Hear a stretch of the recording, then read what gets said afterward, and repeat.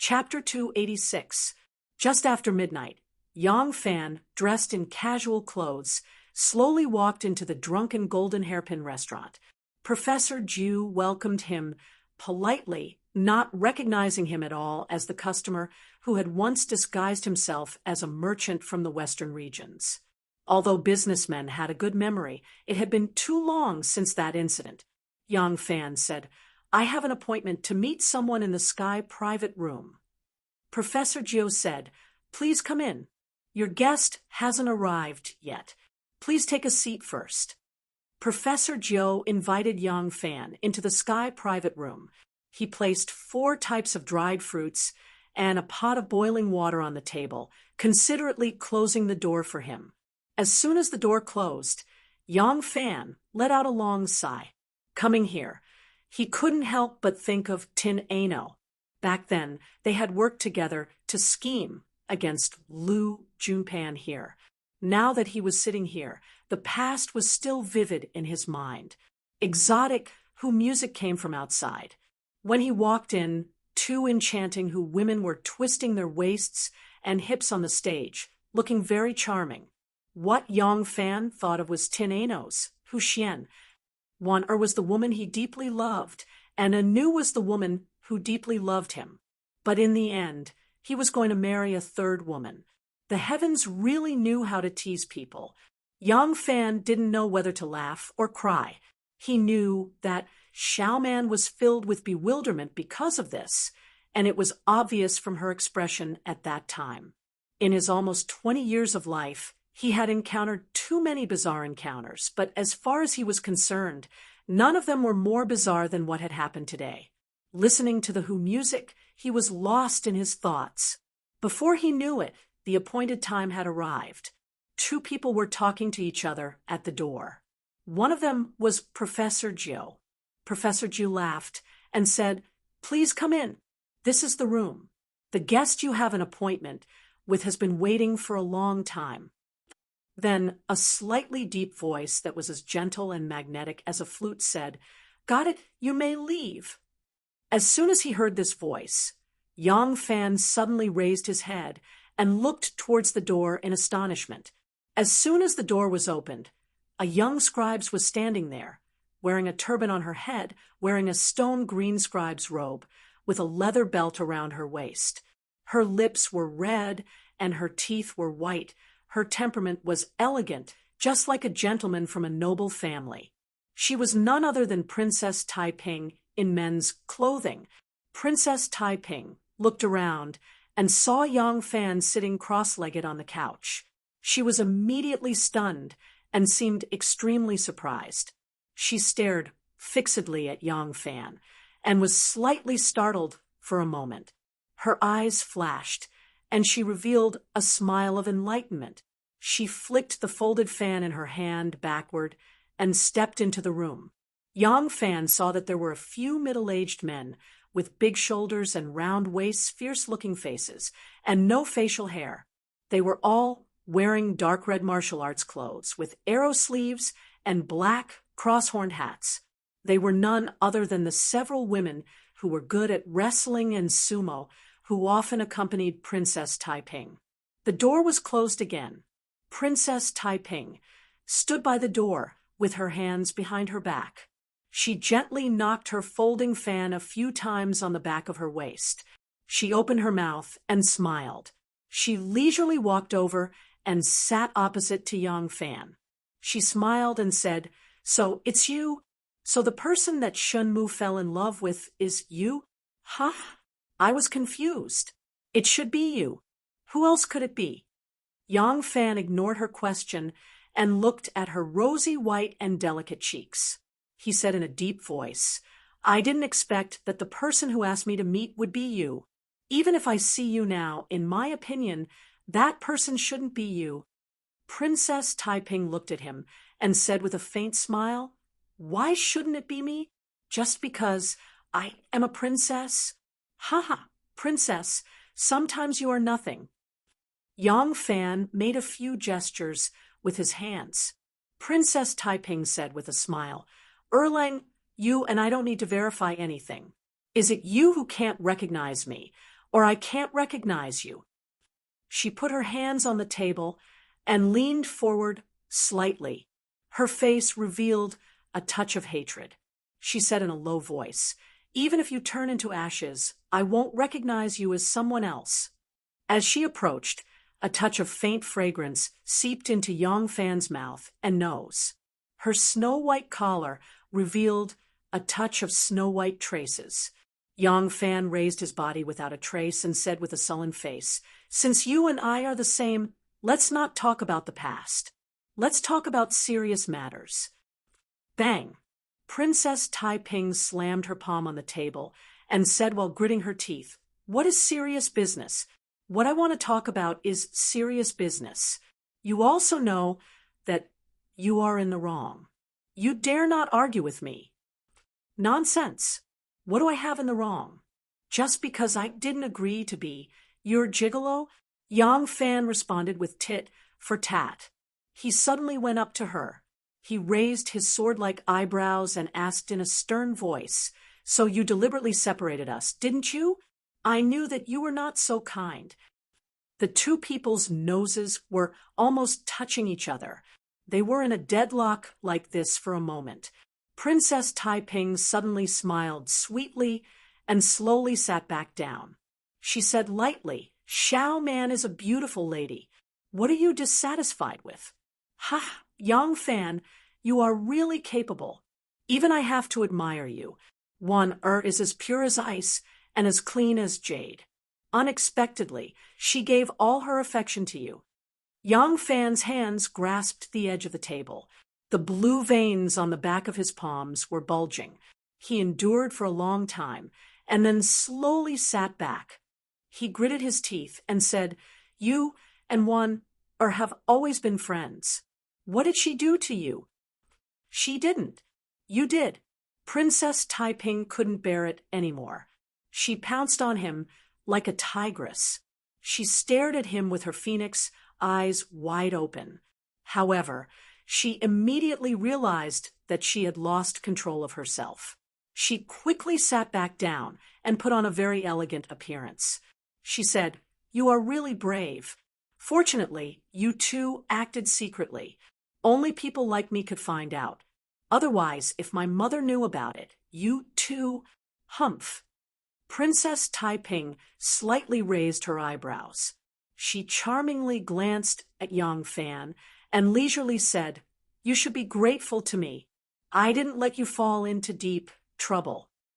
Yang Fan looked down in disgust and said in a deep voice, "I don't want to talk about these things with you. Let's talk about business." Princess Taiping covered her mouth and chuckled. She said, "Fine, I will talk to you about whatever you want to talk about. Anyway, you have never treated me as a princess. Since you only treat me as a woman should naturally listen to a man. Don't you think so?" Her eyes and brows were enchanting. Yang Fan's face was calm. He pretended that he didn't see it.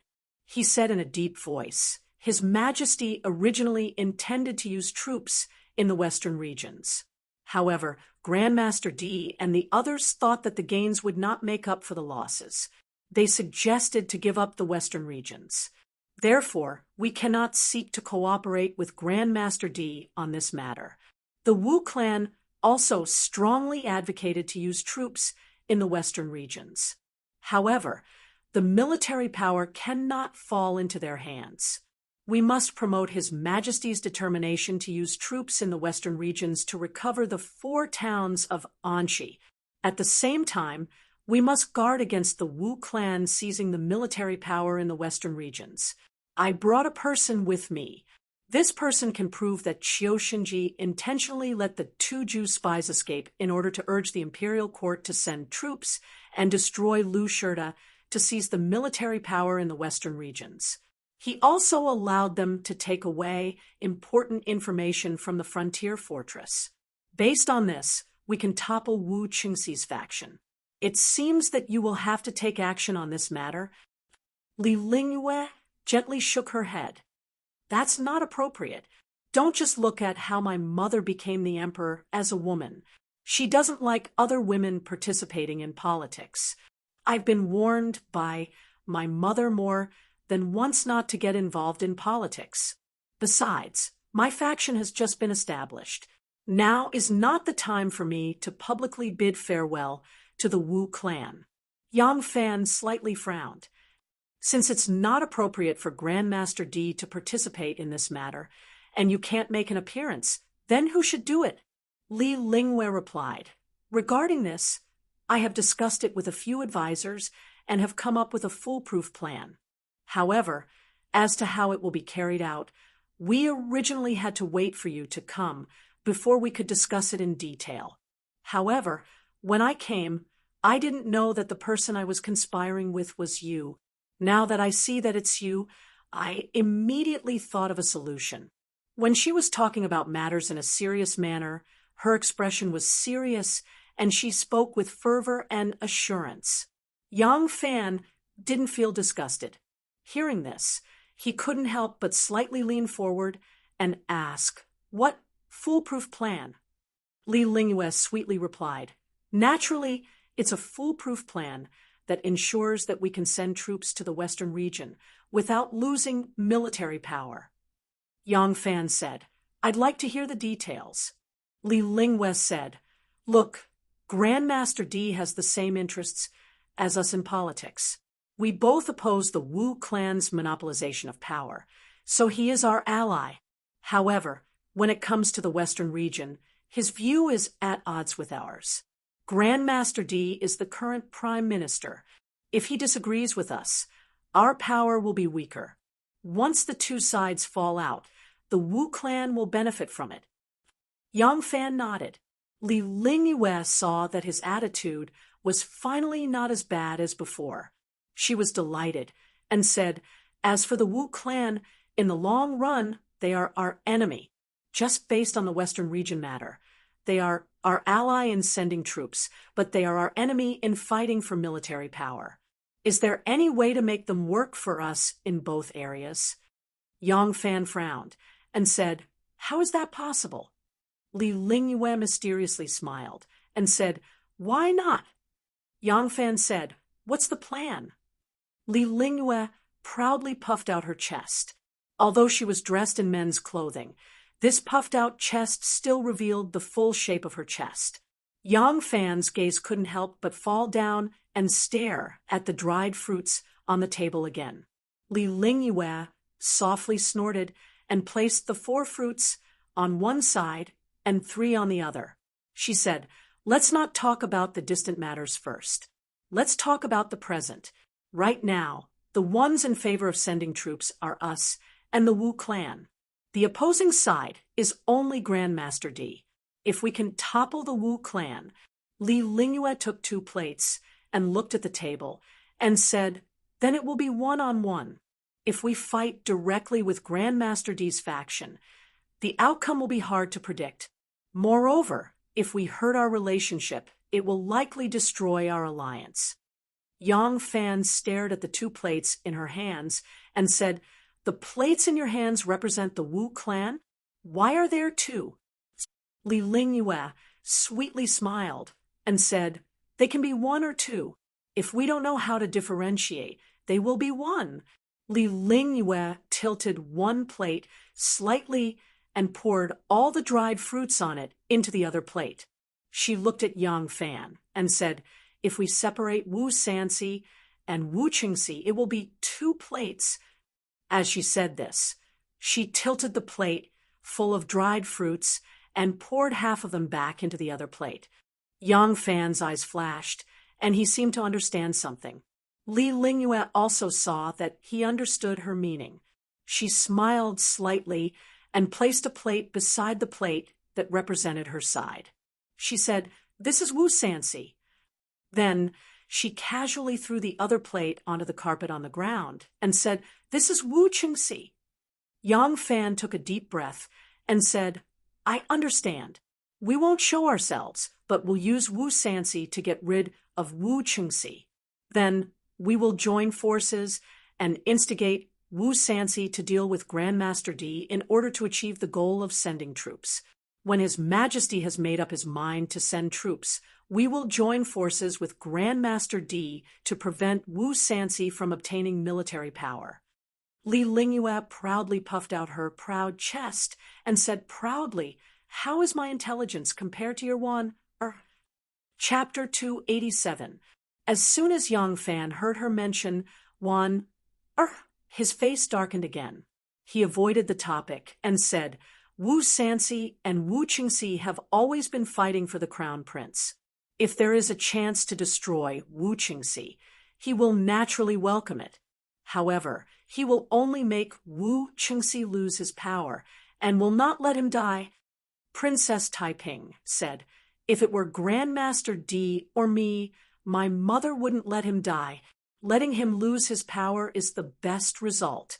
If we can cut off all his wings, even if he is still alive, he will be better off dead than alive. This result is enough." Yang Fan thought for a while and asked, "But Wu Sansi is not an idiot. If we give him a witness, can't he see that we are using someone else to kill him?" Princess Taiping smiled and said, "That is why I said I did not think about how to carry out this plan and make Wu Sansi work for us without suspicion. When I saw you, I thought of a way." Yang Fan was surprised and said, "Me? What can I do?" Princess Taiping said, "You are a disciple of the White Horse Temple. Xue Huai regards you as one of his people. After you joined the army, you became a soldier of the Jinwu Guards, and you have a relationship with Qiu Shinji. Now you have rendered great merit in the 100 Cavalry Neutrality and have been promoted to the Left Commander of the Yulin Guards. From beginning to end, you have been under Wu Yuyi's tutelage. With all these, will they treat you as an outsider?"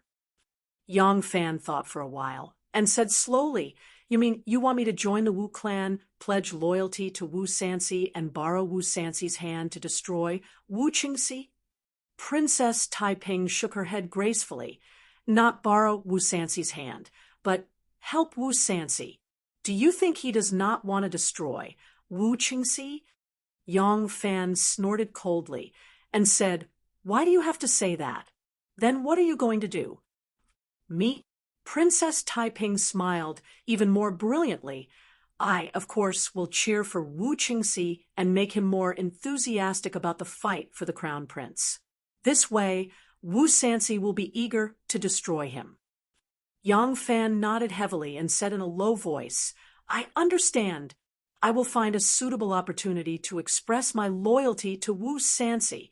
As for other matters," Princess Taiping said softly, "rice should be eaten one mouthful at a time, and the road should be walked one step at a time.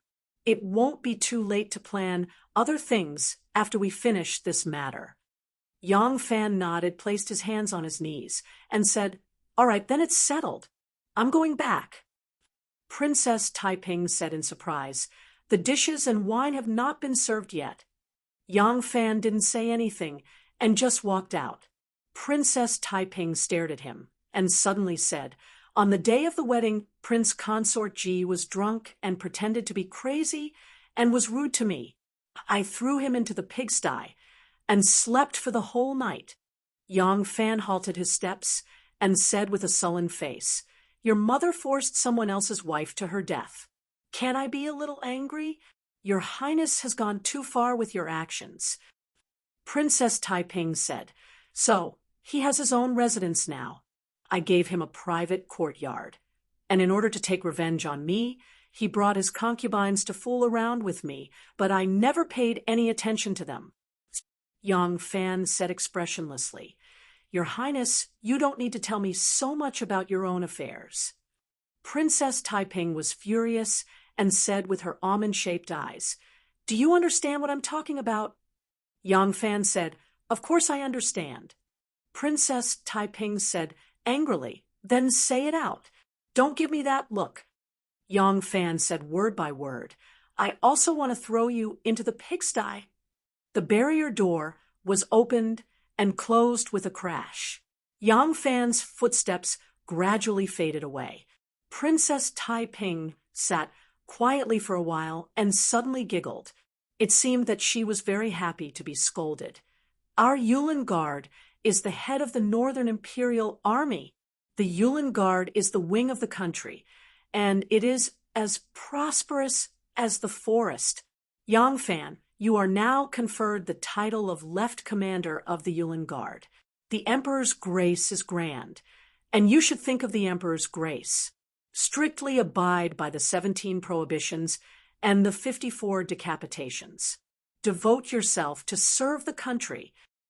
Yes, Yang Fan flashed out of the ranks and made a salute with his hands crossed high above his head. Wu Yui took a big seal tied with red silk on the marshal's table, held it in his hand, and said in a deep voice, "Take the seal." Yang Fan strode forward, his battle skirt swaying and his armor clanging. He walked to Wu Yui, lifted his battle robe, knelt on one knee, raised his hands, and a heavy seal was put in his hands. Yang Fan took the seal in his hands, slowly turned around, and showed the seal to the generals and ministers in the tent. At this time, Yang Fan was wearing a bright armor, a helmet with rolled ears, and the red tassels on the top of the helmet were shaking. His shoulders were tiger-devouring shoulder guards, and the brass rivets on the leather wrist guards were shining. The bright protector on his chest was shining like a mirror. He was wearing a fish-scale battle robe and holding his belly with the tiger's mouth wide open. He looked heroic and imposing. In the marshal's tent, no matter if they were higher or lower in rank than him, they all had faces full of envy. He was only 19 years old, but he was already a lieutenant general and was also married to the Son of Heaven. Who could compare to this kind of glory? Of course, Huli, Wei Yong, and the others were sincerely happy for him. Chu Kuanga and Ma Qiao, who had received the news, had sent someone to deliver the news yesterday afternoon. They wanted to find a time to get together with him and celebrate his success. These two good friends were not people of the Featherwood Guard, so they had no chance to see his power today. Huli and Wei Yong were people of the Featherwood Guard, but from now on, they were his true colleagues. Yang Fan had risen to the heavens in a single step and was now only one step away from Huli, the lieutenant general. He was one level higher than Brigade Marshal Wei Yong. Wei Yong was the left Featherwood Guard's brigade marshal, and Yang Fan was now his immediate superior. After learning the news of the Son of Heaven's marriage, Wu Yui had some doubts about whether he had made the wrong judgment in the past. Was this Yang Fan his aunt's gigolo? If he was his aunt's man, how could his aunt have bestowed him a woman and allowed him to marry?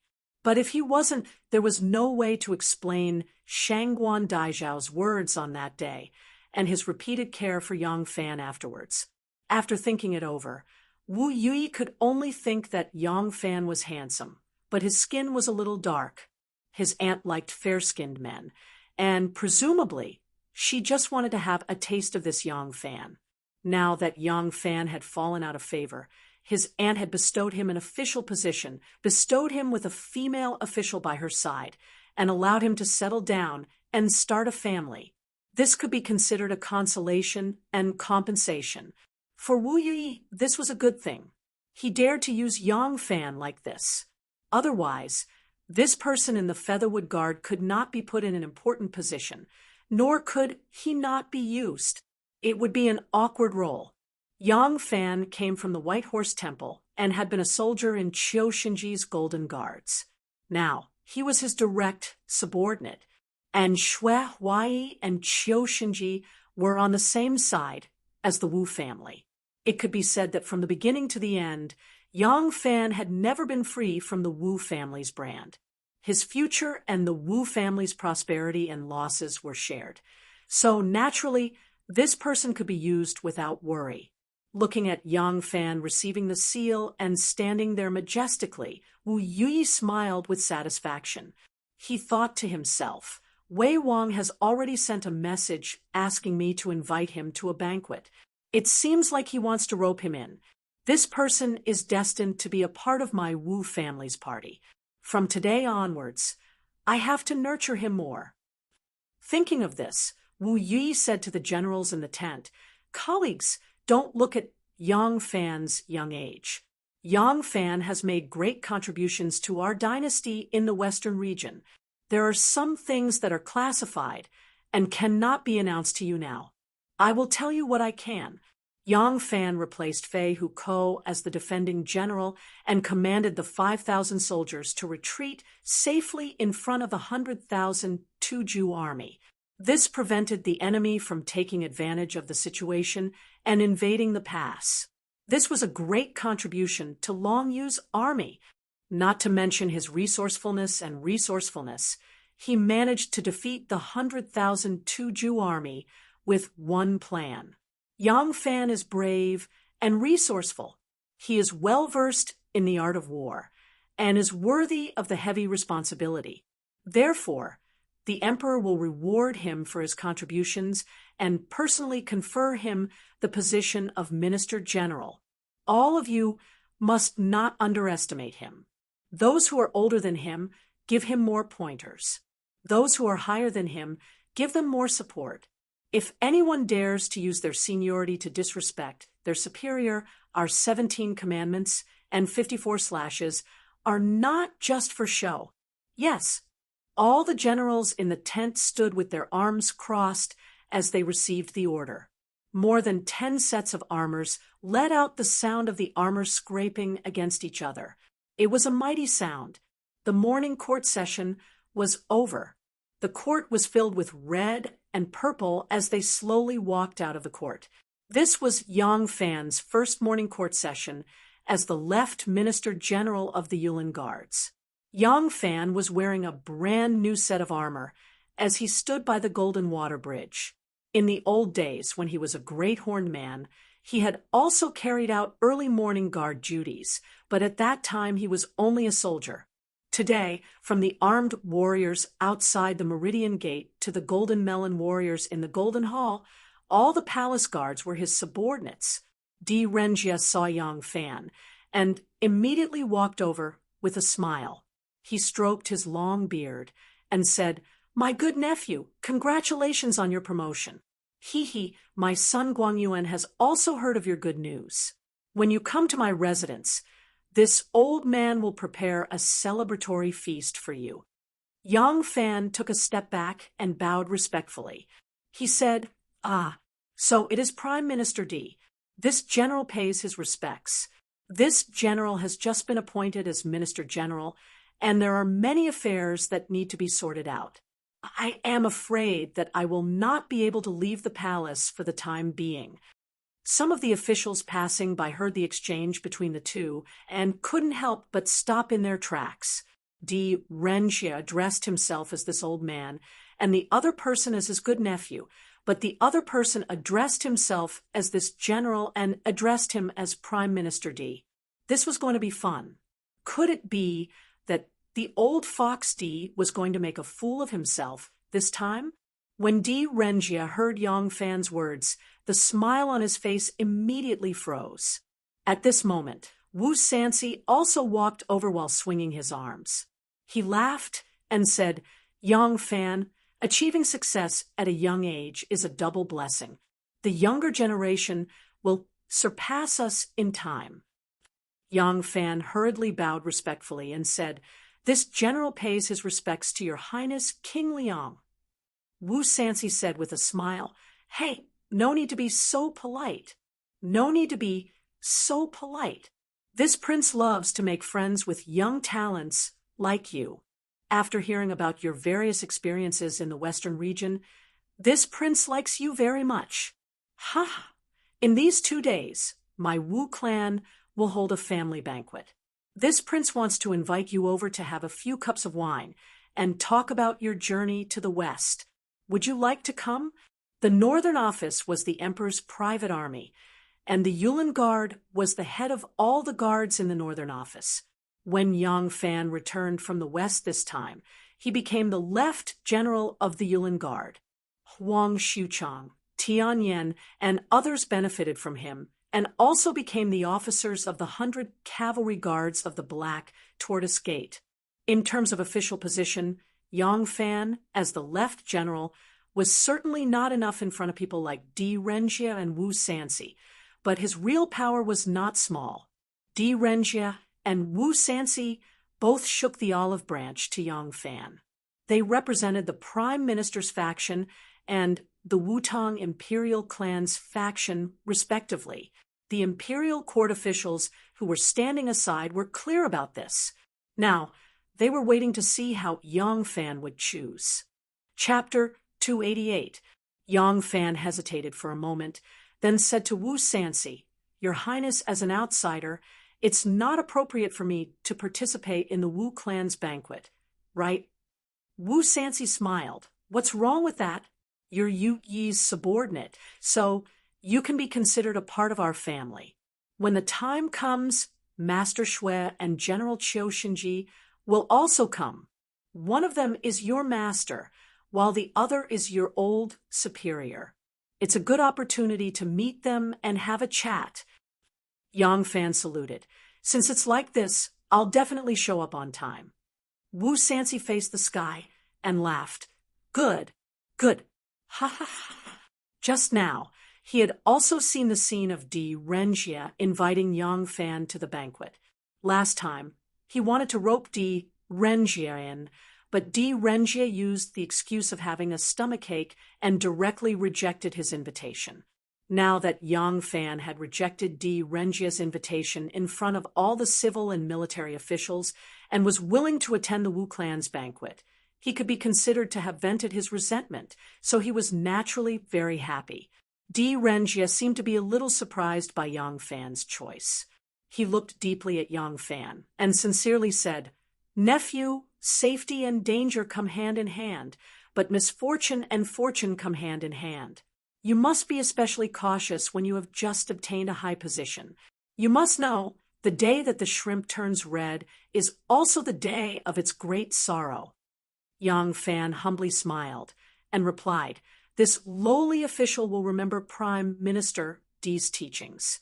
However, this lowly official has also heard that a man only has one life, and a plant only has one autumn. No matter how you live, it's this lifetime.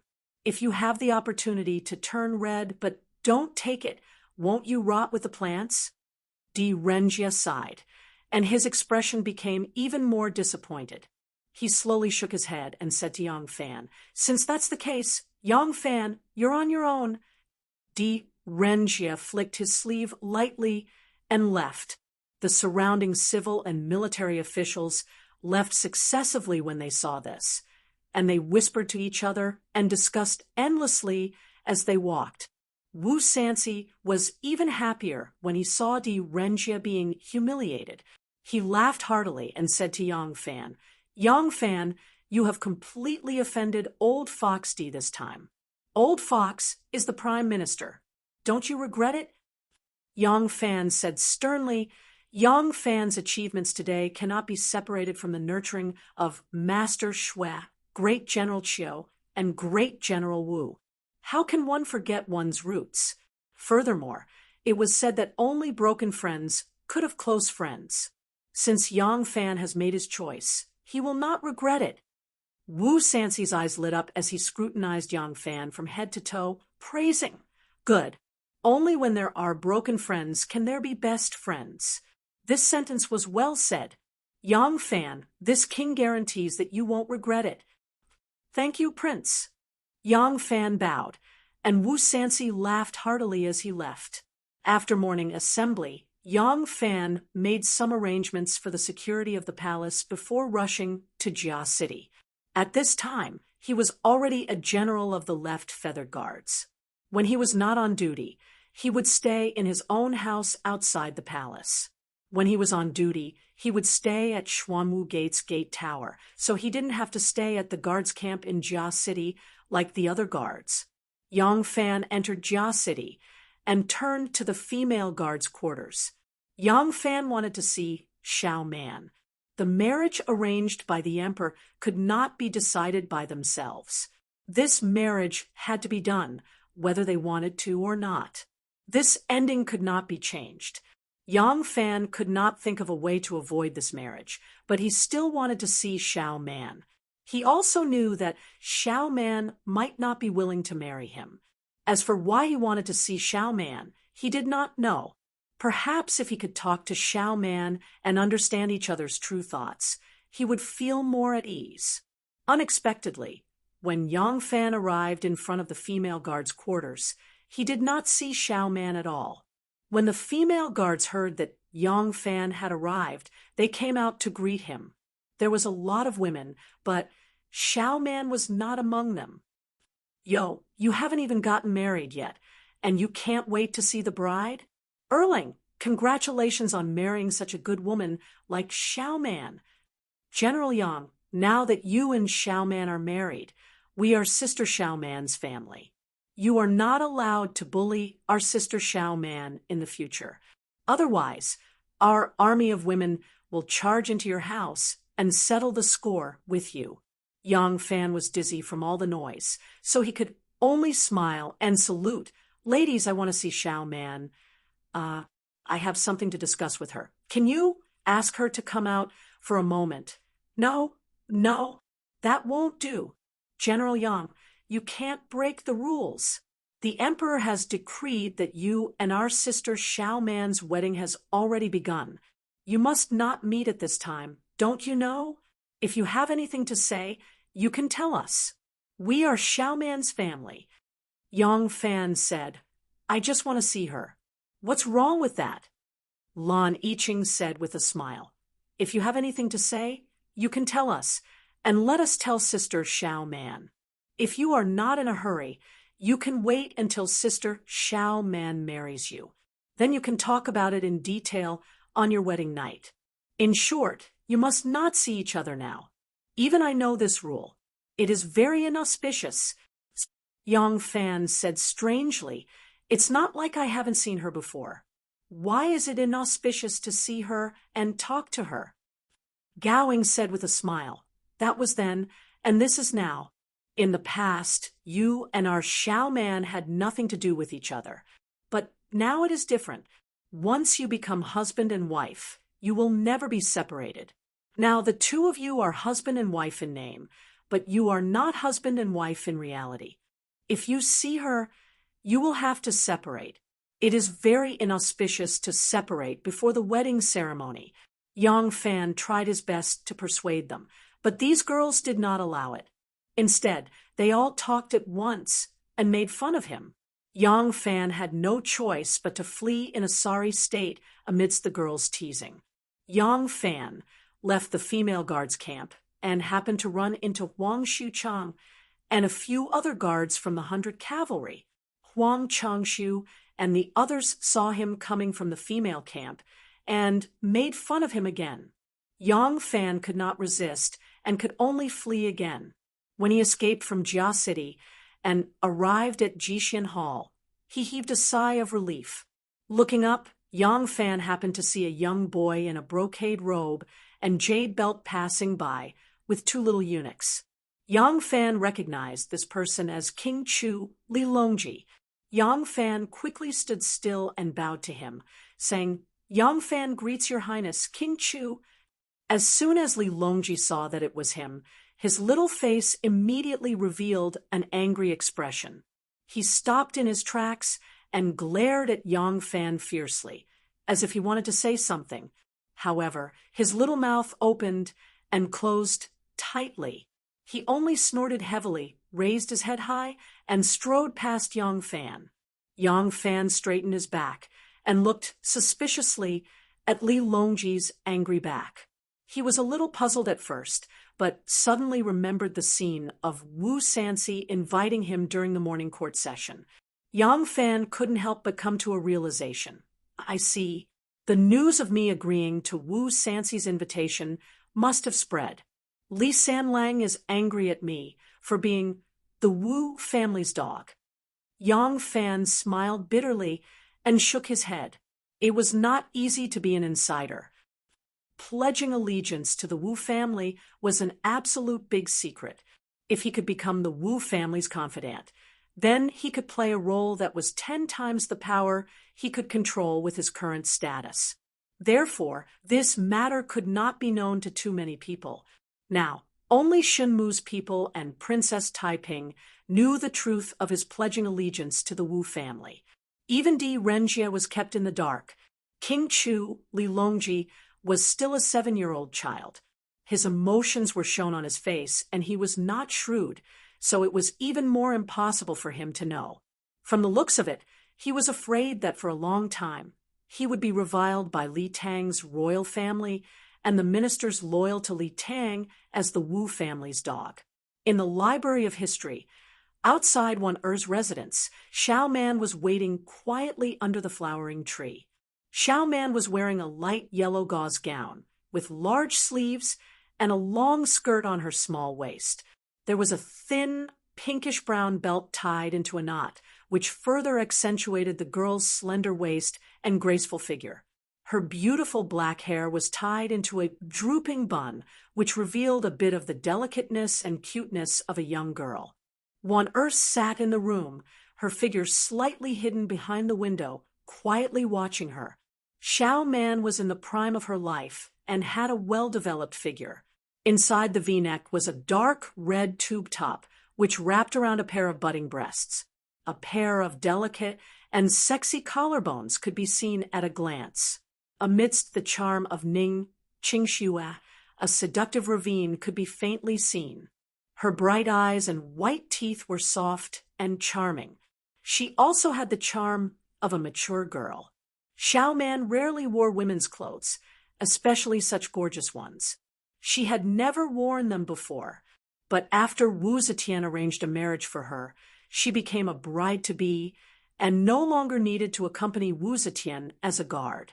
Those female guards all used her as a test subject and racked their brains to dress her up.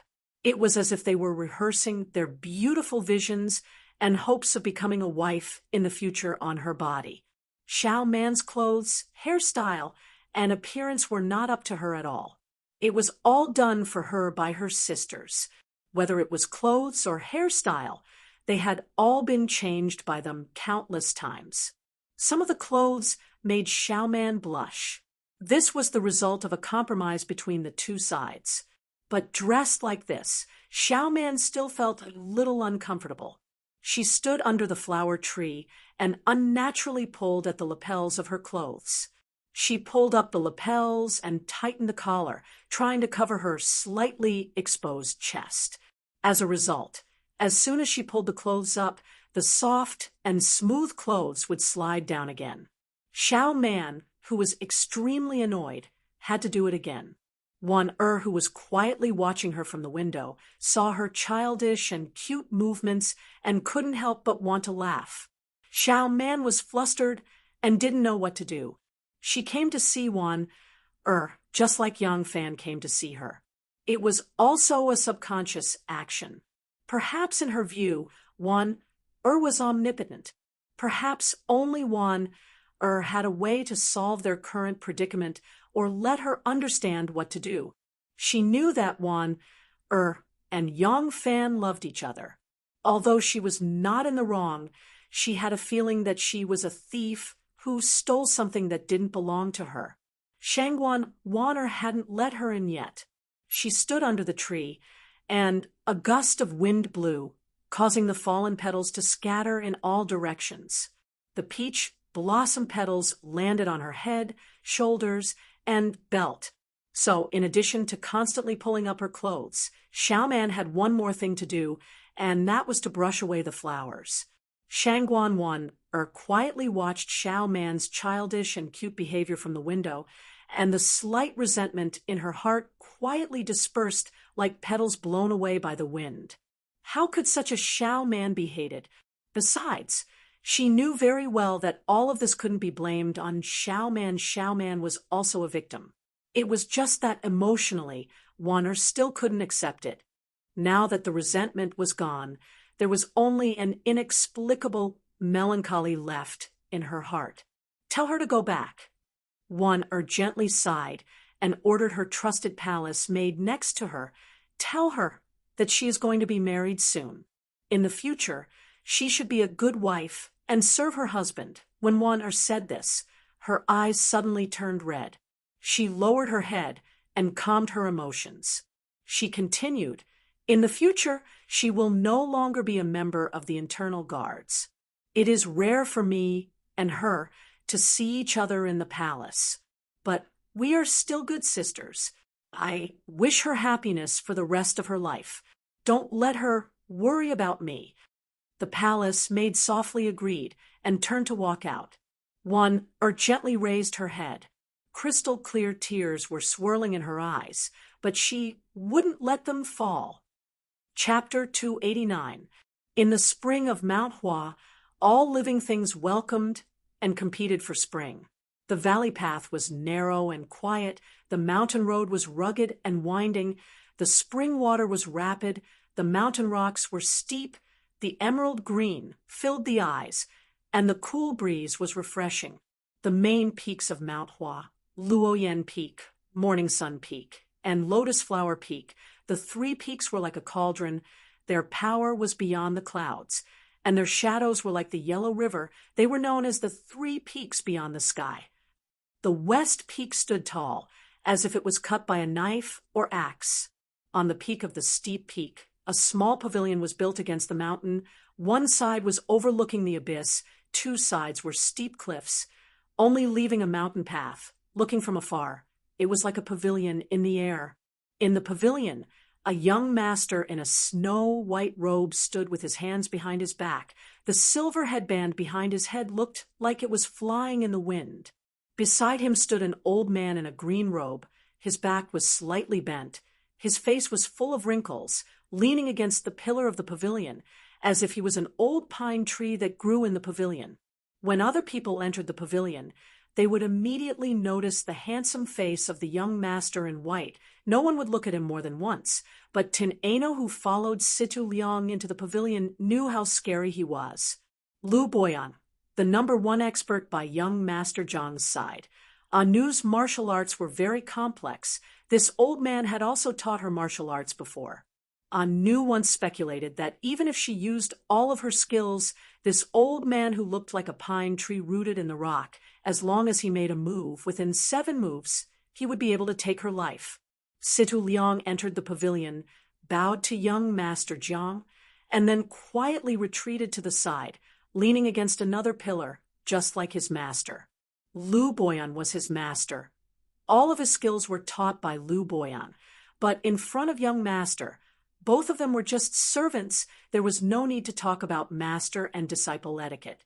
The Tian AI knelt down on the jade-like bluestone as soon as she entered the pagoda.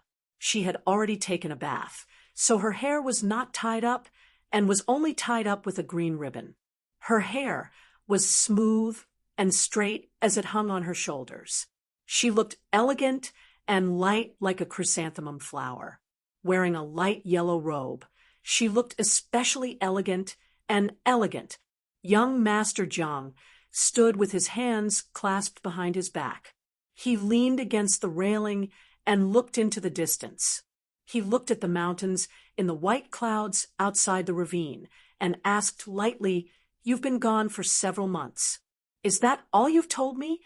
Tin Ano bowed his head and said in a low voice, "Yes, I'm incompetent and failed to find the information that young master needed. Please forgive me, young master." He ha ha ha ha. Young Master Zhang let out a low chuckle at first, then he laughed out loud. Suddenly, he turned around and pointed his finger at Tin Ano like a sword and shouted, "Anu, tell me, how have I always treated you?" Tin Ano nodded and said, "Young master's kindness towards Anu is as heavy as a mountain. Even if Anu's body is crushed and my bones are crushed, I will never be able to repay you." Young Master Zhang sneered. "Fine. It's good that you know. Shen Mu has caused quite a commotion this time. From Chang and to Luoyang and even to Yangzhou, he has mobilized so many resources, and all of them have been concentrated in the western region. You were by his side, but you knew nothing about it." Tin Ano's face was a little pale. He explained in a low voice, Shenmu is a vigilant person. There are many experts around him. It's hard for Anu to get close to him. Later on, he went to the west of the river. The area there is vast and uninhabited. It's even harder for Anu to track him. Even so, Shenmu was still very careful. He even used the cicada shedding carapace. Anu was careless and chased after his subordinates to the Tuju. She then lost track of him. During this period of time, Anu really didn't know what Shenmu did in the West region. By the time Anu finally returned from the Turkic Khaganate, Shenmu had already covered up all traces. At this time, the information Anu could obtain was no different from what Sidu Liang had obtained. It's not useful to young master. It's because Anu is useless. As young Master Jiang listened to her, his face became more and more gloomy. In the end, he couldn't help but shout, "Enough!"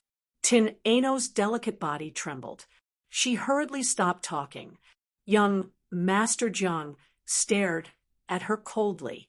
After a long time, he lightly shook his head and sighed. "Anu, why did you betray me?" Tin Ano was shocked. She hurriedly said, "Anu definitely has no intention of betraying young master. Young master, please investigate clearly." Young Master Jiang sneered. "Investigate clearly? Of course I have to investigate clearly. If I don't investigate clearly, wouldn't this young master be kept in the dark by you?" Just as the Tian AI slave was about to defend herself, young Master Jiang flicked his sleeves and turned around abruptly. With his hands behind his back, he raised his head high and said disdainfully, "Shenmu has a lascivious nature and is best at seducing innocent girls. You're still young and inexperienced. If you're blinded by his flowery words, I won't blame you as long as you're honest with me. Considering that you've risked your life for me all these years and have made some contributions, I won't blame you."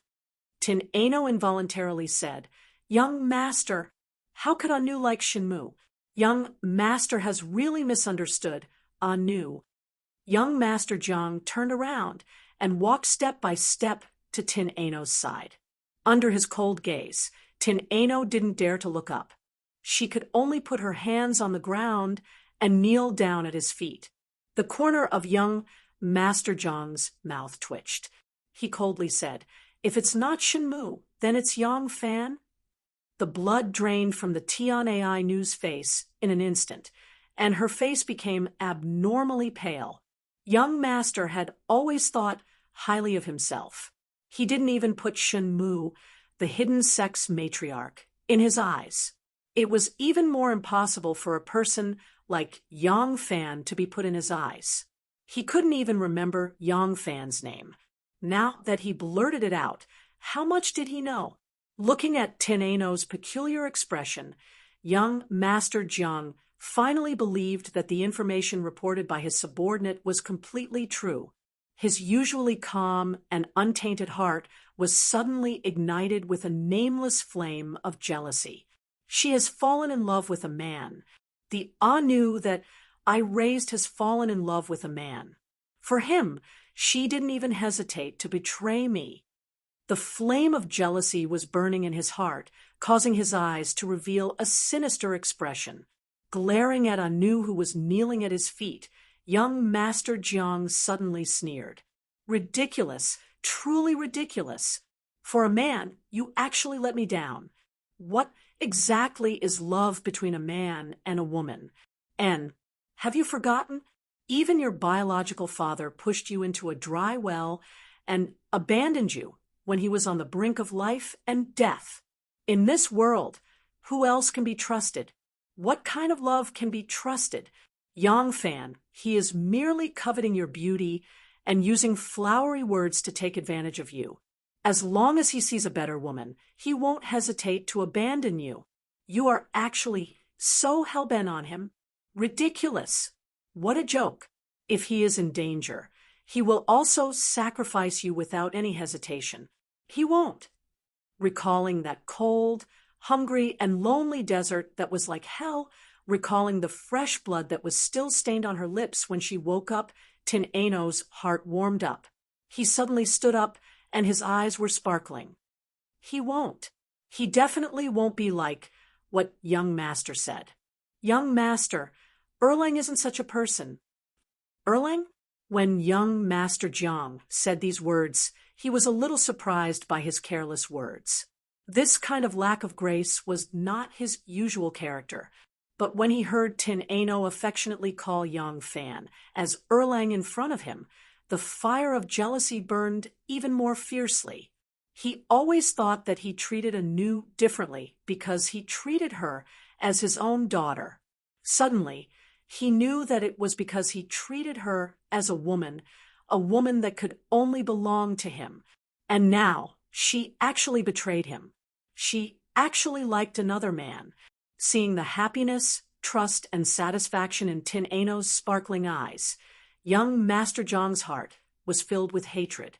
Without thinking, he lifted his leg and kicked. Tin Ano gave a muffled groan and was kicked to the ground by young Master Jiang. Although young Master Jiang was not good at martial arts, the strength of this kick was still very strong. Tin Ano covered his chest that was aching to the bone and looked at him in horror. Young Master Jiang's usually elegant and indifferent face turned livid. He stared at Tin Ano and said sternly, "Just because of that workshop attendant?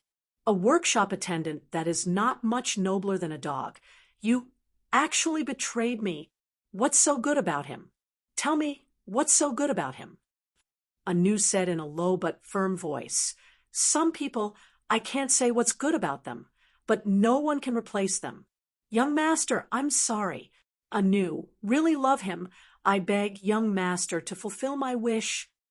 Young Master Jiang was unable to restrain his anger. He kicked again. This time, he used all his strength and kicked Anu's body up and heavily fell to the ground.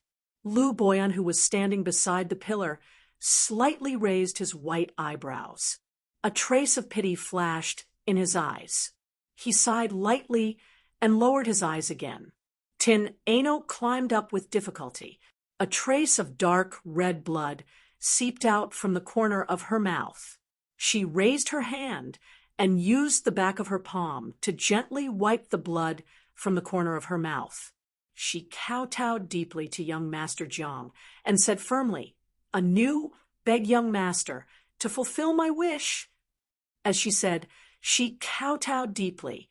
Young Master Jiang sneered, "Anu, you really disappoint me. Although you and I are master and servant, but I have always treated you as my own daughter. You actually betrayed me. I will give you another chance today. As long as you repent now, I can treat it as if this matter never happened." Tin Ano was silent for a moment. She placed both her fingertips on the ground and kowtowed deeply.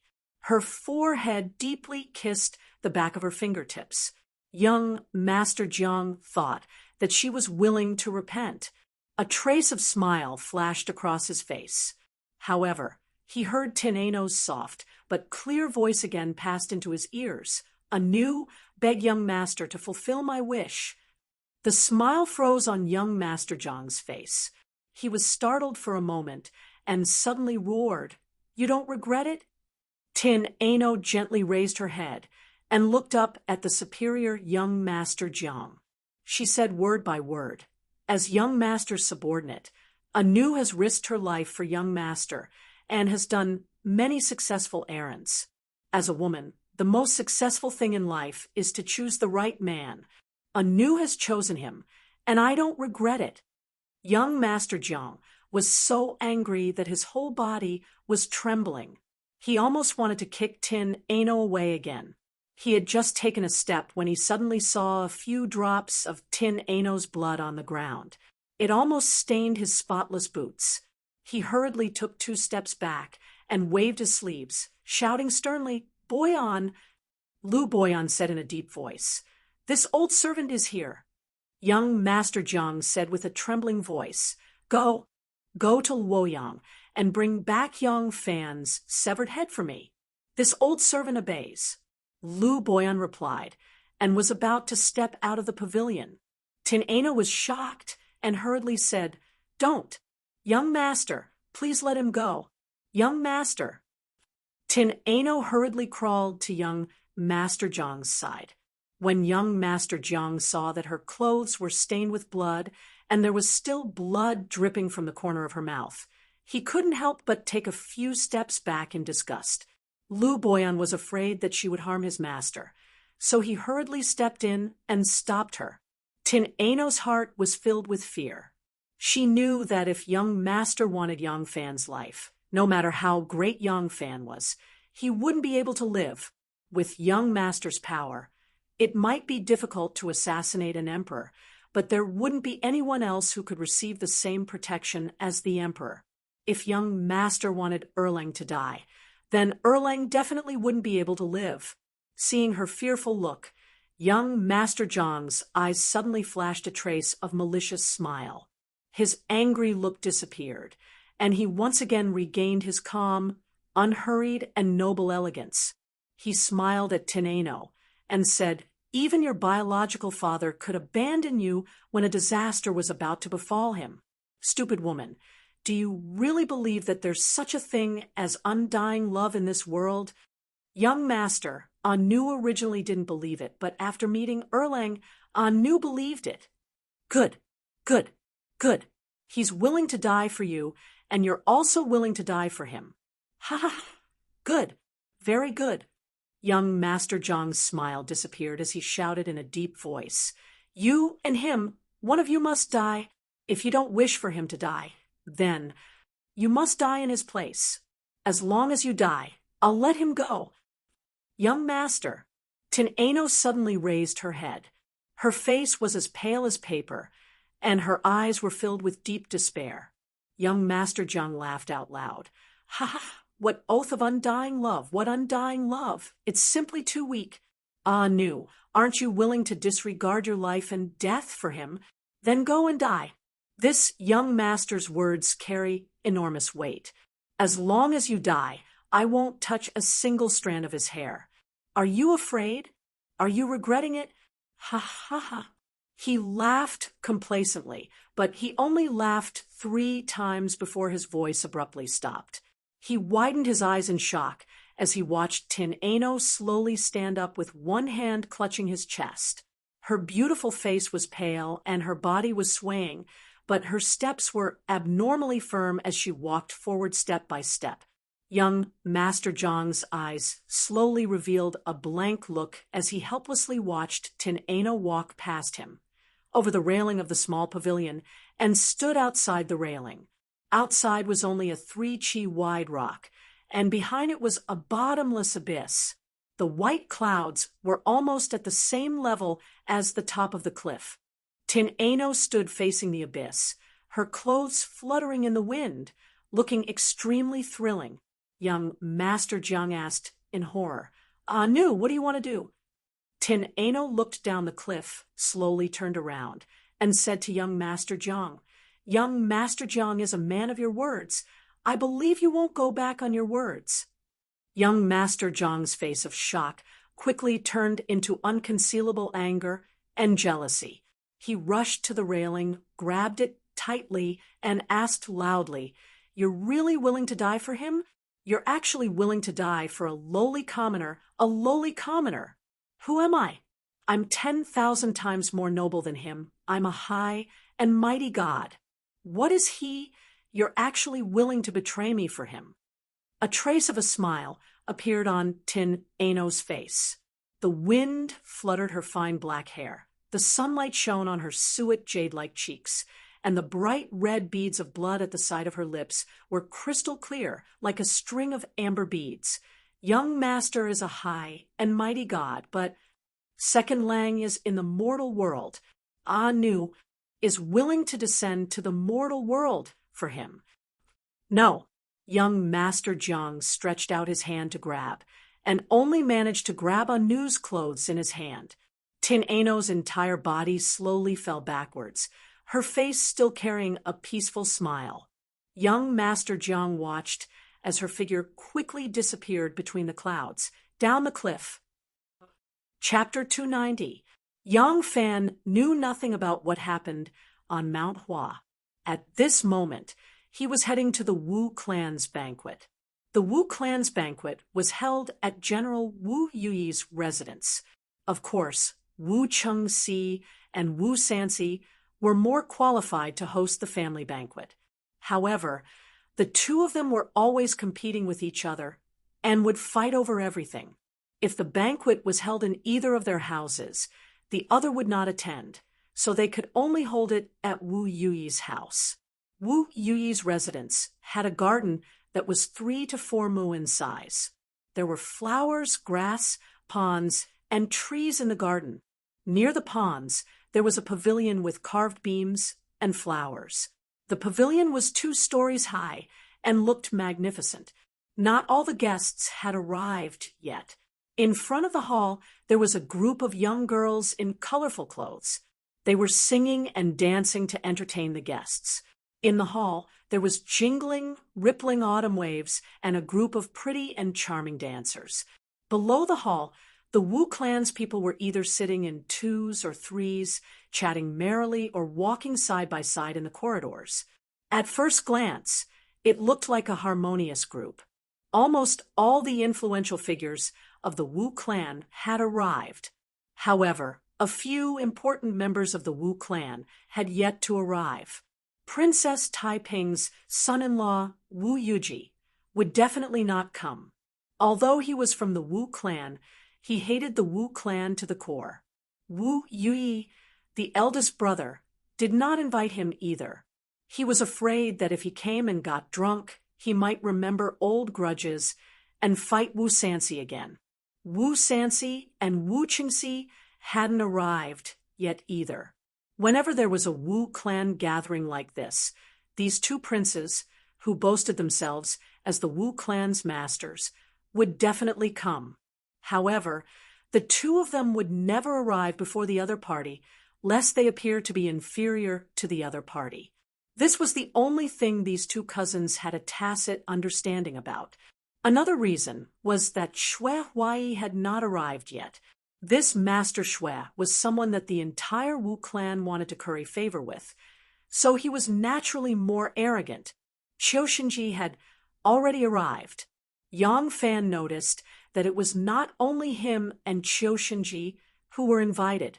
Apart from them, there were also a few officials. Imperial Censor Zhou Yong, Rand Zuyong, Minister of Glories Song Jixuan, Imperial Servant Minister Li Jun, and supervising Imperial Censor Yao Xiaoji were people he didn't recognize. These people were the lackeys that Wu Sanxi had brought to his side. In the capital, they were known as the Sanxi Wu Go. Other people like Fu Yuyi, Zhang Jiafu, and Wang Qingji were Wu Qingxi's lackeys. Fu Yuyi was the imperial messenger who gathered people from all walks of life to persuade Empress Wu. After Empress Wu ascended to the throne, she immediately promoted him to the position of assistant minister of the Phoenix Pavilion's Luantai Pavilion. In one step, he became the prime minister. However, this person's abilities were too average. None of the chancellors like Di, Renjie, Li, Su Liangxi liked him. Renjie, under the tacit agreement of the other prime ministers, Fu Yuyi soon became an empty shell with no achievements to be made. After, he became Yuyi, the Chancel Qingxi, Chancel Yuyi, Cheng Li, He Yuyi Wu, Qingxi Wu, and Li Yuyi, Yuyi Hua Wu, Chen Wu Li, Yuyi Wu's Wu. As a result, he became even more determined to follow Wu Qingxi. He was already deeply branded with the Wu clan. When he was proud of his success, he had to rely on the Wu clan's support. Now that he had lost power, he had to curry favor with the Wu clan to have a chance to make a comeback. Otherwise, there would be many people waiting to beat him down. Zhang Jiafu was the Phoenix Pavilion's Run Huang, while Wang Qingji was a scholar from the Hongwen school. Seeing the Wu clan's growing influence, and envious of Fu Yuyi's success, they also joined the Wu clan and became Wu Qingxi's men. In comparison, Wu Qingxi's strength was above Wu Sanxi's. Wu Qingxi had Zhou Xing and Qiu Shenji as his subordinates. Compared to them, Wu Sanxi's 5 dogs paled in comparison. Although Yang Fan was invited, he was not considered an important guest. The Wu clan wanted to rope him in, but with Yang Fan's status, he could not be considered an important guest among the princes, dukes, and nobles. Therefore, when he arrived, Qiu Shenji called him over and gave him a few words of praise. Yang Fan only had one enemy left, Qiu Shenji. His desire for revenge was not as urgent, especially since he already had important evidence that could kill Qiu Shenji. Therefore, his attitude was more relaxed and did not show any signs of abnormality in front of Qiu Shenji. After a series of exchanges, Yang Fan retreated to the side and sat with Fu Yi, Zhang Jiafu, Wang Qingji, and the others. Wu Qingxi and Wu Sanxi arrived at the same time. Zhou Xing accompanied Wu Qingxi. Hearing that Wu Qingxi and Wu Sanxi had arrived, everyone hurriedly went out to welcome them. These 2 princes, one from the south and one from the north, arrived at Wu Yuyi's residence at almost the same time. Wu Yuyi led the Wu clan clansmen, Qiu Shenji, Fu Yuyi, and the others to open the gate. After a series of greetings and greetings, just as the 2 entered the residence, the sound of galloping horses could be heard. A group of fat monks riding on fine horses arrived, their clothes fluttering in the wind. "Aya, Master Shui is here." Wu Sanxi and Wu Qingxi, who had been reserved just a moment ago, suddenly changed their expressions and rushed out of the mansion with smiles on their faces. It was as if the 2 of them were the masters of the mansion, leaving Wu Yuyi behind. Nay, Shui Huai pulled on the reins and looked around disdainfully. Wu Sanxi quickly stepped forward and took the reins from Shui Huai's hands. Wu Qingxi rushed forward and held the stirrups for Shui Huai. Shui Huai dismounted his horse and laughed. "Prince Wei, Prince Liang, I'm not late, am I?" The 2 smiled sincerely and rushed to say, "Not late, not late. Master Shui came at the right time. Master Shui is our Wu clan's honored guest. Without Master Shui, this banquet cannot be started no matter what." Shui Huai laughed loudly. Suddenly, he saw Yang Fan and left Wu Qingxi and Wu Sanxi behind. He strode over and looked Yang Fan up and down. The more he looked, the more pleased he became. He patted Yang Fan's shoulder heavily and laughed. 17, I've heard about your contributions in the Western region. I'm very happy for you. Not bad.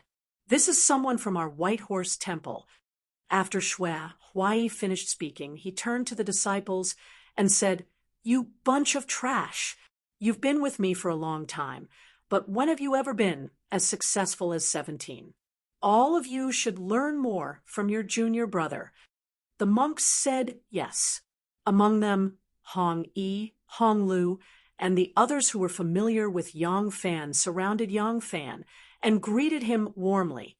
Seeing this, Wu Qingxi and Wu Sanxi hurried over and followed Shui Huai's wishes. They praised Yang Fan and made Shui Huai laugh heartily. As they talked, they walked in. Shui Huai talked about his disciple Yang Fan's contributions in the Western region. He talked about how Yang Fan led an army to attack the Turkic Khaganate and how Gugulu ran far away when he heard the news. Shui Huai was exultant, and everyone was flattering him. The host and the guests were happy. Shui Huai sat in the middle of the banquet hall in the garden behind the residence. Wu Sanxi and Wu Qingxi also sat on his left and right, and the banquet officially began. Rows of beautiful maids served up all sorts of delicacies. As the host, Wu Yi raised his cup and gave a speech, and the banquet began. During this banquet, besides the unrestrained and arrogant Shui Huai who drank to his heart's content, while his disciples, Hong 1, Hong 6, and the others drank and chatted freely, the others didn't feel relaxed at all. Wu Zetian had already ascended to the throne, and the position of crown prince had become the topic of the Wu clan's greatest concern. Among the Wu clan's nephews, the ones with the greatest influence and the highest chance of winning the position of crown prince were Wu Qingxi and Wu Sanxi. Although the rest of the Wu clan's members all had the same surname, they still had to depend on someone.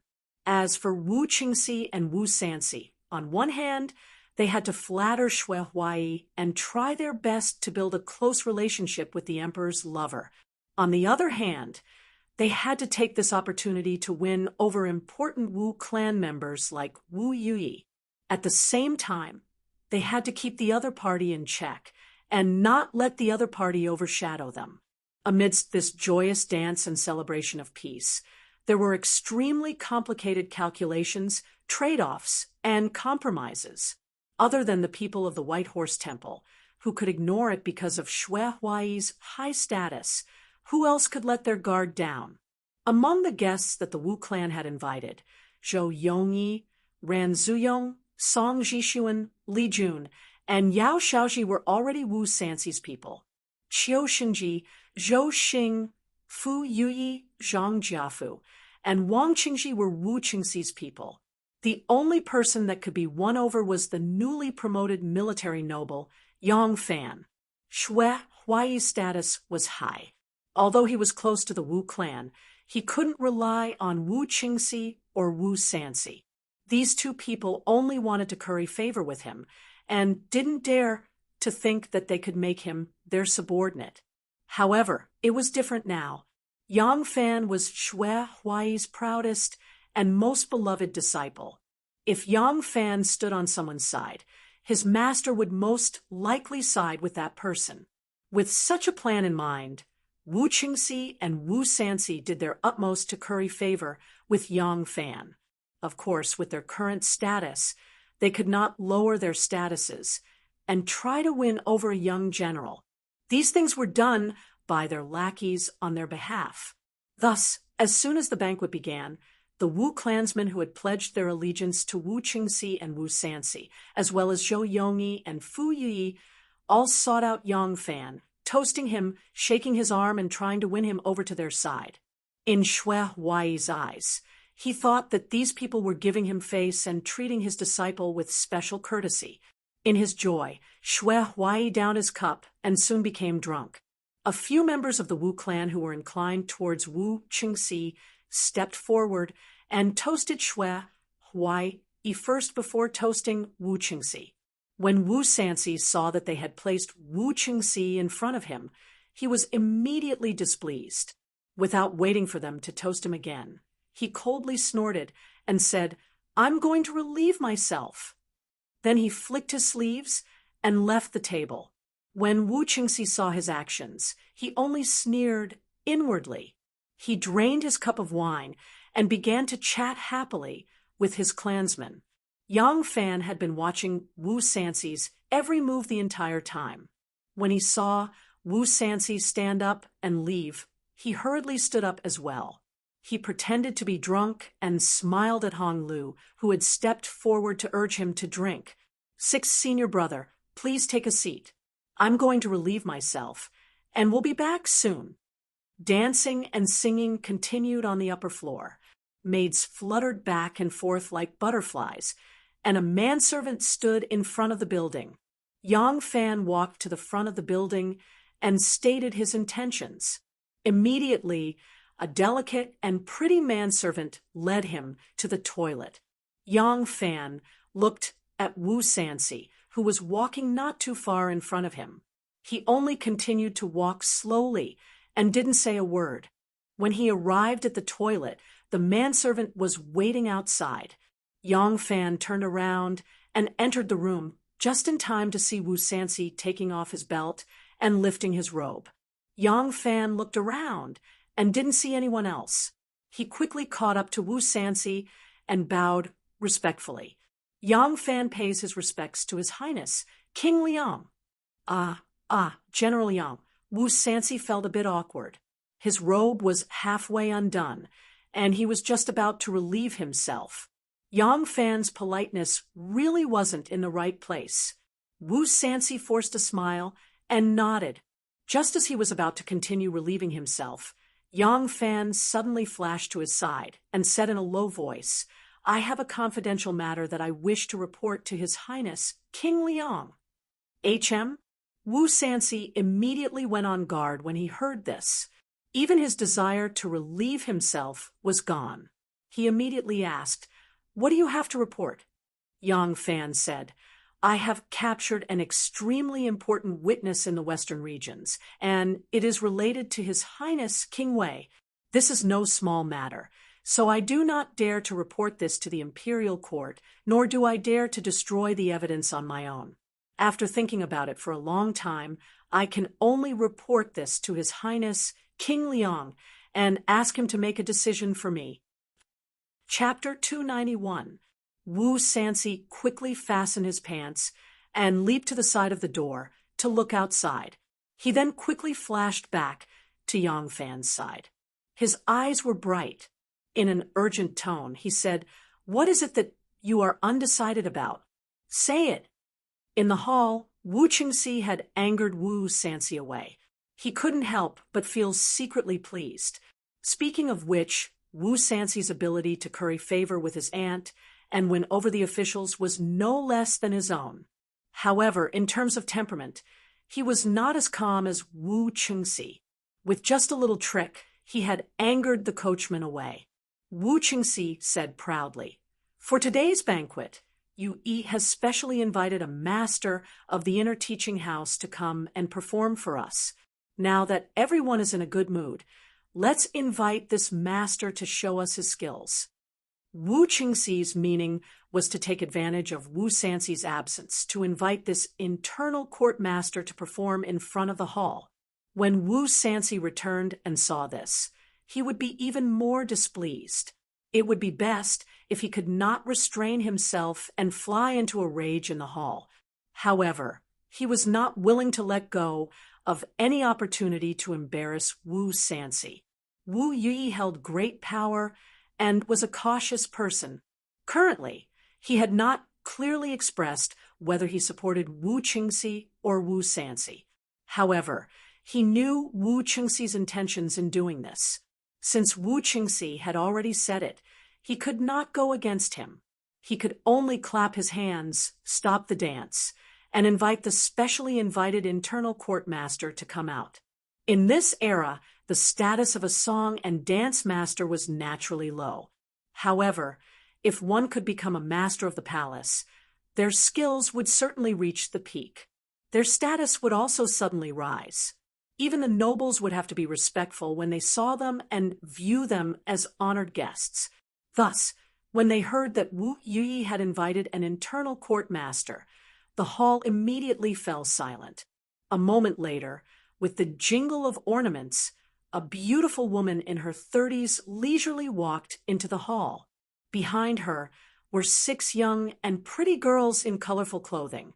This beautiful woman wore a light blue dress that accentuated her tall and beautiful figure. Although she was almost 30 and no longer a young girl, she had a different kind of charm. She didn't have any other decorations on her body, only a silver hairpin with a round pearl in it. Her delicate face was thin and white like porcelain, and there was a quiet smile on it. Her temperament was refined, just like a celestial concubine. Among the guests in the hall, there were some who recognized her. They softly called out her name. Ah, wasn't that Master Ru Mei from the internal court? Among the internal court's worship masters, Master Ru Mei is a master of both singing and music. I wonder if she will play music or sing today.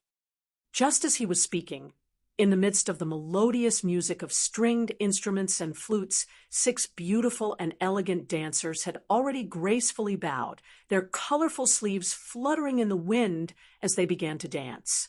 With one look, everyone knew that Lady Ru Mei was going to sing. Wu Yi stroked his beard, his face full of pride. An internal court master was not something that just anyone could invite. Ru Mei opened her throat slightly, and a clear voice suddenly rose. It was graceful and clear, clearly entering everyone's ears. No one saw her raise her voice. Such a wonderful voice was something that even the stringed instruments found unnecessary. If she sang it without music, it was hard to say how enchanting it would be. Such a heavenly voice was truly the first to gain the upper hand. Everyone who heard it was stunned and cheered in unison. In the latrine, Wu Sansi heard Yang Fan's words. It was as if he had heard heavenly music and was so happy that he wanted to scratch his ears and cheeks. He grabbed Yang Fan and urgently asked, "Really? You're not lying to me?" Yang Fan said, "How could I lie about such an important matter?" Wu Sansi impatiently asked, "Where is that person now?" Yang Fan said, "He's locked up in the house that Master Shui gave me." Speaking to this point, Yang Fan revealed a slightly distressed expression. He sighed and said, "When I first heard of such a matter, I didn't dare believe it.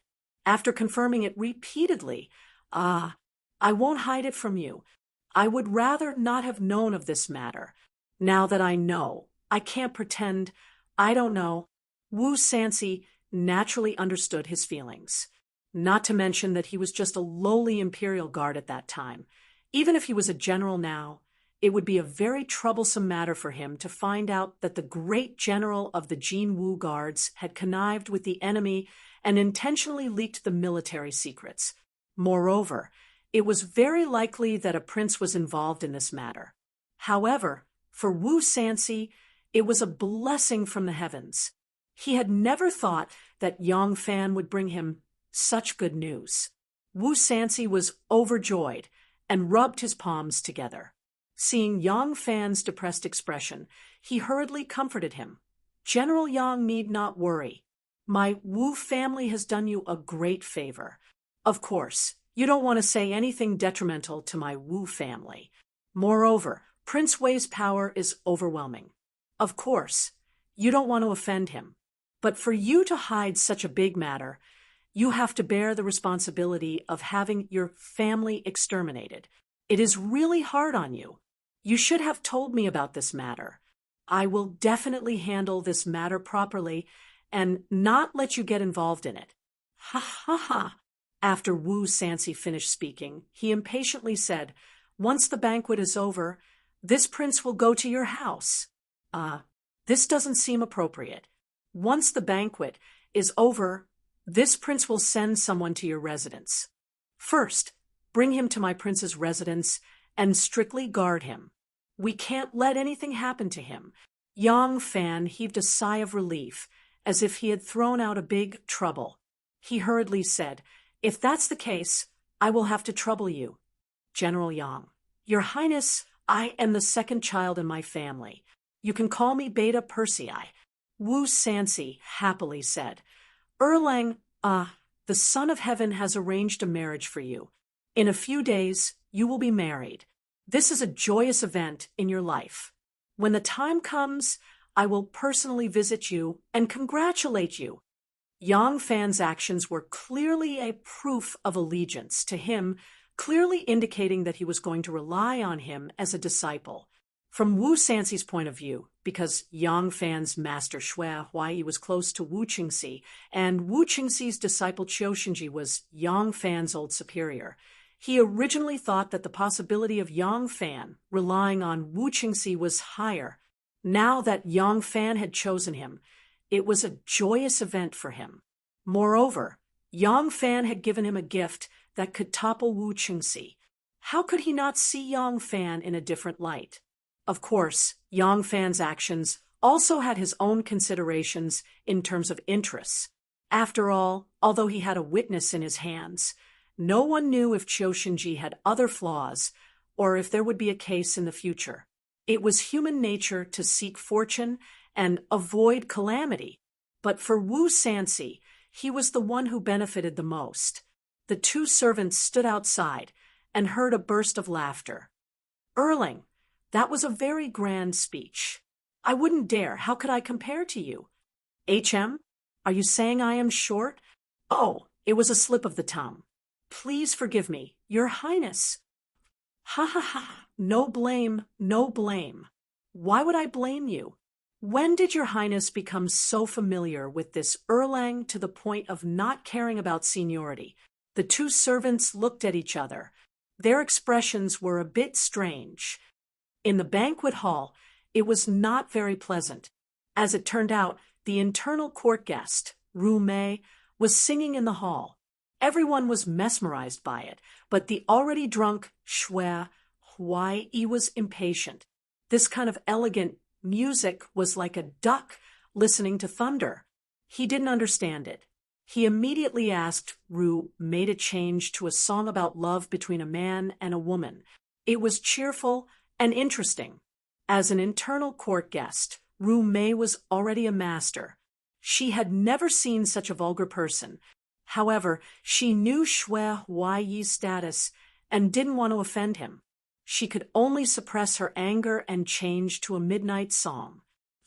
I do not comb my hair at night, my hair draped over my shoulders, my wrists stretched out on my husband's knees. How is it not pitiful? However, this was a bit too elegant for Shui Huai's level. Before Ru Mei could finish, he interrupted her and asked for another song. Ru Mei had no choice but to change to a folk song called Stepping Song. The gentleman is like the clouds in the sky, like the birds in the clouds, accompanying and relying on each other, reflecting the sun and wind. The gentleman is like the water in the lake, like the flowers in the water's heart, in love with the moon. The rhythm of the song was cheerful, and the lyrics were simple.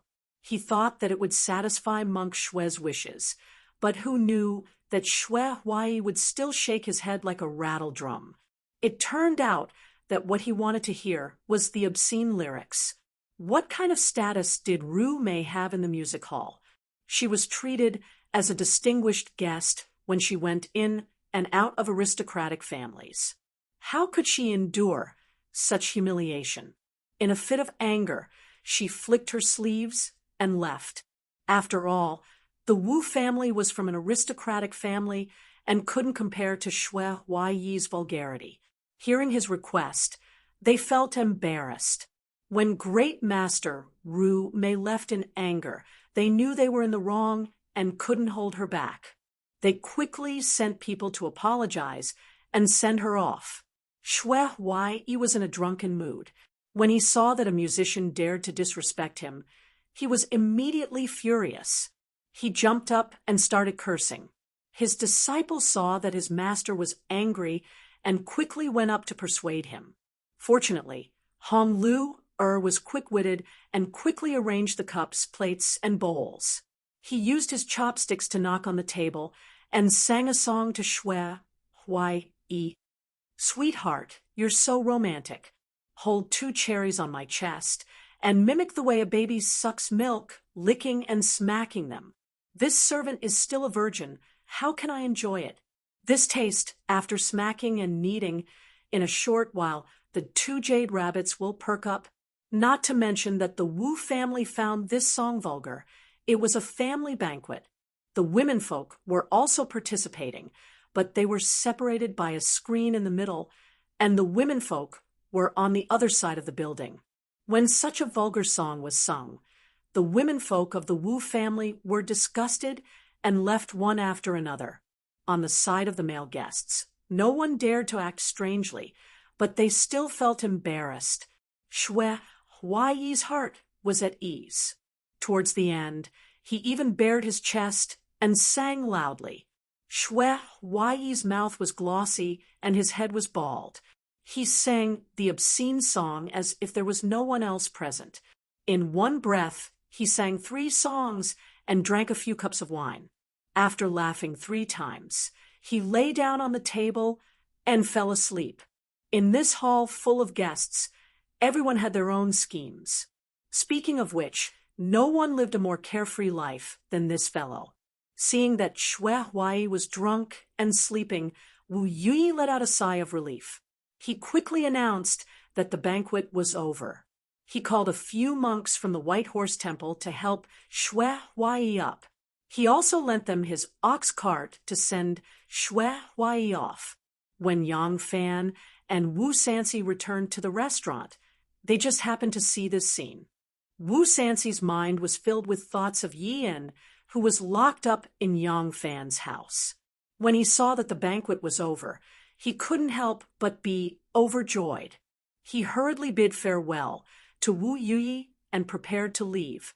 Unexpectedly, Wu Qingxi called out to him and said, "Sanxi, don't be in a hurry to leave. I have something to discuss with you and Yuyi." Oh, Wu Sanxi was stunned and could only say, "Originally, there was still something to do in the residence. Since it is like this, allow me to arrange it." As Wu Sanxi said this, he hurriedly walked in front of his steward and whispered a few words into his ear. After giving his instructions, he slightly raised his eyelids and looked deeply at Yang Fan. Yang Fan understood, tacitly, and walked in front of Wu Yuyi. He crossed his arms and bowed, saying with a smile, "Thank you, great general, for hosting a banquet. Good wine is in front of me, and I am already a little drunk. I will take my leave now." Chapter 292. After Yang Fan left Wu Yuyi's residence, he immediately returned to his residence near the southern city. The residence that Shui Huai gifted to him was now his daily residence. Aleng is back. The one who answered the door was an old servant with the surname Chen. His name was Chen Shou. Yang Fan nodded. As he walked inside, he said in a low voice, "The matter has been settled. Wu Sanxi is treating it like a treasure. He will send someone to pick him up in a moment. After that, we just need to observe his actions and cooperate with him." "All right. I will inform Xiao Yu in a while." Chen Shou was Shenmu's subordinate. Ever since Yang Fan moved into this residence, there had to be someone to take care of the residence. He was now a military officer and couldn't be the same as before. Right now, his residence had a cook cum procurement, a doorman cum gardener, and 2 young girls who were around 12 or 13 years old. They were responsible for the cleaning of the residence. These people were left behind by Shenmu in Luoyang. They were Xiao Yu's eyes and ears and had arranged for him. Chen Shou was his doorman and was also the person who helped him communicate with the hidden sect. As for the other people, Xiao Yu only mentioned that they could be trusted and that there was no need to hide anything from them unless it was an important secret. However, he didn't mention that they were also from the hidden sect. Yang Fan observed them carefully. The gardener cum chef had the surname Lin, and his name was Lin Shiwen. He was really good at cooking. Even though they were ordinary dishes like green vegetables and tofu, they were still very delicious. The 2 young girls were around 12 or 13 years old and were in the prime of their lives. They had average looks and were youthful and lively. It was impossible to say that these people were all from the hidden sect. However, since Xiao Yu said that they could be trusted, then they or their families must have countless connections with the hidden sect. In fact, organizations like the Obvious Sect and the Hidden Sect were just like those prestigious clans. They could influence a state, a prefecture, or even a country's political policies. However, there weren't many core members that truly belonged to these clans or organizations. They were able to use various methods to control or influence others. They had massive roots, and the servants that Xiao Yu found were obviously one of the roots of the hidden sect. Yang Fan knew that Shenmu was providing these people to him. Even if Shenmu didn't intend to monitor him subjectively, he would still monitor him objectively. If he had some privacy, it would obviously be inconvenient for him. However, he could only accept this kind of kindness because these people were indeed what he needed. In the cellar of his back residence, there was still Yi unlocked up. If this kind of thing happened to some good people that he had casually hired, how could they not be surprised? Would they obey his orders without hesitation and take up the responsibility of taking care of him? But these people had no problem. Officials could reach the heavens in a single step, but influence could never be achieved overnight. It took Wu Zetian more than 40 years to go from a talent to a supreme being. Foundation and knowledge were like the roots of a tree. They had to grow and develop one root at a time. Only with all of this could one withstand the ups and downs of the official world and withstand the great winds and waves. All of this required time. After all, Yang Fan had a master who was a king. Therefore, he understood these principles from a young age. Back then, he had resolutely rejected one Er's suggestion of a rapid promotion because he knew that a promotion without a foundation would only have a short period of glory. Fu Yuyi's promotion and demotion had already proved this point. Therefore, Yang Fan didn't dislike these people that Zhao Yu sent. Right now, he was like a tree that had just been transplanted and needed a support to help him withstand the wind and rain. Once he had his own strength, he could break away from this external force that was both a support and a restraint at any time. As soon as Yang Fan entered the hall, he couldn't help but be startled. There were many chests and furniture tied with red silk. Chen Shou, who had followed him in, quickly explained, "The palace has sent many betrothal gifts." The person who came also said that in 3 days, the inner guards will send someone to deliver the first lady's dowry. Yang Fan made an "oh" sound and said, "Go and guard the door." In a moment, a group of people with the surname Wu will come. Bring them in to see me. Chen Shou made a sound of agreement and walked to the door. Yang Fan walked over and pulled off the red silk. He casually opened one of the chests and saw that it was filled with silk and satin. Yang Fan closed the chest and looked at the furniture. Whether it was the table, the cabinet, the bed, the platform, the screen, or the stool, they were all made of precious wood such as red sandalwood, rosewood, and sour twigs. Although the wood was precious, it wasn't inlaid with gold or jade. Instead, it was painted in a primary color. As a result, it appeared simple and natural, luxurious, but not gaudy. The style and shape of the furniture were also very unique. Even a random candle holder with a floor-to-ceiling flower had a unique design. It was especially elegant and generous. Looking at the style of the furniture, Yang Fan suddenly thought of the layout of one Er's residence. The style of the furniture was very similar. Yang Fan's heart unconsciously moved. He thought to himself, could it be that Wan Er personally chose all this furniture? He thought of Wan Er's deep love for him. Her greatest wish was to be his wife. And today, she had personally chosen all the furniture for him to marry, just so that his wedding day with another woman could be grand and glorious. Wouldn't her heart feel like it was being cut by a knife? Thinking of this, a thought suddenly floated into his mind. Yi and was blindfolded by 2 fierce-looking men. They carried him out of the cellar and pushed him onto a cart. Yi and only felt the cart go left and then right. He didn't know how long it went. When the cart stopped and he was taken down, he was pushed left and right for a long time. When the cloth covering his face was finally taken off, he found that he was in an extremely wide dungeon. He had been escorted for too long. Ever since he was kidnapped from the Shui Yantua tribe, he had been detained in a tent that belonged to an unknown tribe. After a few days, those people turned into horse bandits. They burned, killed, and looted as they charged back to Heshi. He was caught among them and passed through the snowy plains to Heshi. Then he was escorted to Longyu. At this time, he was still relatively free. At least he knew where he was. But from then on, things were different. The last time he saw anything from the outside world was in the majestic Tongguan Pass. He saw a tall city wall built against a mountain. After that, he was blindfolded. Every time the cloth covering his face was taken off, he would appear in a house of some unknown location.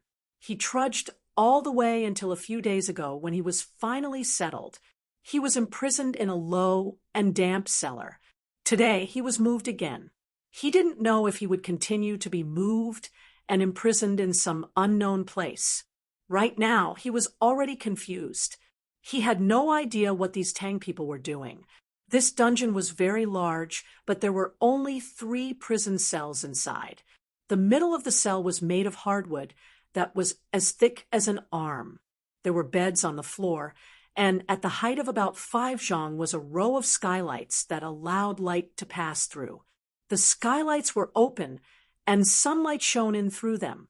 The dungeon did not seem gloomy or frightening. Outside the cell door stood 7 or 8 burly men in embroidered clothes.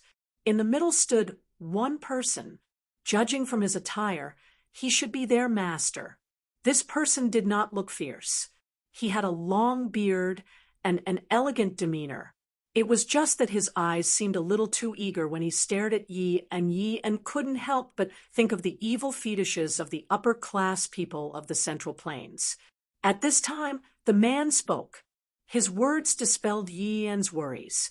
"Tell me in detail how you escaped from Lu Shirta's camp." Yi Yan sighed in relief and said weakly, "Haven't I already said it many times?" The man's voice became stern. "Then say it one more time." Yi Yan swallowed his saliva helplessly. The man's eyes flashed, and he ordered, "Give him wine and food. Let him speak slowly." The people of the prairie loved wine. Ever since Yi Yan was captured, he had not touched a drop of wine for several months. When he heard that there was wine, his eyes lit up. Not long after, a few braised dishes and a pot of wine were delivered to the prison cell. Yi Yan impatiently grabbed the wine pot and took a big gulp. It was incomparably mellow and fragrant. It was actually top-notch wine that he had never tasted before. Yi Yan's eyes couldn't help but light up. He hurriedly took 2 more mouthfuls and then grabbed a piece of braised meat and threw it into his mouth. Outside, a burly man in embroidered clothes brought in a stool. The middle-aged man with the long beard sat down and crossed his legs. He said with a smile, "Now you can speak." Yi Yan raised his head and saw that there was a table in the corner outside. A person dressed as a scribe from the secretariat was holding a brush and waiting to record. Ever since Yi Yan was captured, he had suffered a lot. He had already obediently told the truth. Moreover, he really didn't think that there was a need to keep this information a secret. Naturally, he didn't hide anything and obediently told the story. Wu Sansi came out of the dungeon and called the head steward over. He solemnly ordered, "Take good care of him. Give him whatever he wants to eat. If he falls sick, immediately send for a doctor and ask for medicine. There must be no delay. This person is very important to me. You understand? Aleng, don't worry.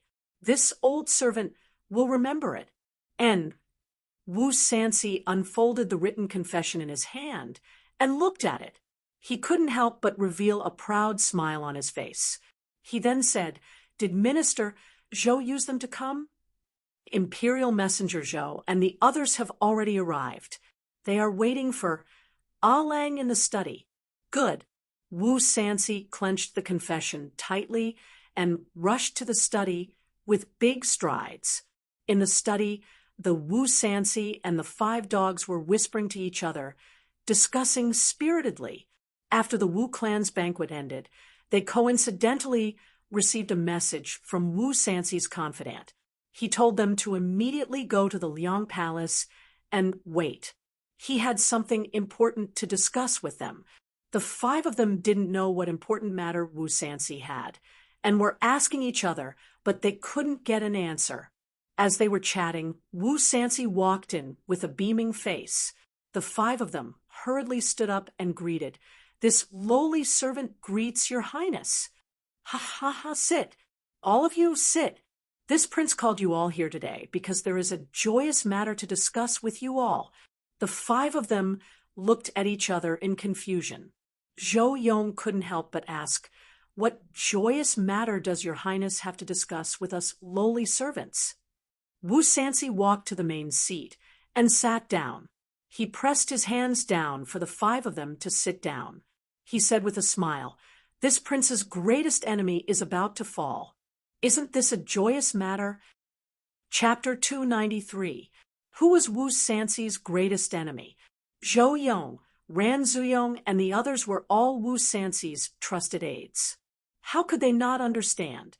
Hearing Wu Sansi's words, the 5 of them were shocked. Yao Xiaoji cried out, "Wei Wang?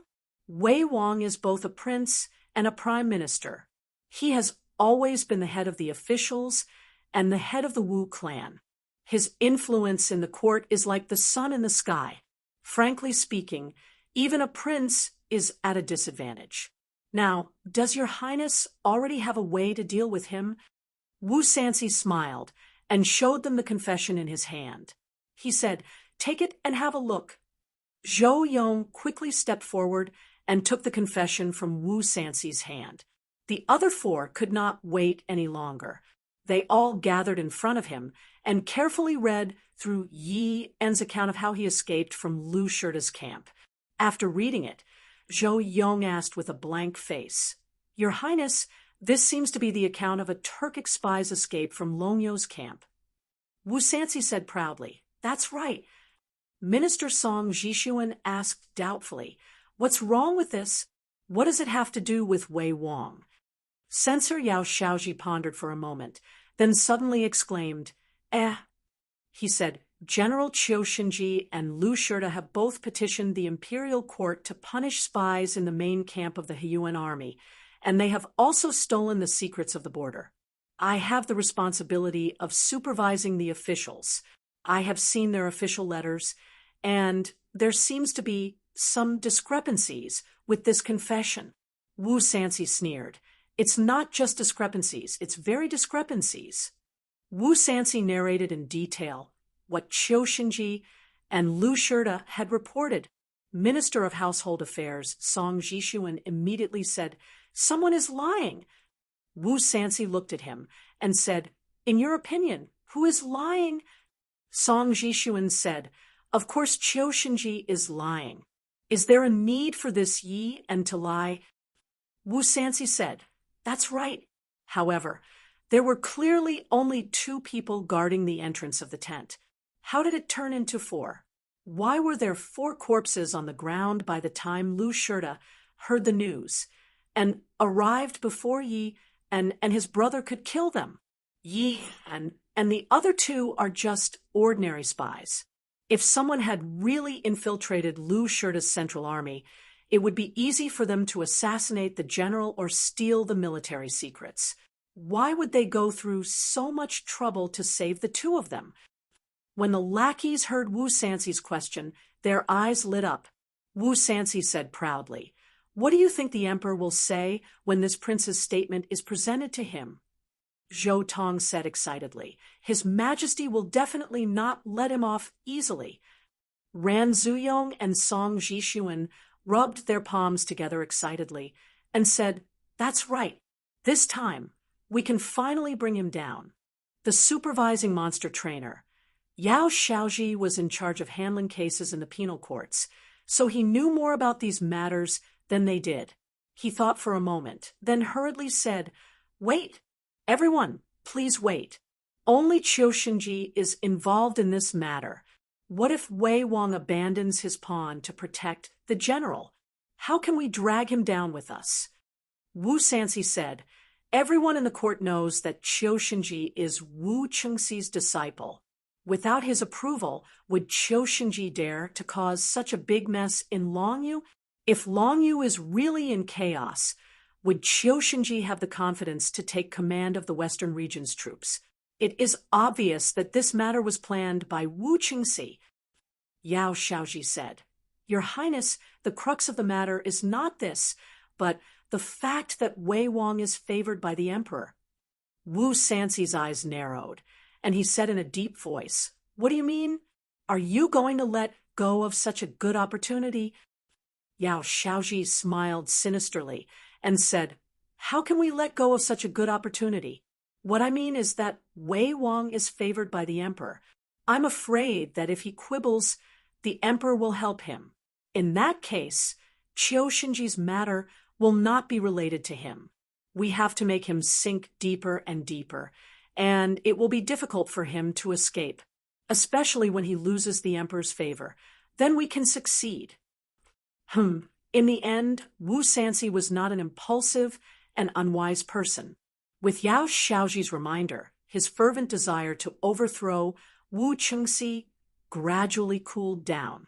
Thinking about it carefully, if he acted rashly with Wu Chengxi's current level of favor, the emperor would indeed be merciful and let him go. Wu Sanxi calmed down and cupped his hands in thanks. Thanks for Xiaoji's reminder. I was rash. Then, in your opinion, what should I do? Yao Xiaoji said, Your Highness, Wei Wang only wants to do two things now. One is to seize the military power, and the other is to seize the emperor's heir. The purpose of seizing the military power is also for the emperor's heir. Now, not only did the matter in the western region not go as he wished, but Lu Shurda also took advantage of it. Not only did he retreat 100,000 enemies, he also won a great victory at Jianxi, killing over 20,000 enemies. The prime ministers would not let go of such a good opportunity. They would definitely seize the opportunity to seize control of the hundreds of thousands of troops in the western region. The king of Wei was frustrated here, so he would definitely be even more eager to fight for the position of crown prince. Your Highness, why not show him weakness and let him fight for the crown prince's position without any scruples? At this point, Song Jishuan was enlightened and clapped. Brilliant! This kill by flattery can kill without spilling blood. It is indeed a brilliant plan. Wu Sanxi still did not understand the crux of it, and quickly asked, What's so brilliant about it? Song Jishuan laughed sinisterly. If the king of Wei were to seize the military power first, and then plant more henchmen, the position of crown prince would naturally belong to him when his forces are fully established. But if he were to set his sights on the position of crown prince now, what would that mean? His Majesty is old, but he does not concede to his old age. Will His Majesty be happy? Wu Sanxi hesitated. What if it turns out to be true? At this point, Zhou Yong also understood the crux of it and quickly said, Your Highness, this makes sense. If we don't stop him, will no one care? Those few chancellors don't like anyone from our Wu family. If Wei Wang is willing to jump out, then let them fight it out. We can sit on the mountain and reap the spoils later. If Wei Wang really defeats the chancellors and becomes the crown prince, then it won't be too late for us to make a move. As long as this witness is handed over, the worst outcome would be to hand over the evidence now.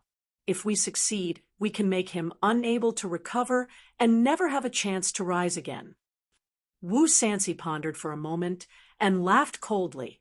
After today's banquet, Wu Qingxi specially asked me to stay behind and beat me up, hinting that he wants to fight for the crown prince's position, and asked me not to be a burden to him. It's obvious that he considers himself the Wu family head. Hearing what you said, it seems that I really have to give way to him. Ran Zuyong hurriedly said, When a vulgar bird is about to strike, it will fly and fold its wings. When a ferocious beast is about to fight, it will bow down. Wei Wang has ascended high and is facing the abyss. So what if we allow him to be arrogant for a while? Wu Sanxi laughed heartily. Well said. Then I will allow him to be arrogant for a while. Ha ha ha. Tin Ano's body was twisted strangely as he leaned against the cliff. It was hard to tell if he looked like a ferocious beast or a vulgar bird. However, it was true that he was facing the abyss. When Tin Ano committed suicide by jumping off the cliff from the peak of Mount Hua, he did have the intention to die. She was not a girl who would surrender easily, but she knew very well how much power her young master had. If her young master wanted Yang Fan to die, then Yang Fan would definitely not be able to live. using one person's martial prowess to fight against an aristocratic family that could overturn the world, that was only a fantasy in legends. So, when her young master said that only one of them could live, she almost immediately accepted this result. In fact, she could not wait to accept this result because she was worried that her young master would change his mind again. She knew that her young master had made a solemn promise. Since he had personally raised this condition, as long as she fulfilled her promise, no matter how unwilling he would not go back on his words. The cliff was steep, and the wind was extremely strong. The Tian knew was like a paper kite with a broken string tumbling down the cliff. Her body hit the protruding rock wall a few times, and her body was covered with cuts and bruises. She thought that she would soon be smashed into pieces, but her loosened clothes accidentally caught onto a pine tree that grew on the steep rock wall. At this moment, she suddenly realized that she had already left her young master's sight. No one would think that falling from such a high place would still be able to survive. Even if she escaped now, as long as she did not expose her tracks, her young master would still think that she had fallen into pieces and would still keep his promise. Then, she might still have a chance to be with Erlang. The good quality clothes only supported her for a moment. Although the time was short, it was enough to rouse her will to live. This thought flashed through her mind like a spark. Her hand unconsciously moved, and the flying claws hidden in her sleeves shot out like a spirit snake. The moment her clothes broke, they wrapped around that old pine tree. However, after she had the will to live, she found that in this position, it was not hard to die, but it was as hard as ascending to heaven to live. At this moment, her body was hanging between the precipice, hanging alone on an old pine tree. She could not go up to the sky, nor could she go down to the ground. The top of the rock was far away in the clouds, and the ground below was also in the clouds. Her body was in midair, and it was really difficult to go up or down. But she had to do something. If she stayed here, no one would come to save her.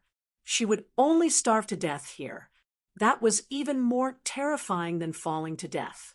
As she tumbled down, her body was constantly slapped against the cliff by the strong mountain wind, scraping against the protruding rocks.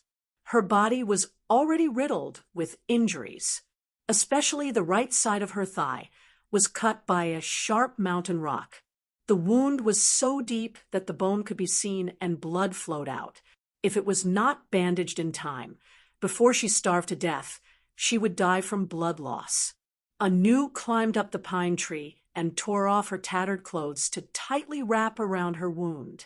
Then she immediately began her escape, because the longer it dragged on, the more energy she used up. That year, she was pushed into the well by her biological father. That was the darkest and most terrifying moment of her life. Although she managed to climb out in the end, when she was climbing out, she thought that with her frail body and weak arms, there was no chance of getting out. At that time, the only thing that supported her was her exuberant will to live. Today, she jumped off the cliff without hesitation, abandoning her life to seek death. It was for the person she loved the most in her heart. Now, in this desperate situation, it was still for love, for him, because she could not bear to part, in order not to be separated. Even if she was in a precipice with no path to heaven and no door to the earth, she would still forcefully walk out. Chapter 294. This kind of desperate survival, for anyone, might just be a bad joke played by the god of death. Wasn't it? When you were lucky enough to be caught by a pine branch, thinking that you wouldn't fall to your death, you suddenly discovered that you couldn't climb up and you couldn't climb down. What kind of feeling would that be? Fortunately, Tin Ano's skills were outstanding, and she just happened to have a flying claw in her hands, which became her hope of escape. Even so, she still suffered a lot. The strong wind whistled along the rock wall, and her hands had to tightly grasp the rock. If she was even a little bit careless, she would be swept away by the wind. She could only climb the protruding parts of the rock, moving cautiously step by step. Some places were as smooth as a mirror, and she could only use the flying claw to throw it into the distance again and again, until it firmly grasped a rock, and then swing her body over it. Some places were large pieces of smooth rock, and she couldn't climb at all. The flying claw's length also couldn't reach far beyond the smooth cliff surface, so she could only risk sliding down until her hands could touch the rock she could climb. Sometimes she would find a spot a few feet below her that she could use, but it would deviate from her body. She would even have to climb back so that when her body fell, she would be able to touch the rock there. This kind of torture could simply drive a weak-willed person crazy, but Tin Ano clenched her teeth and endured it. She didn't know how long she climbed or how far she climbed, but after using the flying claw many times, it had already broken, turning into a small useless chain. Her body had already exhausted the last bit of strength in the endless climb, and she no longer had the strength to move. And at this moment, she was under an inverted triangular rock, hanging there like a bat, unable to advance or retreat. Tin Ano's ears were ringing, her heart was beating fast, her vision was blacking out, and her hands and feet were weak. She was, after all, made of flesh and blood. She knew that she couldn't hold on any longer. She looked down the rock in despair, and there seemed to be a layer of mist in front of her, faintly flashing with a touch of green. "Give me another place to borrow strength. Give me a little bit more strength, God. I beg you," Tin Ano prayed inwardly. He arched his body and gathered his strength. Suddenly, he dashed to the right with all his might. Her fingertips touched a protruding rock, but it was only a touch, and then she fell down. "Why? Since you want me to die, why give me hope?" Tin Ano screamed silently from the bottom of his heart. Tears of despair suddenly gushed out. Cha, cha, cha! A sharp hunting knife hacked at the weeds, vines, and overgrown branches. There was a rustling sound in the dense forest, and a few people suddenly came out. They were all dressed in colorful hunter outfits. When they stood still in the forest, they almost blended in with the grass and trees, so it was not easy to be discovered. They all held steel pitchforks and had hunting bows slung over their shoulders. The person leading the way was the most muscular of them all. He was a head taller than the others, and he was as sturdy as a bull. This person's stature was that of an adult man, but there was a bit of hair on his lips, and his face was slightly childish. He didn't seem to be very old. A man with a wild pheasant and a hair on his shoulder looked up. The towering trees blocked out the sun. Looking out from the treetops, he could see endless peaks and valleys. The strange peaks pierced into the clouds, and the cliffs looked like they had been cut. He said, "Erlang, look at this. We have already reached the foot of Mount Hua. Let's go back early. If we are late, we will inevitably make Auntie angry again." The young man, who was already an adult, but still looked childish, was the Erlang he was talking about. Erlang straightened his neck and said, "That tigress is very strict. She doesn't let me go out all day. It was not easy to get her permission to let me go into the mountains to hunt. How can I go back now? Didn't you guys say that there are tigers in the mountains? I will only leave after I hunt the tigers." A man dressed as a hunter hurriedly said, "Big Worm. It's Big Worm. Don't mention the word tiger. It's taboo. Erlang." Erlang stared at him and said, "It's obviously a tiger. Why can't I say it? Didn't you guys say that there are tigers in the mountains? Where are the tigers? I have been wandering around for half a day, but I haven't seen a prey bigger than a dog." A hunter said with a bitter smile, "We also heard from a woodcutter that he saw a big worm a few days ago when he went into the mountains to chop firewood. Whether it was a big worm or not, we don't know either. At that time, we just said it casually to Erlang. Who would have thought that you would take it seriously? Even if there really is a tiger, It's not something you can touch just because you wanna. When Erlang heard this, he said unhappily, "You guys clearly said that there was a tiger. How did it become a casual remark? No, I won't go back until I find the tiger." After saying that, Erlang brandished his saber and continued to open the way. The few people had no choice but to follow behind him. After walking for a while, the faint sound of water could be heard in front of them. Turning around a rock, their eyes suddenly opened up. They saw a mountain spring gushing out from the dense grass, forming a deep green pool in front of them. Then it flowed to the valley in the southwest. Erlang was overjoyed and said, "Ha, what a pool of good water. I'm just getting warm from walking, so I'll take a bath here and make myself comfortable." As he said that, he sheathed his hunting knife, took off his hunting bow, and tore off his clothes, revealing a strong and sturdy chest. His chest was dripping with sweat, and there was also a clump of curled chest hair. He excitedly ran to the pool. Just as he was about to take off his clothes, he heard a loud bang, and a large splash of water hit him in the face, making him look like a drowned rat. Erlang stood by the pool in a daze, water dripping down his face. He wiped the spring water off his face and said in surprise, "What happened?" A hunter beside him pointed to the pool and said, "Erlang, look, there's someone in the water." Erlang fixed his eyes on the rippling water and saw a young girl floating on the surface of the water. Her long hair was draped over her shoulders, and she floated along the waves like water plants. Her dress spread out in the water like a huge lotus leaf, and the young girl was lying in the middle of the lotus leaf. Her cheeks were as pale as a white lotus flower that had just bloomed. Erlang said in surprise, "We haven't even seen the tiger, yet why did a tigress fall from the sky?" This Erlang was born a bit simple-minded. His eldest brother was an official outside, and his eldest sister-in-law ran the household. This eldest sister-in-law was smart and capable. She ran the household very well. Because she was worried that this simple-minded brother would stir up trouble outside and spoil the family's reputation, she was very strict with him.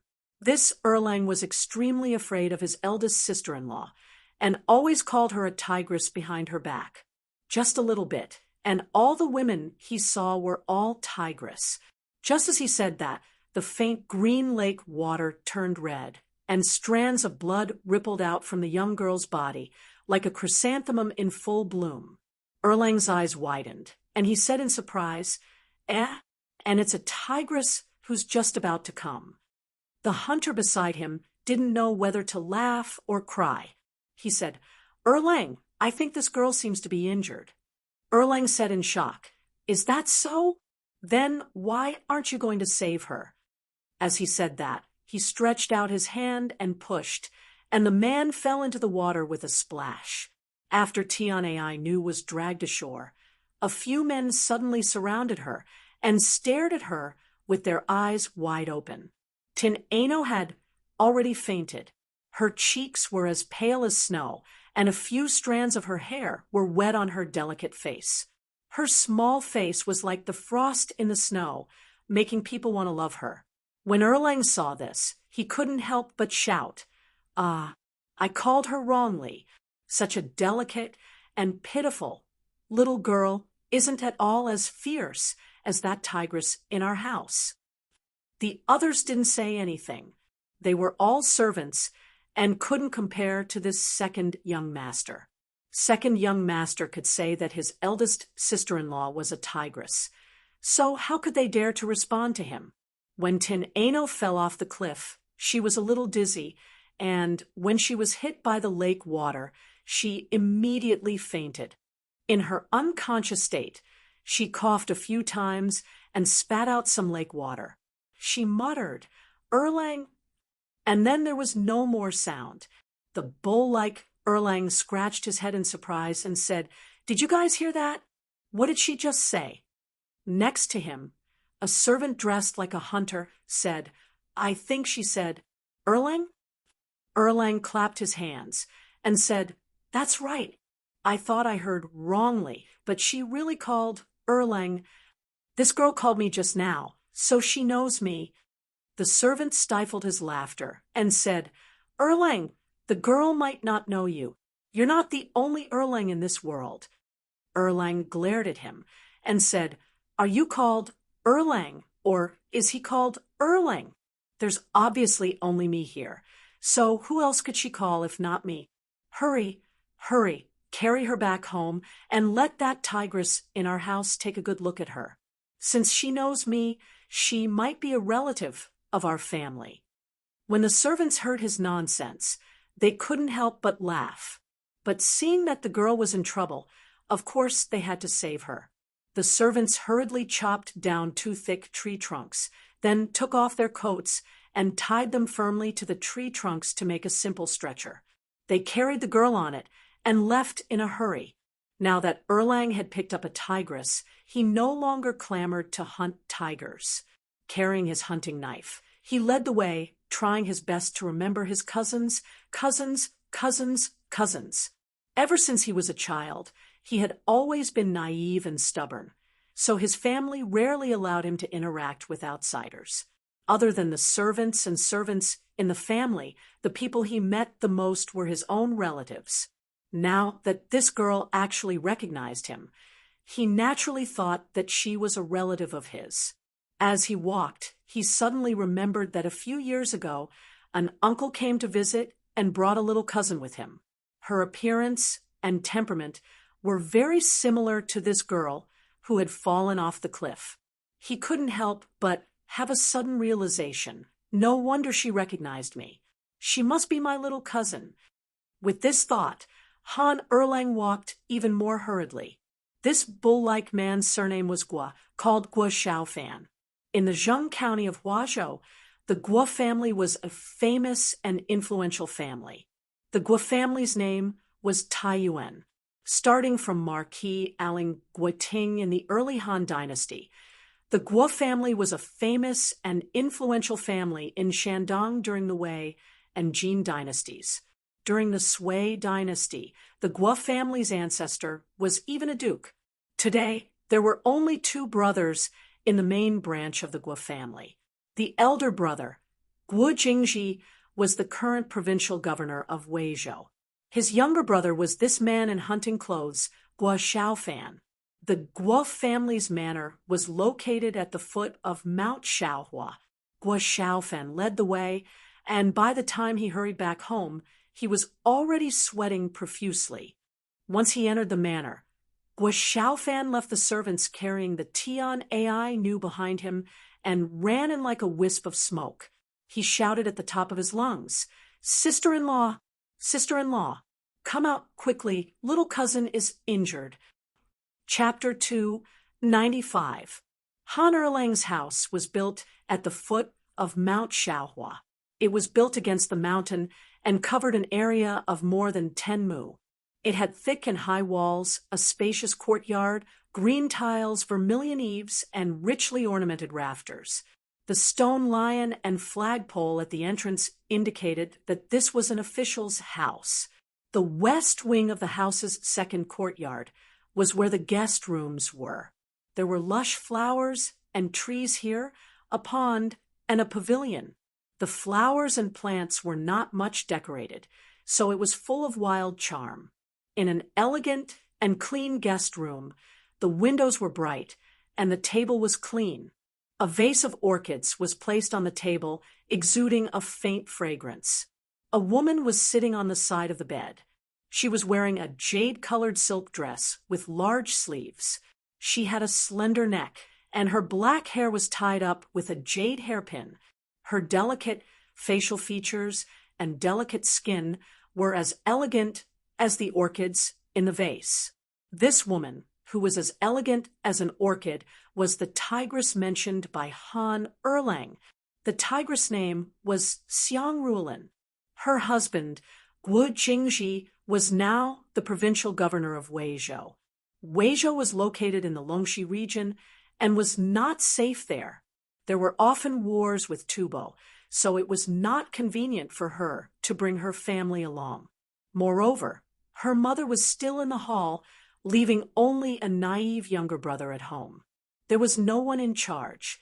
Guo Jingji was worried, so he left his wife at home to take care of his mother. There were a few people standing quietly beside the bed. There were two maids in green, an old man dressed as a steward, and the naive Guo Xiaofan. When Guo Xiaofan saw his sister-in-law retracting her hand, he asked in a simple voice, "Sister-in-law, how is my cousin?" Xiang Rulin rolled her eyes at him and said angrily, "I told you she's not your cousin. Don't talk nonsense." Guo Xiaofan scratched the back of his head and said curiously, "Is she really not my cousin? How did she recognize me?" Xiang Rulin ignored him and only instructed the two maids, "Although this lady's injury is serious, fortunately it is not fatal. She just lost a lot of blood and needs to rest for some time. It is not convenient for her to live now. Both of you stay here and take care of her." "Yes," the two young maids answered. Guo Xiaofan grinned and said, "Sister-in-law's medical skills are excellent. If you say she's fine, then she's definitely fine. Hee. When I met her in the mountains, she was covered in blood. I don't know how badly injured she was. It was really scary." Xiang Rulin gently shook her head and said, "There are many abrasions on this young lady's body, especially on her right leg. The abrasions are so deep that the bones can be seen. It seems that she didn't meet any bad people, but rather it seems that she fell off a cliff. However, it was unknown whether he committed suicide or if he accidentally lost his footing while touring the mountains. Erlang, pass down the order. If anyone comes to inquire about the whereabouts of Miss Luoshan, bring them to see me. No, don't go." Suddenly, a hurried voice came from the couch. Xiang Rulin turned her head and saw that the young lady had already woken up. She couldn't help but exclaim happily, "Young lady, you're awake?" Guo Xiaofan put his big face up and saw the young girl on the bed with her almond-shaped eyes wide open, her face full of anxiety. Although her face was pale and haggard due to excessive blood loss, it was like a snow lotus that had just bloomed. Even though her lips were completely bloodless, they still looked delicate and beautiful, really lovable. He couldn't help calling out, "Sister-in-law, Biaomei is so beautiful." Xiang Rulin glared at him snappily and said, "Go away. I told you she's not your Biaomei." Tin Ano's cherry lips slightly parted as she gasped for breath and said, "Thank you, madam, for saving my life. The news that I am here, please keep it a secret." Xiang Rulin's face suddenly showed vigilance and blurted out, "Miss, who are you? Why are you so heavily injured?" "I am—" That sentence just now seemed to have used up all of Tin Ano's strength. She barely managed to say it before her head tilted, and she unexpectedly fainted again. Xiang Rulin pondered for a moment and said to Guo Xiaofan, "Second brother, pass down the order. No one is allowed to leak the news that we have rescued a young lady. Anyone who disobeys will be driven out of the residence." "Okay," Guo Xiaofan replied. He stomped his feet and rushed out like a big bull. Xiang Rulin then ordered, "Bring this young lady's clothes and all the utensils she was carrying." The two little maids quickly brought over the clothes that they had taken off when they were changing Tin Ano's clothes. Xiang Rulin carefully examined them. Apart from noticing that the clothes were of good quality, she did not find anything that could identify her identity. She then said, "Take care of her. Let me know when she wakes up." Xiang Rulin got up and left. The old steward followed her every step. As soon as the two of them left the guest room, the old steward said, "Eldest lady, this young lady's origin is unknown. We should not have taken her in." Xiang Rulin said, "Her origin may be somewhat suspicious, but the injuries on her body are not fake. Looking at her expression, she does not seem to be a criminal. How can we leave her in the lurch? I have been married to Lang Jun for many years, and I still do not have any children. Didn't Zen master Ji Yuan say that I should do more good deeds and accumulate more virtue? Isn't this a good deed? When she wakes up, I'll ask her about her background." The old steward nodded in agreement. Xiang Rulin raised her eyebrows and said with a smile, "All right, you don't have to worry about this. Concentrate on gathering food. Shen Mu is using Chang, and as a battlefield and food as a weapon to fight against young Master Jiang. We cannot lose this battle." In Wucheng Hall, Wu Zetian frowned slightly. She carefully read the two memorials in her hands and flipped through the one that she had just approved. She picked out another one and compared it with the two in her hands. Her face showed a hint of anger. She threw the three memorials on the table and said unhappily, "Lu Zetian probably doesn't want to be the prefectural magistrate of Chang. And anymore, what kind of stupid official is this?" Chang and Luoyang were the capital and auxiliary capitals of the Tang dynasty. After Wu Zetian became the emperor in Luoyang, the capital and auxiliary capitals were reversed. Chang and became the auxiliary capital, and Luoyang became the capital. The highest official of the capital and auxiliary capitals was the Mu. However, the Mu did not preside over government affairs. It was only a prince who held this position. The official who actually presided over government affairs was the magistrate. Lu Zetian was the magistrate of Chang, and this magistrate of Chang, and submitted a memorial to Wu Zetian. He said that because of the invasion of the Turks, in order to avoid the chaos of war, the merchants of the western region were buying up food. In addition, Huzelo had also brought tens of thousands of the Western Turks to Chang, and food was in short supply. The price of food in Chang and had risen 3 times a day. A bucket of rice was worth 1,000 gold. It was extremely expensive. He begged the emperor to immediately allocate food to solve the crisis in Chang, and was originally the capital of the Tang dynasty. Although it was now an auxiliary capital, its status was not inferior to that of Luoyang. If the political situation in Chang and became unstable, it would cause turmoil throughout the country. Wu Zetian did not dare to take this lightly. She had just personally written an official reply, ordering the various regions to allocate food to stabilize the price of food in Chang. And, however, before the memorial could be sent out, Lu Zetian sent another memorial. He said that because the Turks had retreated, the merchants of the western region, who had stockpiled food, had all sold off their food. The price of food had fallen back to normal. This was supposed to be a happy event. Since the price of food in Chang and had stabilized, the imperial court could save a lot of effort. However, almost immediately after, Magistrate Lu sent another urgent dispatch. He said that there were frequent rumors in the streets. Some said that there would be a drought in Guangzhou this summer, and there would be no harvest. Some said that the Turks had not given up and wanted to join forces with the Tubo to invade the border again. As a result, the aristocrats and the common people were fighting for food, causing the price of food to rise again and again, resulting in a food shortage. They begged the imperial court to allocate food to solve the crisis. Wu Zetian complained. Originally, she wanted to listen to Wan Er's explanation. After all, she was already old and did not have the energy to deal with so many government affairs. Many things were handled by Wan on her behalf. Wan knew the situation of the people and the local officials like the back of her hand. Without Wan as the empress, it was really difficult for her.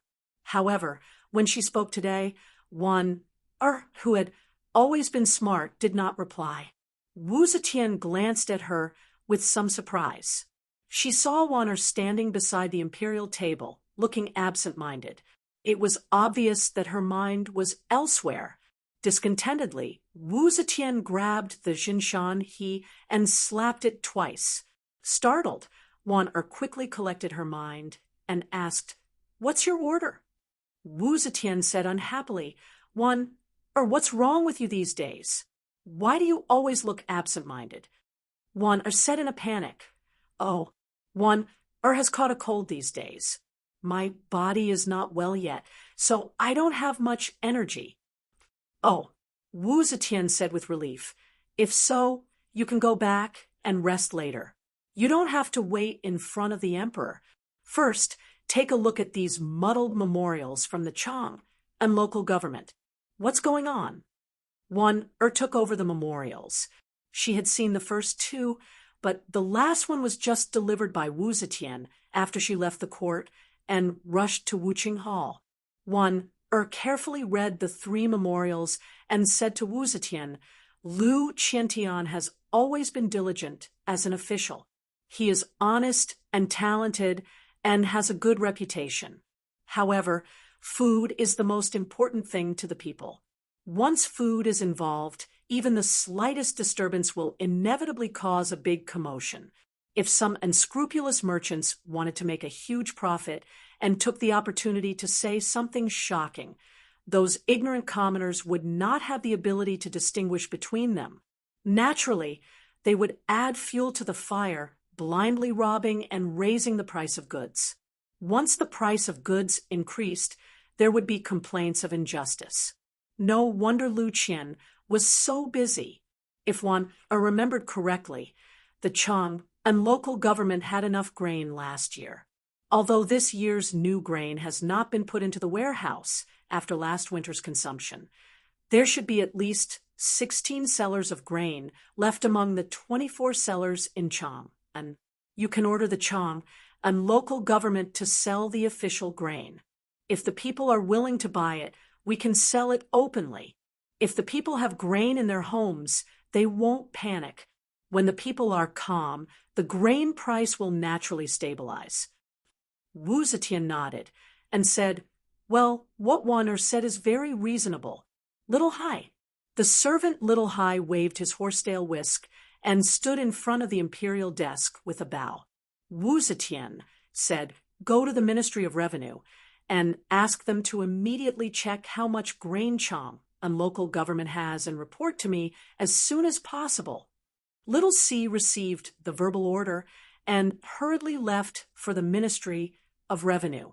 As soon as Little C left, an extraordinarily handsome young general dressed in military attire arrived in front of the palace gates and said in a clear voice, Featherwood Left Commander Yang Fan has an important matter to request an audience with His Majesty. Shanghai Wanner let out a soft cry and immediately knew that she had lost her composure. She could not help but secretly look at Wu Zetian, but she saw Wu Zetian looking at her strangely. She quickly changed her mind and said, I almost forgot. Whether Chang lacks grain or not, since the warehouse has been moved, we still need to transport grain from other places to make up for the shortage of the local government. Wu Zetian laughed and said, you little girl, what's there to be surprised about? Don't tell me I haven't thought of this. First, send an urgent edict to the Chang and local government and ask them to sell the official grain to calm people down. As for the matter of collecting grain, ask the prime ministers to handle it. Wanner smiled shyly and said, yes. Wu Zetian turned her head and said, what does Yang Fan want to see me about? Ask him to come in. Wanner quietly retreated to the side. Her pair of limpid eyes, full of affection, glanced at the door. Chapter 296. Your subject, Yang Fan greets the Holy One. Yang Fan clasped his hands and stood up, his hands at his sides. He knew that Wanner was staring at him, but Wu Zetian was also looking at him. At this moment, he did not dare to be careless. Wu Zetian asked, what do you have to report to me? Yang Fan said with his hands at his sides. Scholar Wang Qingji led hundreds of people from all over Luoyang to kneel outside the Meridian Gate and present a petition. Wu Zetian was startled and looked at Shanghai Wanner in surprise.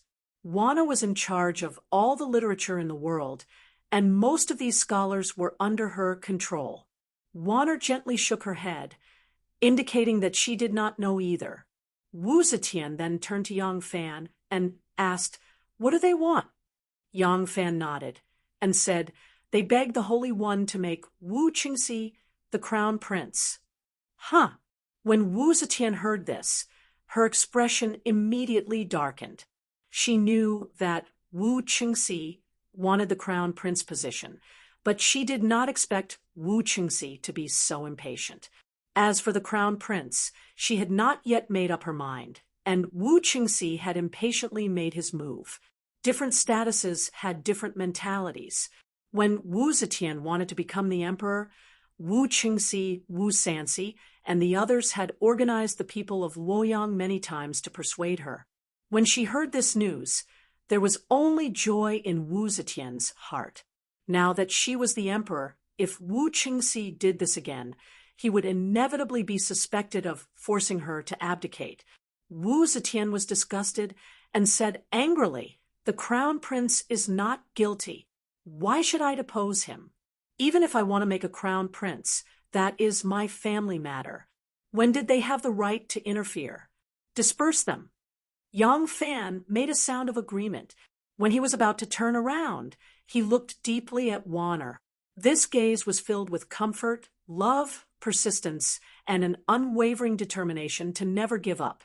Looking at Yang Fan's tightly pursed lips and the resolute line carved into them, the reluctance and grief in Wan Er's eyes couldn't help but fade a little. Fame and fortune were all fleeting clouds. Glory, splendor, wealth, and rank were just a scenery in her life. What she longed for was a lifetime companion. Yang Fan's resolute eyes comforted her anxious heart and gave her hope. Yang Fan hurried outside the Meridian Gate. The Yulin guards were surrounding Wang Qingji and the 100 or so petitioners. As soon as he saw Yang Fan come out, Wang Qingji immediately looked at him with eyes full of expectation. Just like Wanner's longing gaze, there was a hint of hidden bitterness. Yang Fan coughed softly and said with an expressionless face, "The sage said, 'The crown prince is innocent. Why should he be deposed? Even if I want to appoint a crown prince, that's Zhen's family matter. Since when is it their turn to point fingers? Disperse them." As soon as Yang Fan finished speaking, he waved his hand. The Yulin guards brandished their spears and moved forward. He shouted in a low voice, "Retreat!" Crack! Screech! Screech! The Yulin guards advanced 3 steps. The sharp tips of their spears were already close to their bodies. Perhaps approaching with spears in hand wasn't scary. What was scary was the resolute demeanor of the Yulin guards and the pace at which they advanced. They carried long, sharp spears, and in front of them were the petitioners. Under Yang Fan's command, they immediately advanced with spears in hand. It was as if they didn't see anyone in front of them. They had already reached the point where they considered everyone beneath them. Their pace, every step they took, was the same firmness, the same distance, and the same speed. They didn't slow down or shorten their strides because there were people in front of them. It was as if even if there was a wall in front of them, they would turn a blind eye and slam into it. The petitioners were scared out of their wits. They watched as the sharp spears neared their bodies, and the Yulin guards didn't hesitate in the slightest. One by one, they cried out in fear and crawled backwards. There were even some who hastily jumped up, but stepped on the front of their own lapels. They lost their footing and fell to the ground. It was truly an ugly sight. When Wang Qingji heard Wu Zetian's verbal command, he was also somewhat shocked. When he saw the might of the Yulin guards approaching with their spears, his face couldn't help but change color. When he saw that the sharp spears were about to reach his chest, he subconsciously wanted to flee backwards. However, he suddenly saw Yang Fan's eyes.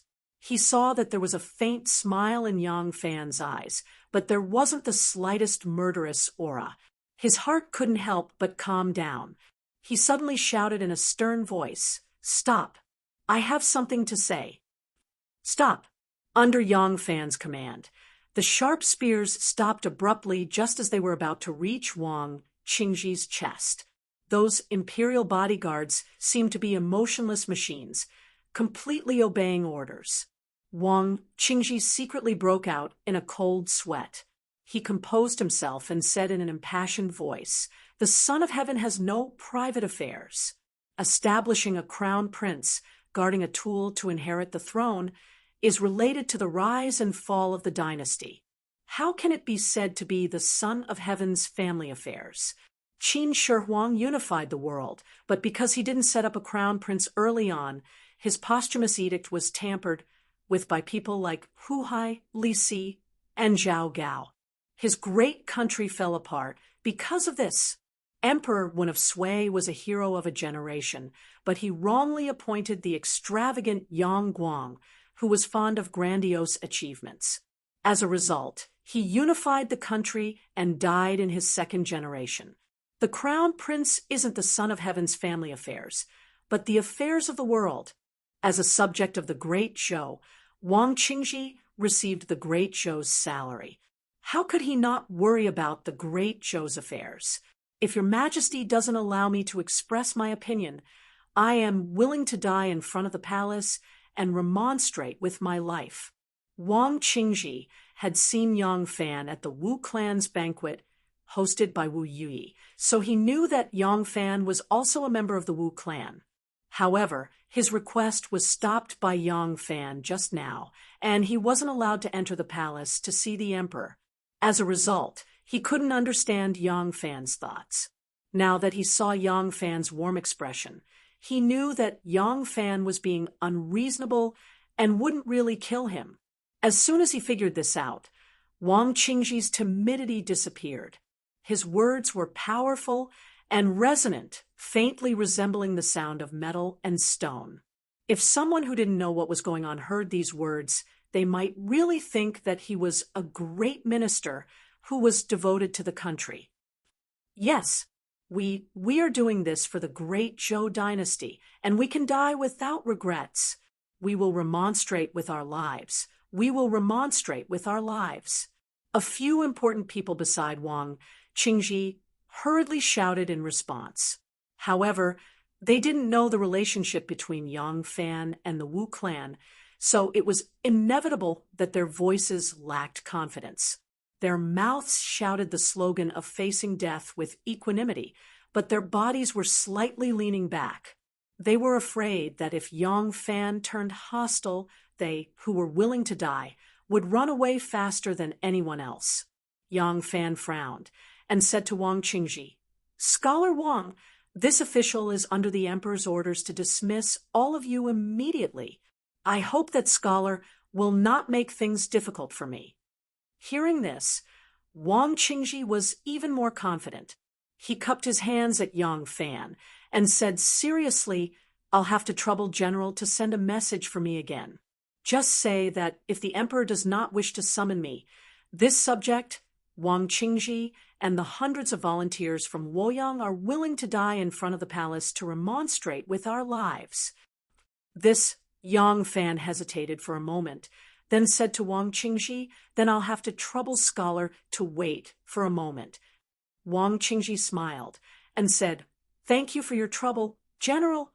Yang Fan signaled the soldiers to keep an eye on these people, then turned around and walked back into the palace.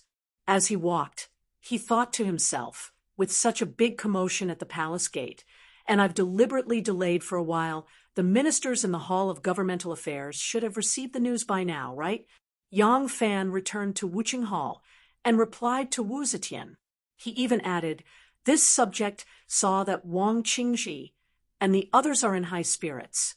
Even though they are being attacked by swords and axes, they do not show any signs of fear.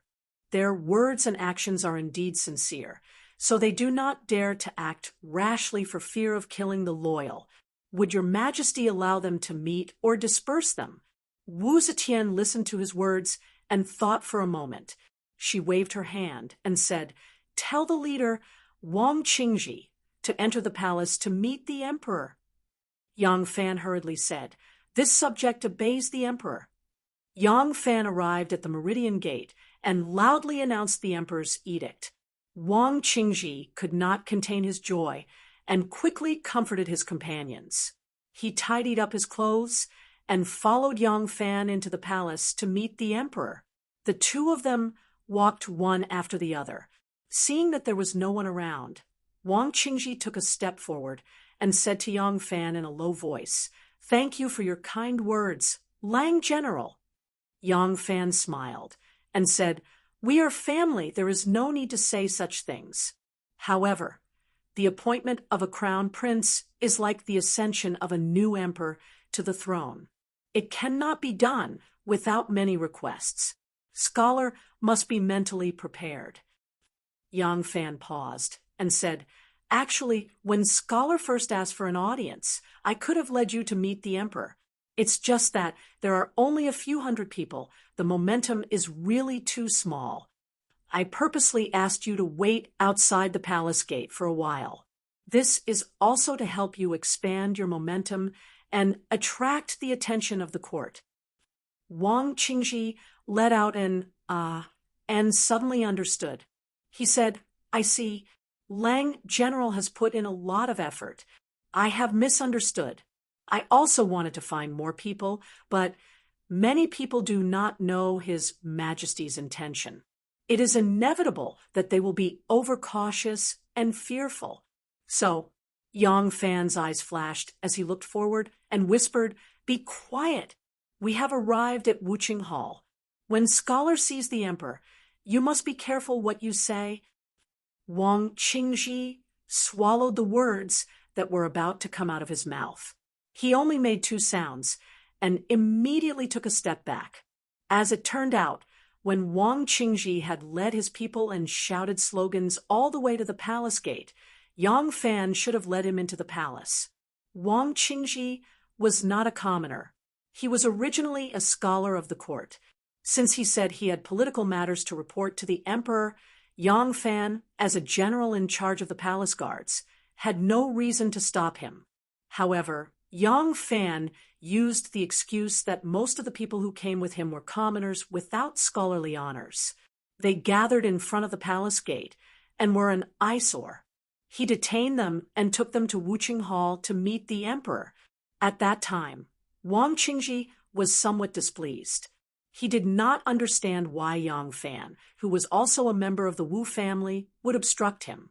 Now that he heard Yang Fan's reason, his resentment naturally disappeared without a trace. The prime minister on duty in the Hall of Governmental Affairs today was Li Zhaoda. Li Zhaoda had already heard that someone had gathered at the Meridian Gate and requested to depose the crown prince. Not all of the palace servants served the emperor and the concubines. The prime minister and scholars who ran errands in the palace also had many palace servants serving them. The palace servants serving the concubines were mainly active in the inner court, while the palace servants serving the prime ministers were mainly active in the front palace. These palace servants went in and out to deliver official letters. They moved around the palace frequently and had especially good eyes and ears. Wang Qingji and the others were blocked at the palace gate. When Yang Fan entered the palace to ask for Wu Zetian's permission, there was a little eunuch who went to the palace gate to deliver official letters. He saw and heard everything that happened in front of the palace gate. He immediately ran back to the Hall of Governmental Affairs like a parrot and told Li Zhaoda what had happened outside the Meridian Gate. Hearing this, Li Zhaoda couldn't help but fly into a rage.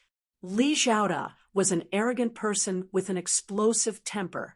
He was the most straightforward and unyielding of all the prime ministers in court. He was also a core member of the Li Protector faction. Hearing that Wang Qingji had gathered people to make trouble, imitated Fu Yuyi's persuasion, and made a ruckus outside the Meridian Gate, requesting to depose the crown prince and replace him with the king of Wei, Li Zhaoda was immediately unable to restrain his anger. He threw down the official business he was working on and angrily rushed to Wuqing Hall. When he reached the gate of the Hall of Governmental Affairs, He suddenly remembered that if he rashly rushed to stop it, given the current emperor's unyielding personality, he would probably be angry. If Wang Qingji took the opportunity to use flowery words to persuade the emperor once the imperial edict was issued, what was done could not be undone. He would not be able to stop it. Li Xiaoda's mind turned, and he hurriedly called over the little eunuch who had reported the news. He asked, "Where is the Xiangzhou scholar who came to the capital to report the good news this morning?" Chapter 297. The eunuch replied, "Prime Minister is not willing to see him, but he refuses to leave. He is probably still pestering you outside the East Gate." Li Xiaoda was overjoyed. "Quickly go and see if he is still there. If he is, bring him into the palace immediately. I want to bring him to see the emperor." The little eunuch did not know why the prime minister had suddenly changed his mind, but since he had already given the order, he still obeyed and ran toward the East Gate.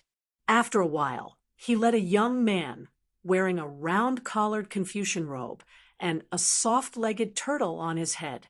That man had a big turtle on his head, and he followed behind the little eunuch, escorted by 2 imperial bodyguards.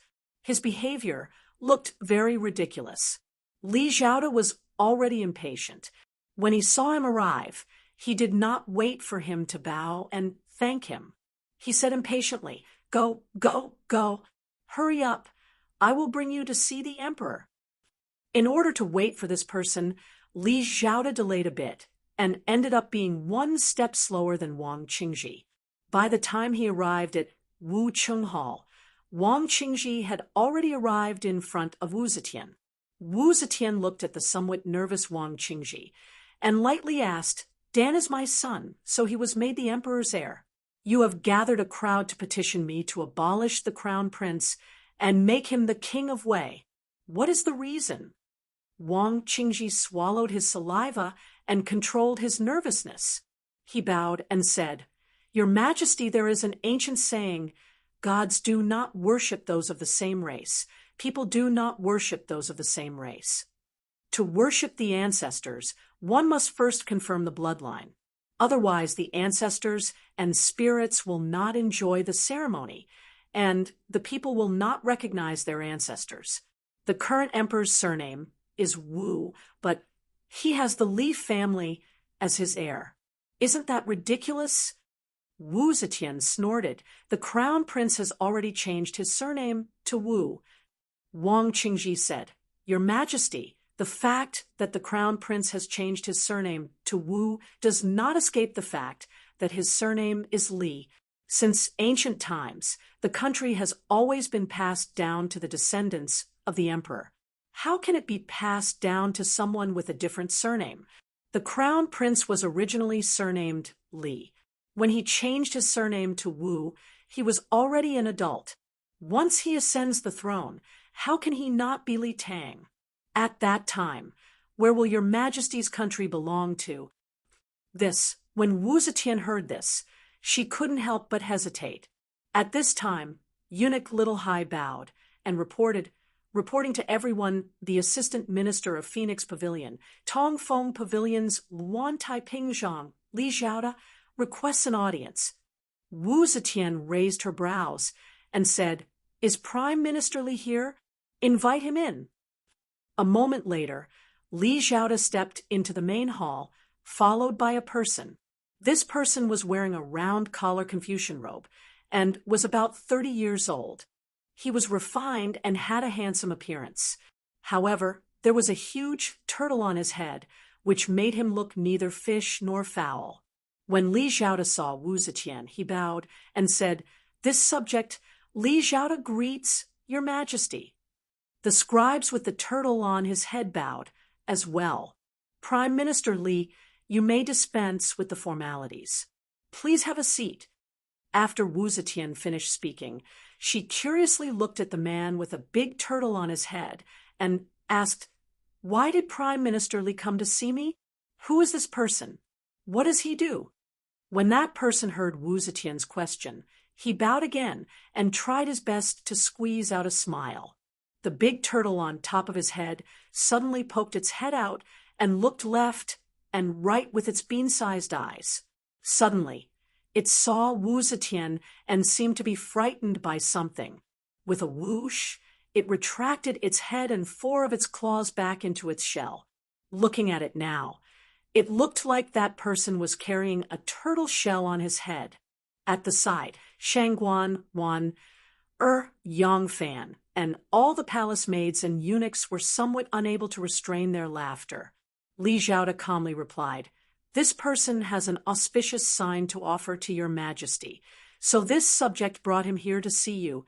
In my hurry, I did not have time to ask his name." As he said this, he coldly glanced at that person and said, "Your majesty is asking you a question, answer it yourself." That person hurriedly said, "Yes, yes, yes, this subject is a scholar from Xiangzhou. Zhou Xiaoyu greets your majesty." Wu Zetian said, "You are a scholar from Xiangzhou? Why did you come to the capital? To see me?" Zhou Xiaoyu hurriedly explained. Because he was nervous at first, he was still stammering, but towards the end, he was beaming with joy. This Zhou Xiaoyu was a scholar from Xiangzhou, but this scholar was not a scholar of the later generations. In the early Tang dynasty, the requirements to become a scholar were very high, and their rank was even higher than that of a scholar. In a year, more than 30 scholars could pass the examination, but not one scholar appeared in 10 years. It was even rarer than being the top scholar among the scholars. After Zhou Xiaoyu passed the examination, his scholarly rank basically stopped there because the imperial examinations in the Tang dynasty were not easy to pass. At that time, the imperial examinations in the world only accepted 30 people at most, and most of these places were taken by the nobles. Even if there were talented scholars among the common people, it was difficult for them to pass the imperial examinations, not to mention that Zhou Xiaoyu's talent was only ordinary. Therefore, Zhou Xiaoyu took a different approach and thought of offering auspicious signs, hoping to use the auspicious signs to win the emperor's favor and become an official. In the end, he conjured up a divine turtle. According to Zhou Xiaoyu, this divine turtle was a drought tortoise that he found by chance in the mountains. In the beginning, he did not think that there was anything special about this turtle, but later on, he accidentally discovered that on the shell of the turtle's abdomen, there were the words 10,000 years of the Son of Heaven. This made him curious, so he went to the capital to present this divine object to the emperor. Wu Zetian happily said, "Minister Zhou, quickly present the divine turtle. Let me see it." Wang Qingji's passionate speech was interrupted by Li Zhaoda's intrusion. In the beginning, he was still standing there, putting on a dignified appearance, standing tall and straight. In the end, the turtle on Zhou Xiaoyu's head stole his limelight. Everyone in the palace was looking at the turtle. No one paid attention to him. It was too tiring to stand with his head held high, so he quietly slumped his shoulders and body, standing there to look at the western scenery. Zhou Xiaoyu took the turtle down from his head, little high, and another eunuch rushed forward and took the turtle with both hands. They carried it to Wu Zetian's imperial table and turned the turtle over. The turtle's belly was facing the sky, and it stretched out its head and limbs in surprise. When it saw that there were people in front of it, it quickly shrunk back. Wu Zetian fixed her eyes on it and saw that on the back of the turtle there really were 5 bright red words, 10,000 years of the Son of Heaven. She couldn't help but click her tongue in wonder and loudly said, I didn't think that there would be such a divine object in this world. 10,000 years of the Son of Heaven. Auspicious. It really is auspicious. Minister Li, quickly come and take a look. There really are words on this turtle's belly. Li Zhaoda didn't believe in supernatural things at all. When he received Zhou Xiaoyu's gift, he knew that it must be fake. At this time, hearing Wu Zetian's words, he couldn't help but sneer and said, Your Majesty, this kind of divine object, Your Majesty wants. This subject can make as many as Your Majesty wants. Wu Zetian was startled and said, "What does ministerly mean?" Li Xiaoda stood up and walked in front of the imperial table. He looked left and right and saw Yang Fan standing to the side. He said, "This general, I'll have to trouble you to help me." Yang Fan looked at Wu Zetian, and seeing her nod, he walked in front of Li Xiaoda, cupped his hands, and said, "I don't know what instructions minister has for me." Li Xiaoda rolled up his sleeves and pressed down on the turtle. He said to Yang Fan, "General, please draw your saber and scrape the words on this turtle's belly." Hearing Li Xiaoda's words, Zhou Xiaoyu's expression immediately changed. Yang Fan understood Li Xiaoda's meaning. If one said that there were some patterns on the turtle that looked like some words, he felt that it was not impossible. However, there were 5 big words neatly carved on the turtle's belly. He didn't believe it either. He immediately drew his saber and used the tip of the saber to scrape the turtle's belly. Yang Fan was originally worried that the words wouldn't be easy to scrape off. Who would have thought that wherever the tip of the saber passed, there was a creaking sound, and the red words were actually scraped off bit by bit. Li Xiaoda pressed down on the turtle and said to Wu Zetian with a cold smile, "Your Majesty, if these words are made by heaven, how can you use a saber to scrape them off? It's clearly this crafty commoner's trick to deceive your Majesty." The expression on Wu Zetian's face was very awkward. She waved her hand and said, "Take the turtle away and throw this person out of the palace." Li Xiaoda said, "Your Majesty, this person deceives the emperor and disobeys his superiors. He should be severely punished. How can he be thrown out of the palace? Your Majesty should hand him over to the Ministry of Justice and punish him severely." Hearing this, Zhou Xiaoyu was so scared that he knelt on the ground and kowtowed repeatedly to beg for mercy. Wu Zetian said embarrassedly, "The Son of Heaven will live for 10,000 years. Although this divine object is fake, it is not some bad intention. Forget it, just throw him out." When Zhou Xiaoyu heard this, he was afraid that Li Xiaoda would say something to punish him again. He quickly kowtowed and said, "Thank you, Your Majesty, for your great kindness." Then he scrambled out of the palace. Li Xiaoda originally did not come for him, so of course he was too lazy to pay attention to him. He only said, "Your Majesty is benevolent and unwilling to punish this unruly commoner. That's fine, but you must be on guard against this kind of person. This Zhou Xiaoyu's the Son of Heaven will live for 10,000 years was not sincerely to bless your Majesty.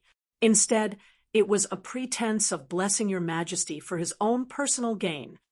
He coldly glanced at Wang Qingji and said with a double meaning, "This kind of person, this kind of matter, it's not impossible that there is no one in the imperial court. Your Majesty must not ignore it." At this point, he slowly walked back to his seat and glanced at Wang Qingji as if he had just seen him. He casually asked, "This seems to be Hongwen scholar Wang Qingji? Why have you come to the palace today?" Wang Qingji hurriedly puffed out his chest and repeated his request for Wei Wang Wuqingxi to be the crown prince. Without waiting for him to finish, Li Xiaoda burst out in laughter. Wu Zetian curiously asked, "Why is Ministerly laughing?" Li Xiaoda cupped his hands and said, "Your Majesty, your subject heard Scholar Wang's absurd words, so I laughed." Wu Zetian said, "Oh, what's wrong with Wang Qingji's words?" Li Xiaoda said, "Your Majesty, as the Son of Heaven, should pass down the foundation of 10,000 generations to your descendants. How can there be a house full of children and grandchildren, but a nephew as the heir? Your subject has never heard of a nephew becoming the Son of Heaven and being able to welcome his aunt into the imperial ancestral temple. How could a nephew be closer to an aunt than a biological mother and son?" Wang Qingji was extremely exasperated and said, "Your subject does not agree with Minister Li's words. There is an ancient saying, 'Gods do not care about those of the same race, People do not worship those of the same race. The current son of heaven's surname is Wu. How can the Li family be the heir? Li Zhaoda did not even bother to look at him, and only said to Wu Zetian, "Only the sacrifice of one's own children can be enjoyed by the ancestors. If your majesty has a son, he will be worthy to enjoy the imperial ancestral temple for thousands of years and have endless inheritance. If you have a nephew who will sacrifice blood for your majesty after thousands of years." Hearing this, Wu Zetian could not help but be silent. Only she, the female emperor, would encounter such a difficult situation. Since ancient times, no emperor has encountered such a problem, so she did not have a precedent to follow. Her surname is Wu. Only by having a son with the surname Wu can her empire be passed down. But she is a woman, so her son cannot have the surname Wu. But if she does not pass it down to her own children, how can she be worthy to enjoy the imperial ancestral temple after death? Only the sacrifice of one's own children can be enjoyed. If the empire is not passed down to one's own children, wouldn't she become a hungry ghost in 100 years? Seeing that the emperor was moved by Li Zhaoda's words, Wang Qingji knelt on the ground and cried out, "Your Majesty, your subject has been wholeheartedly thinking for your majesty. Li Zhaoda cannot forget Li Tang and has evil intentions. Your majesty cannot trust him. Your majesty is the ruler of Zhou. How can you have an heir of the Li family?" Wu Zetian was silent for a long time, then said in a deep voice, "The proposal to replace the crown prince is groundless. There is no need for you to say anything more. Leave." Wang Qingji threw caution to the wind. Li Zhaoda, the current prime minister, had already been scolded by him. If he could not convince the emperor, Wu Qingxi would certainly not be satisfied. At that time, would he still have a way out? The only thing he could do now was to walk this path to the end. Wang Qingji kowtowed until his head was dripping with blood. He begged with his death and refused to leave. Seeing this, Wu Zetian couldn't help but sigh. She picked up a brush and wrote a few words. She had someone use the jade seal and said to Wang Qingji, "I know your loyalty. This piece of paper is for you. If you want to see me in the future, you can use it to come and go without fear. Go." Hearing that Wu Zetian had relented, Wang Qingji was afraid that going too far would be as bad as not going far enough. Now that he had this piece of paper, Wu Qingxi could be considered to have an explanation. Only then did he kowtow to express his gratitude. Holding the paper, he retreated with blood on his forehead. Li Zhaoda had come for Wang Qingji today. Seeing that he had left, he also said goodbye to Wu Zetian and returned to the Hall of Governmental Affairs to work. After the two of them left, Wu Zetian's face darkened. She slammed the imperial desk with hatred and said, "Everyone, don't let me have peace." The palace maids and eunuchs serving in the hall all knelt down and said in unison, "Everyone, please calm down." Wu Zetian said angrily, "Get up, all of you. What can you help me solve my troubles?" Wu Zetian brushed her big sleeves and turned to look at Yang Fan. Her expression softened a little. She asked, "Yang Fan, are you going to get married in the next few days?"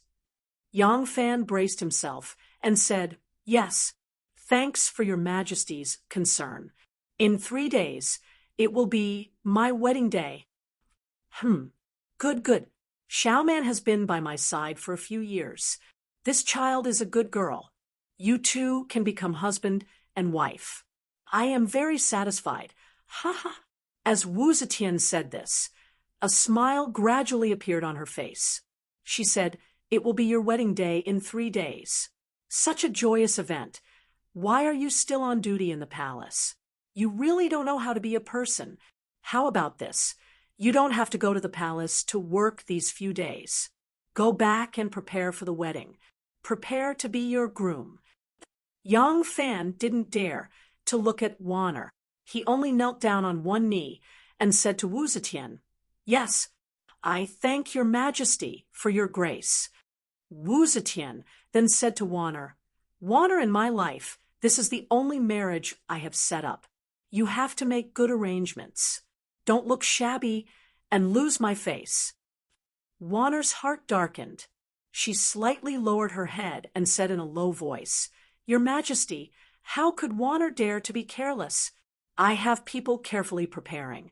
When the time comes, Wanner will personally arrange for Xiaoman to marry into Yang Langzhang's family. I will not lose the face of the royal family. Your Majesty, please don't worry. Wu Zetian smiled and said, That's good. These days, I have too many things to worry about. It's rare to encounter a joyous event. I am very happy. Ha ha ha.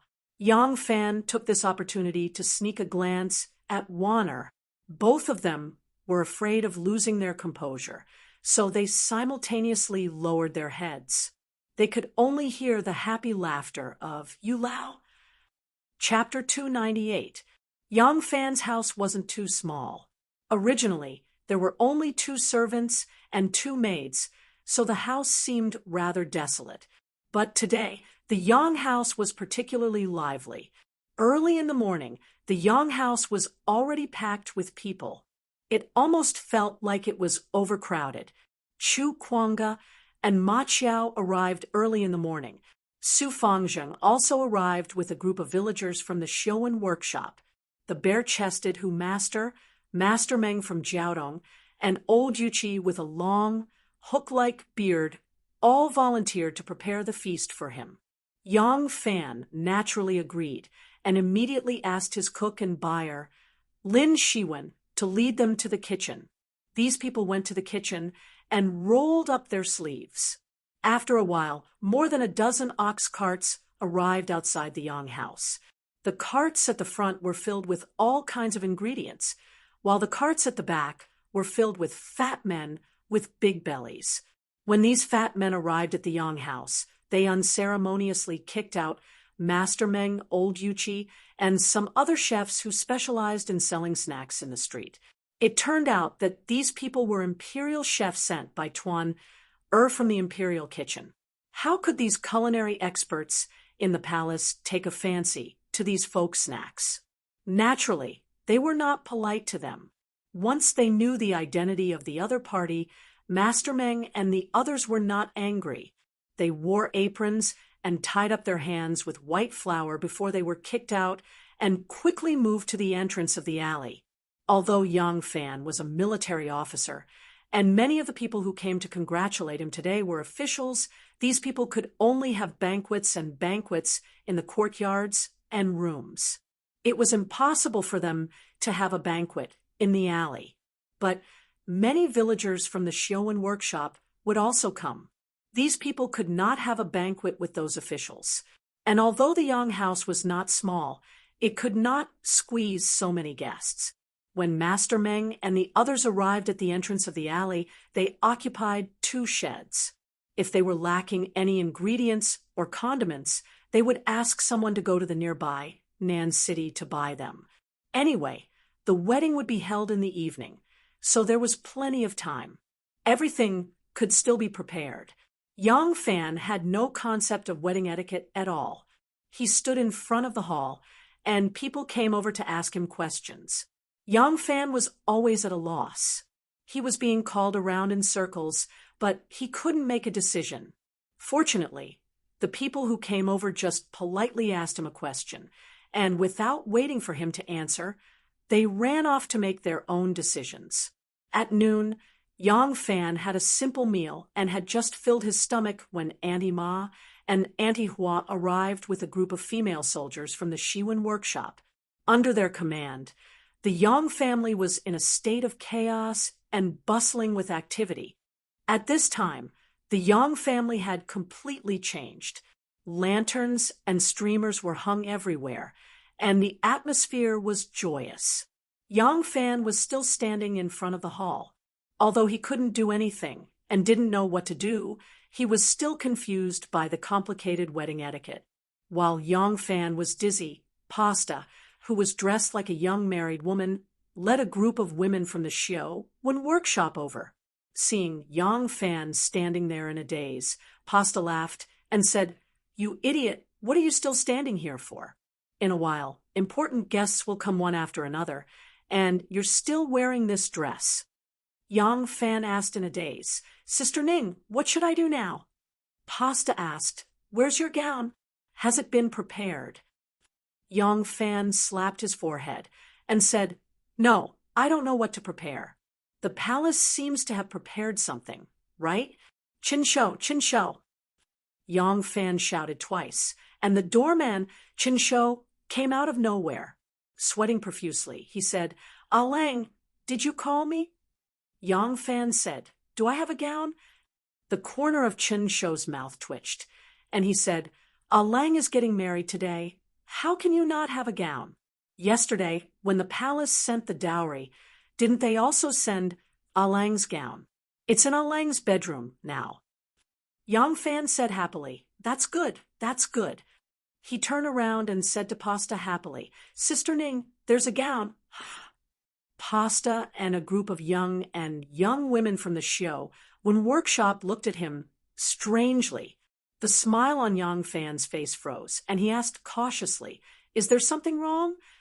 Pasta rolled his eyes and said angrily, "Since there's a gown, then hurry up and put it on." Yang Fan stammered, "Oh, now, do I have to put it on?" Pasta pulled him up and walked away, shaking his head and sighing as he walked. "Alas! I'm really worried about you. Look at your muddled face. You're actually going to be the head of the family." Yang Fan laughed dryly and said, "I've never come into contact with these things before, so how would I know what to do?" Ma Chiao, who was stepping on the ladder, was hanging red silk flowers on the beam. When he heard this, he leaned over and laughed. "Brother, you're the groom today, so you don't have to do anything now. You just need to save your strength, and when you're in the bridal room tonight, you'll go all out." Ha ha ha. On the other side, Chu Kwanga, who was pulling the silk flowers, also laughed, causing the ladder to shake. The person holding the ladder nervously said, be careful, don't fall." Pasta raised his head and glared at Ma Chiao and said angrily, "A filthy mouth can't spit ivory. What nonsense are you talking about? You're the uncle, so don't be serious." Ma Chiao winked and said, "Hey, isn't this Xiao Fan's wedding day? Today doesn't matter if it's big or small." Yang Fan was escorted to the bedroom by a group of women. The unmarried girls were waiting outside, but the married sisters-in-law did not have many scruples. They directly took off his coat and helped him change into a formal dress. After he was dressed neatly, the sisters-in-law pressed him down on the stool and smeared his face for a while. Yang Fan was at their mercy like a puppet. When he was dressed, Pasta brought in a bronze mirror. Yang Fan looked at himself in the mirror and saw that his lips were red, his teeth were white, and his eyebrows were clear. He was even more handsome than usual. His skin was originally darker, but now it looked very white. It seemed that the sisters-in-law had applied powder on his face. It was just that the powder was applied very evenly, and there was not the slightest bit of unnaturalness. His eyebrows were also trimmed, and the edges were slightly drawn, making his sword-like eyebrows look even more heroic. The several elder sisters-in-law looked at the results of their work and beamed with joy. They hurriedly pushed him out of the door. The group of girls waiting outside the door suddenly surrounded him. Among them, there was no lack of girls who used to have a crush on Yang Fan. Seeing his dignified appearance and increasingly handsome appearance, the way they looked at him became somewhat fiery. But times were different. Yang Fan was already a high-ranking official. They usually had no chance to see him, so they did not dare to be presumptuous.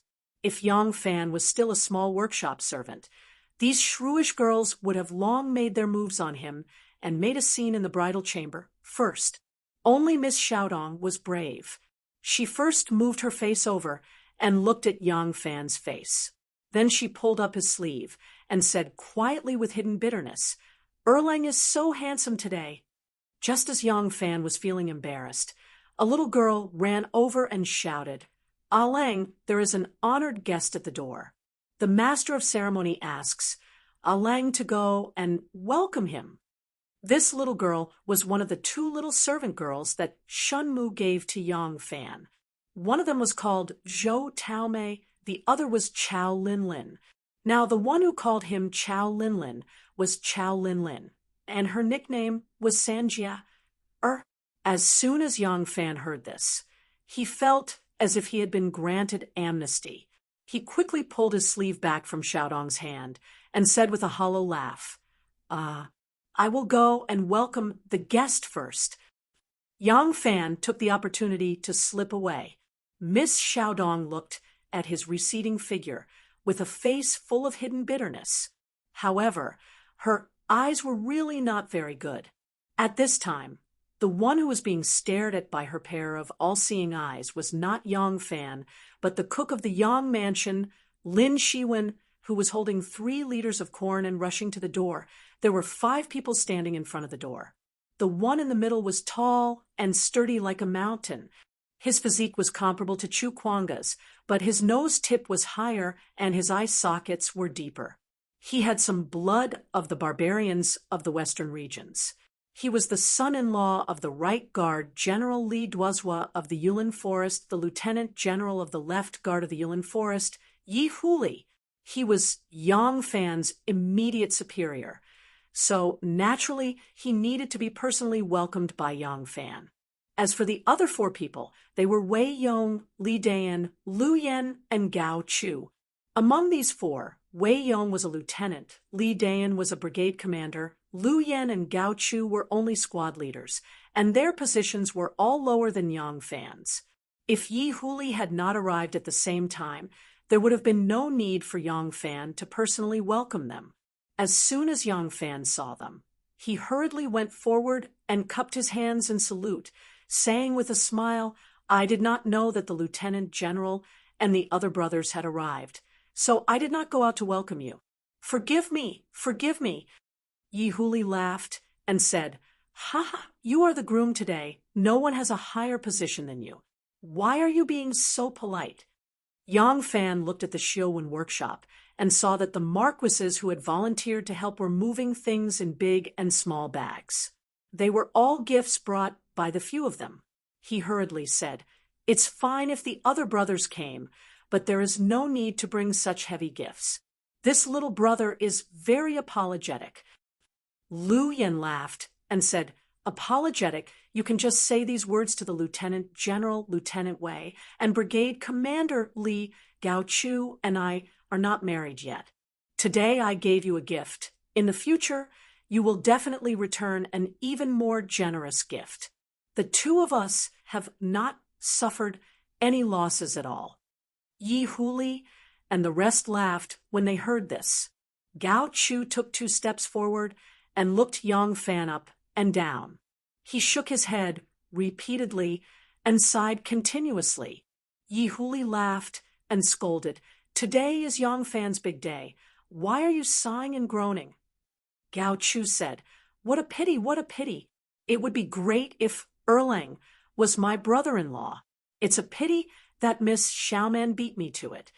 Lu Yan laughed and said, "When I first met Erlang at White Horse Temple, didn't I say that I wanted him to be your brother-in-law? You insisted that your sister has high standards and will not marry anyone other than a general. Now that Erlang has really become a general, are you regretting it? But it's not too late. If Erlang is willing, your sister can be the legitimate wife. Your sister and Xiaoman are like sisters to begin with. It's not a bad thing to serve the same husband." The 2 of them spoke half-truthfully and half-falsely and looked at Yang Fan with a smile. The so-called legitimate wife was also a concubine. Although China had since ancient times monogamy with many concubines as the norm, in reality, there were often cases of polygamy. This situation was originally adapted for the needs of political marriages. However, During the Tang dynasty, the practice of legitimate wife became rampant. It was not only limited to the nobles, but also common people.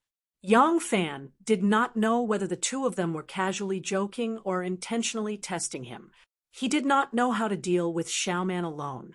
How would he dare to get involved in a love debt? He could only smile bitterly and said, "Brothers, you must be joking. You must be joking." Wei Yong saw this and laughed. He tried to smooth things over and said, "Miss Xiaoman is a marriage bestowed by the emperor, who is qualified to be her legitimate wife. You two don't make fun of Erlang. Come, let's go in and sit down." Yang Fan let out a sigh of relief and hurriedly said, Yes, please come in." Just as Yang Fan turned around, the sound of a horse's neigh suddenly came from the distance. All of them were soldiers, so when they heard the sound of the horse's hooves approaching, they knew that it was coming for the Yang mansion.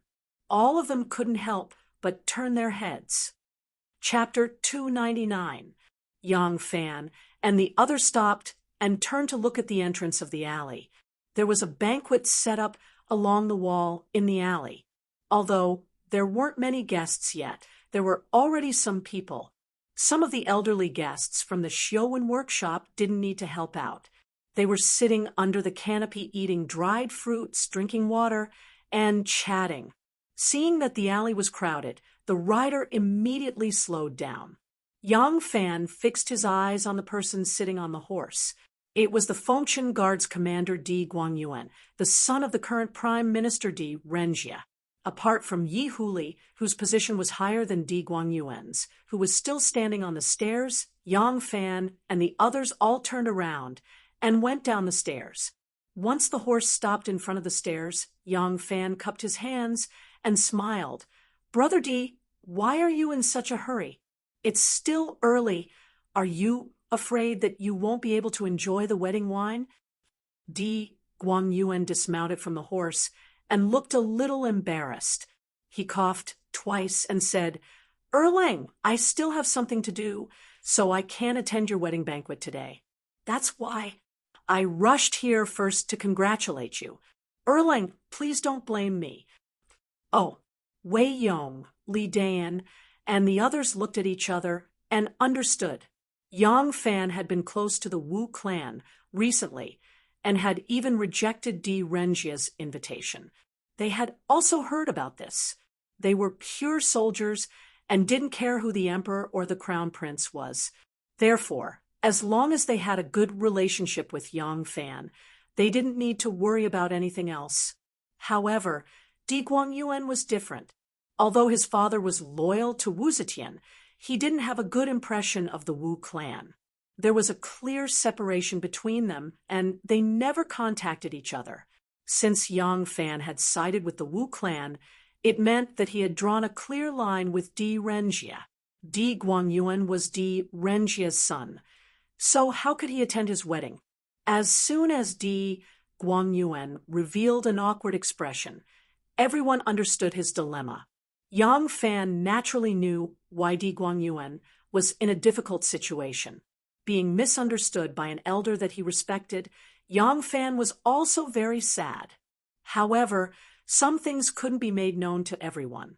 Moreover, the more Di Renjie misunderstood him, the more the Wu clan would trust him. This secret couldn't be revealed. Yang Fan forced a smile. He saw Di Guangyuan was holding the horse's reins with one hand as if he was going to leave after saying a few words and did not even want to enter the door. Thereupon he said, "Xiao Di is getting married. Brother Di is able to take time out of your busy schedule to come and congratulate me. Xiao Di is very grateful. Since Brother Di has official duties, you should naturally prioritize national affairs. There is no reason for me to blame you." Di Guangyuan blushed with shame. He reached into his pocket and took out a scroll painting. He said to Yang Fan, "My father heard that Erlang is getting married, so he specially made a painting as a congratulatory gift. Erlang, please don't think it's despicable." Di Renjie was born in an official's family. He was brimming with talent and was well-versed in both literature and martial arts. He was known as the Pearl of the Meandering River, the treasure of the Southeast by the people of his time. He was also very good at reciting poems, painting, and playing the zither. However, other than the occasional imperial banquets and the emperor's order to compose poems, he rarely wrote poems, and no one had heard of him painting. At this time, when they heard that Prime Minister D had specially made a painting for him to congratulate him on his wedding, Wei Yong and the rest were extremely envious. This was a present from the current Prime Minister D, and it was a painting personally made by Prime Minister D. No amount of money could buy this kind of sincerity. From this, it seemed that the rumors were not true. Prime Minister D did not seem to dislike Yang Fan.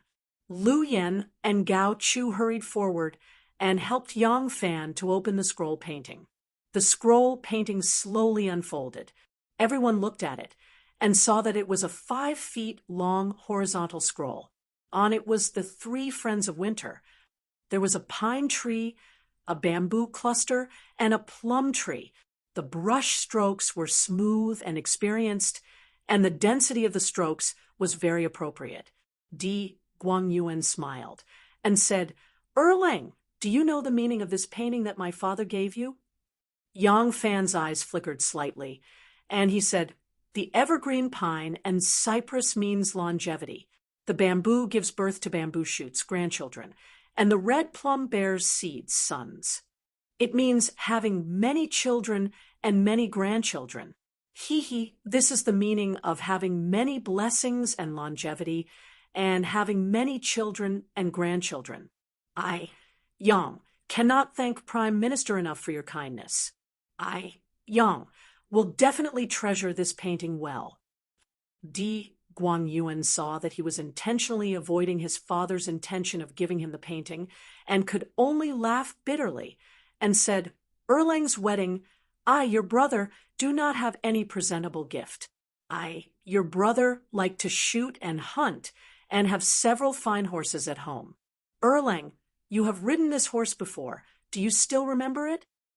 "I rode it before." Yang Fan only frowned and thought for a moment, and immediately remembered. It was not that he still remembered this horse, but because he had only ridden the D family's horse once. At that time, the D family's 3rd son, Di Guangzhou, was blinded by greed and wanted to follow Fu Yui to the palace to persuade him to enter. Yang Fan had ridden the D family's fast horse, and together with Di Guangyuan, they rushed to the Meridian Gate and tied him up. Yang Fan said in surprise, "Ah, I remember. Could it be that this horse is—" Di Guangyuan said with deep meaning, "That's right, it is this horse." At that time, thanks to Erlang riding this horse, my 3rd brother did not fall into the mud, unable to extricate himself. As the saying goes, a fine horse for a warrior, a treasured sword for a hero. Now, I, your brother, will give this fine horse to my 2nd brother as a wedding gift. I, D, still have important matters to attend to, and cannot stay for long. I will take my leave now." Di Guangyuan cupped his hands towards Yang Fan and several other military colleagues, and then turned around and walked towards the alley. Yang Fan slowly took 2 steps forward and gently stroked the horse's mane. Looking at Di Guangyuan's back, he let out a deep sigh. This brother Di has really put in a lot of effort. In the afternoon, the number of guests in the Yang mansion gradually increased. Tao Mei and Sanjier, the 2 little maids, ran inside and out.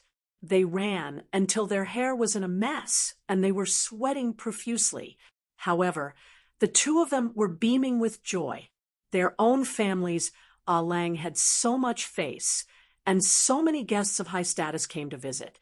So naturally, they felt honored.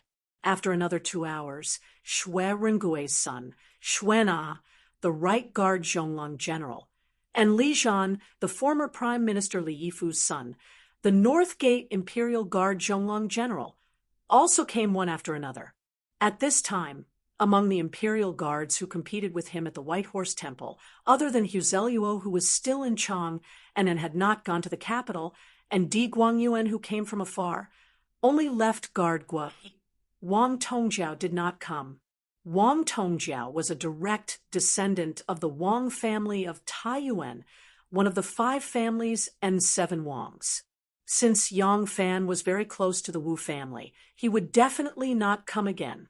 Yang Fan was already mentally prepared for this. The bride had not arrived, so the banquet had not begun. There were only preserved fruits, cheese, and drinking water on the table. Everyone sat and chatted, laughing, so it was quite lively. Seeing the sun setting in the west, Ma Qiao and Chu Kuanga led a few people with some preserved fruits and sealed red envelopes to bribe the servants who guarded the gate. The people who went to the yamen to apply for the night pass also came back. Yang Fan then apologized to the guests who had already arrived and asked Chu Kuanga to receive these guests on his behalf. Then he went with Ma Qiao and the others from the Shouwen workshop to escort the bride. Lu Yen and Gao Chu liked the liveliness, so they insisted on going together. Yi Huli, Xuena, Li Zhan, and the others were already in their 30s, so their temperaments were much calmer than the 2 of them. Seeing that the 2 of them were in high spirits, they did not stop them, and only smiled as they watched them go out the door. Xiao Man's maiden home was temporarily set up in one Er's mother's house. Xiao Man had several properties in the capital, but she didn't have a house of her own. The imperial palace couldn't be her maiden home, so she needed to find a place outside to receive the bridegroom. Shangguan Wan arranged this place in her mother's house. Her mother was Madame Zheng. After Wan was favored by Wu Zetian and promoted to an important position, Madame Zheng no longer worked as a maid in the palace. Wan bought a mansion for her in Jishan workshop, and Madame Zheng now lived in this mansion. She usually lived in seclusion and kept a low profile. Wan arranged Xiao Man's wedding place in her own house, which was also her painstaking effort. The man she loved was about to get married, but the bride was not her. Not only was it not her, but she also had to arrange the wedding for the bride. How could she endure this? Now, she arranged for Xiao Man to stay in her own house and watched her wedding carriage leave with her own eyes. She had the right to pretend that it was her own and comfort herself. At this moment, the usually quiet Zheng mansion was also abnormally lively. Gao Ying, Lan Yiqing, and a group of unmarried girls who were good friends with Xiao Man all asked for leave today and rushed to the Zheng mansion to see Xiao Man off. With so many girls gathered together, one could imagine how lively the Zheng mansion was. Xiao Man was dressing up in her temporary boudoir. The people in charge of dressing her were 2 very old palace maids. It was said that the maids in charge of dressing up the emperor, the crown prince, and the crown princess on important occasions were the disciples taught by the 2 of them. In front of these 2 highly respected old maids, what else could Xiao Man do but be at their mercy? Xiao Man had been dressing up since early in the morning. She didn't eat much for breakfast. Not long after, the 2 old women directed 7 or 8 palace maids to strip her naked and throw her into a steaming bathtub. She bathed from morning to noon. The hot water was changed more than 10 times, and all kinds of secret bath medicines used in the palace were changed more than 10 times. When she was finally allowed to climb out of the tub, her body was as clean as a freshly peeled egg. Her body was as red as a cooked prawn. Even though Xiao Man had always been strong, at this time, she was also weak when the maids helped her up. Poor Xiao Man was tortured until she didn't even have the strength to eat. At noon, she only had half a bowl of porridge before another round of torture began. She sat on the brocade stool and did not leave for the entire afternoon.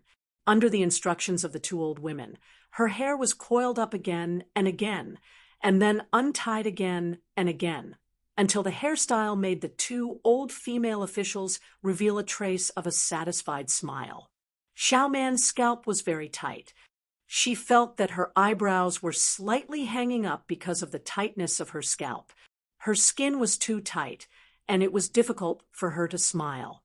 Then, her delicate little face suffered again. Xiao Man was born beautiful, and she usually dressed as a man, so she rarely wore makeup. At this time, there was a dazzling lineup of all kinds of cosmetics on the dressing table. Many of them were things she had never seen before and didn't know what they were used for. When the two very picky old maids finally nodded and let go of the torture on her face, the four palace maids changed her hairpins and ceremonial clothes under the command of the old maids.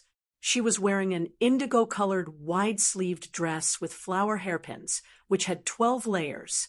If it weren't for the help of the four palace maids, Xiao Man really wouldn't be able to wear it alone.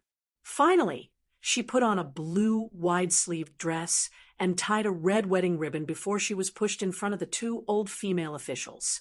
The two maids sat side by side on the couch and shook their heads in dissatisfaction. They said, "No, it's not neat enough. Take it off and dress again." Hearing this, Xiao Man almost burst into tears. She had never hoped as much as now that Yang Fan would come quickly, ride his white horse, and save her from the fire. Chapter 300. After a day of torment, the two female officials were also exhausted. Seeing that the bride's attire finally met their requirements, the two meticulous female officials were relieved and were helped to the back room to rest. Xiao Man, who had been bored in the room for a day, felt as if she had been pardoned. She quickly begged the palace maids next to her, "Let me go to the courtyard to get some fresh air. I'm suffocating." These palace maids all knew her. Hearing her pitiful words, they couldn't help but say, "County Captain, you just got dressed properly. If you messed up your attire and the two mothers-in-law saw you, they would inevitably blame us. Anyway, looking at the time, the groom will be here soon. Why don't you wait a little longer, County Captain?" Xiao Man said with a bitter face, "I still have to wait? I really can't breathe. I'll just stand in the corridor and not walk around. How about that?" The palace maids discussed for a moment and reluctantly nodded. Xiao Man immediately stood up happily. The palace maids were so flustered that they hurriedly reminded her, "County Captain, walk slowly, don't mess up your attire."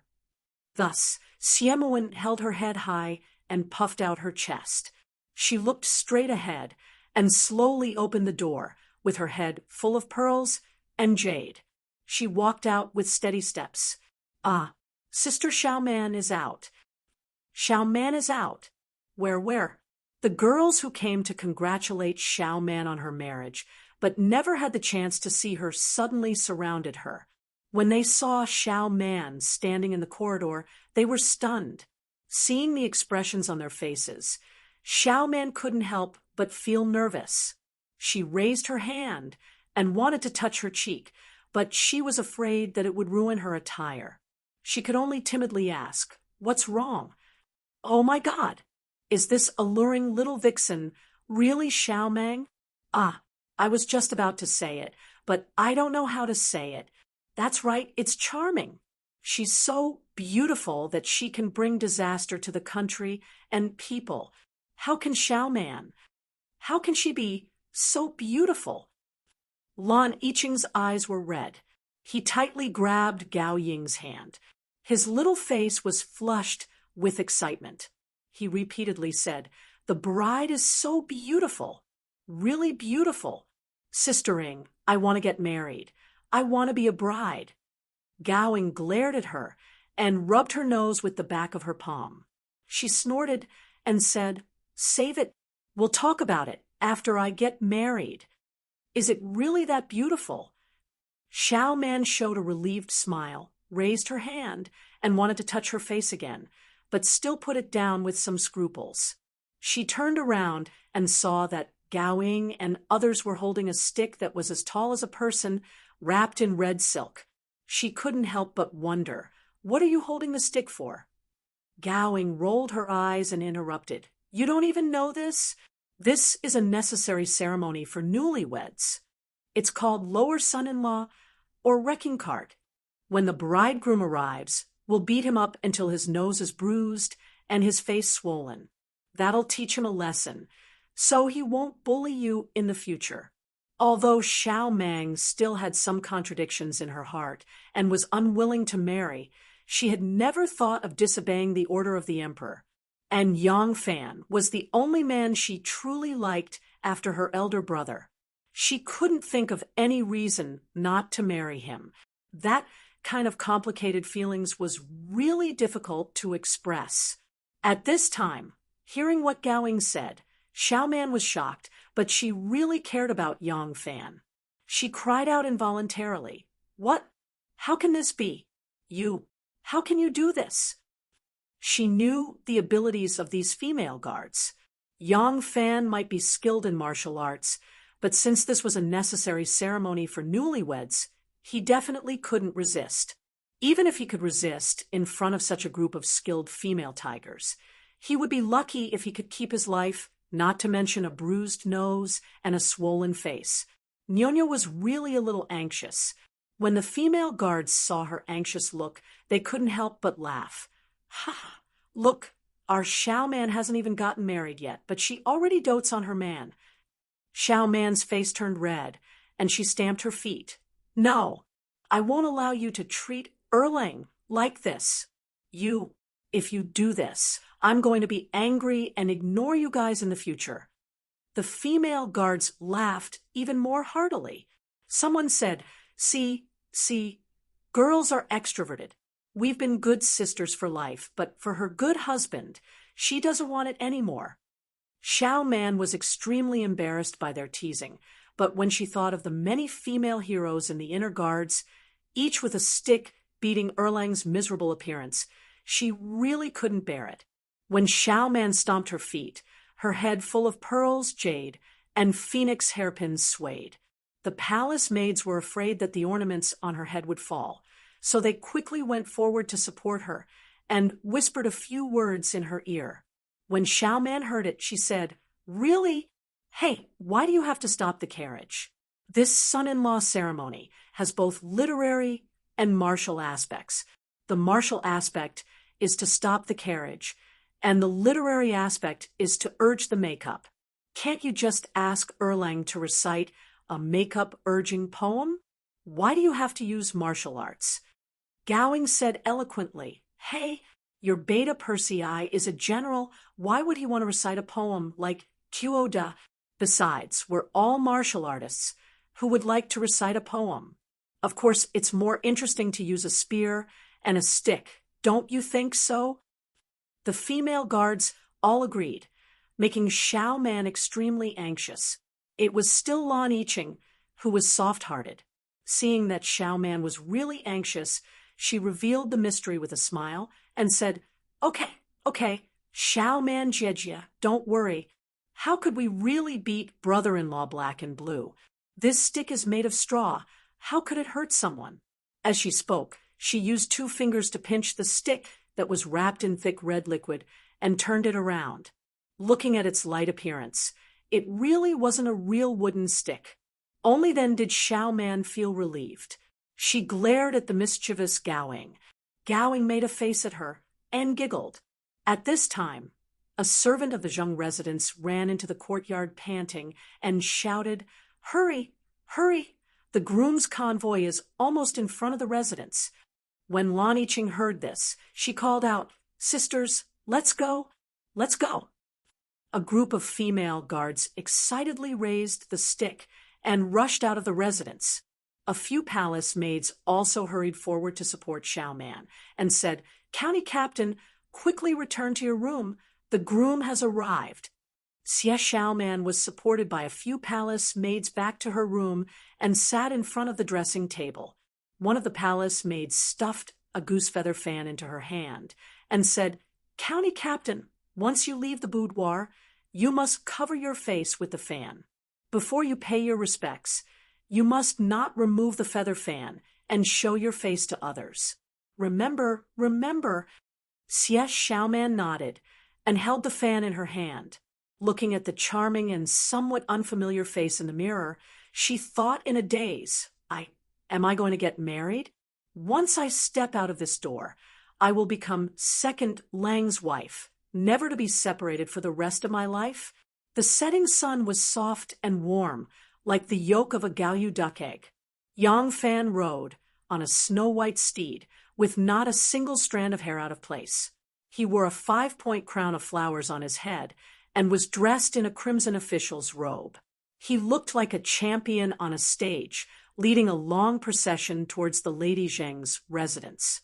Behind him, Ma Qiao led a few strong and sturdy servants, each carrying 3 liters of corn, a bundle of sleeping mats, 3 caddies of reeds, and 3 wolf fang arrows. These were all gifts for the bride's family.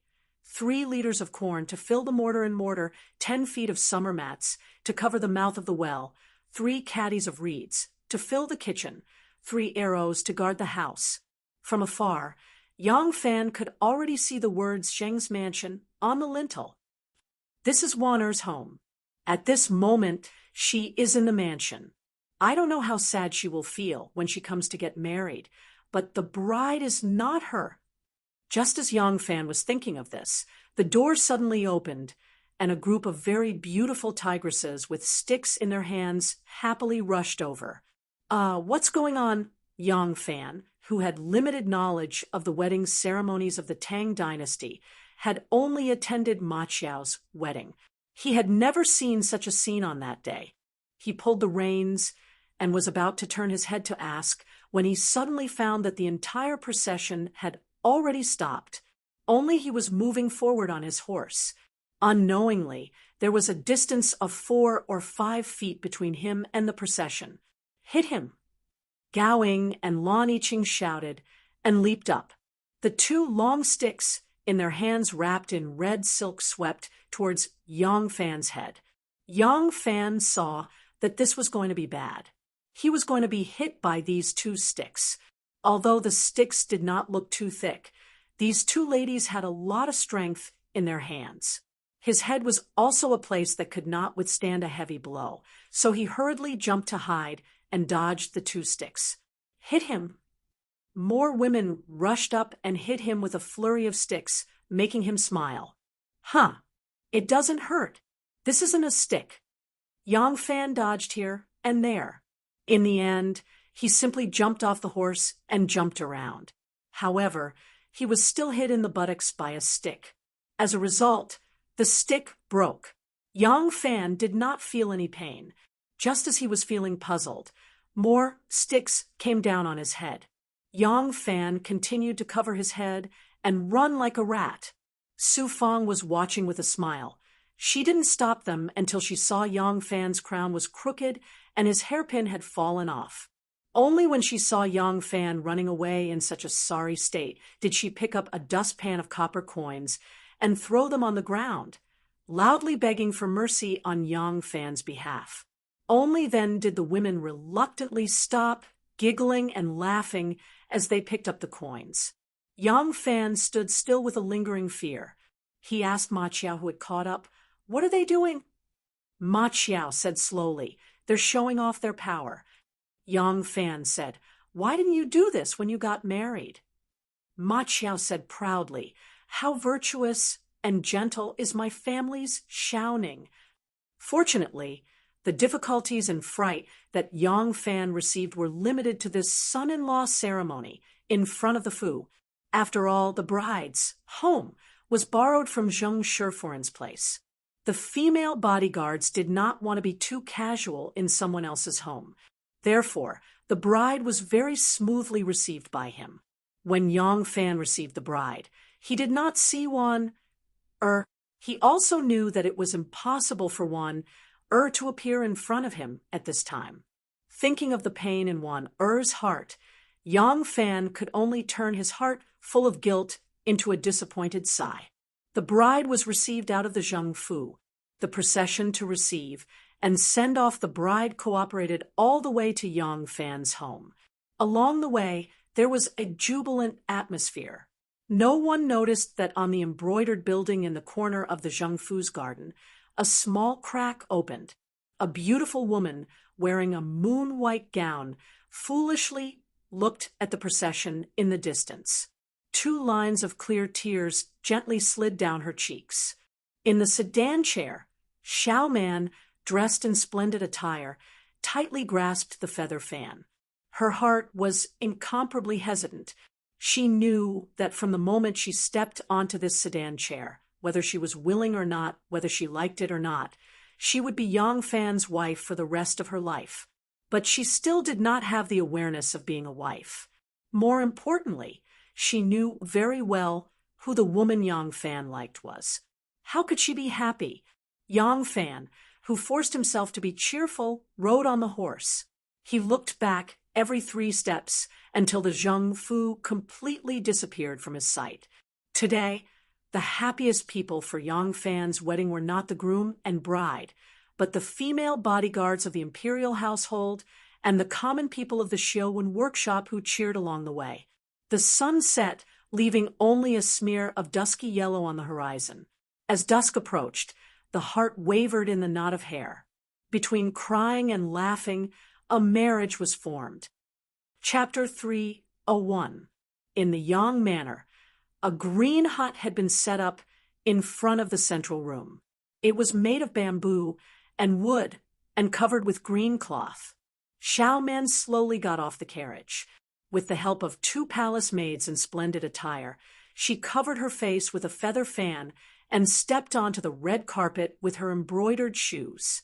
Stepping on the brazier, straddling the saddle, and straddling the sacks of rice, the pair of Golden Boy and Jade Girl gently scattered the grains on the 2 of them.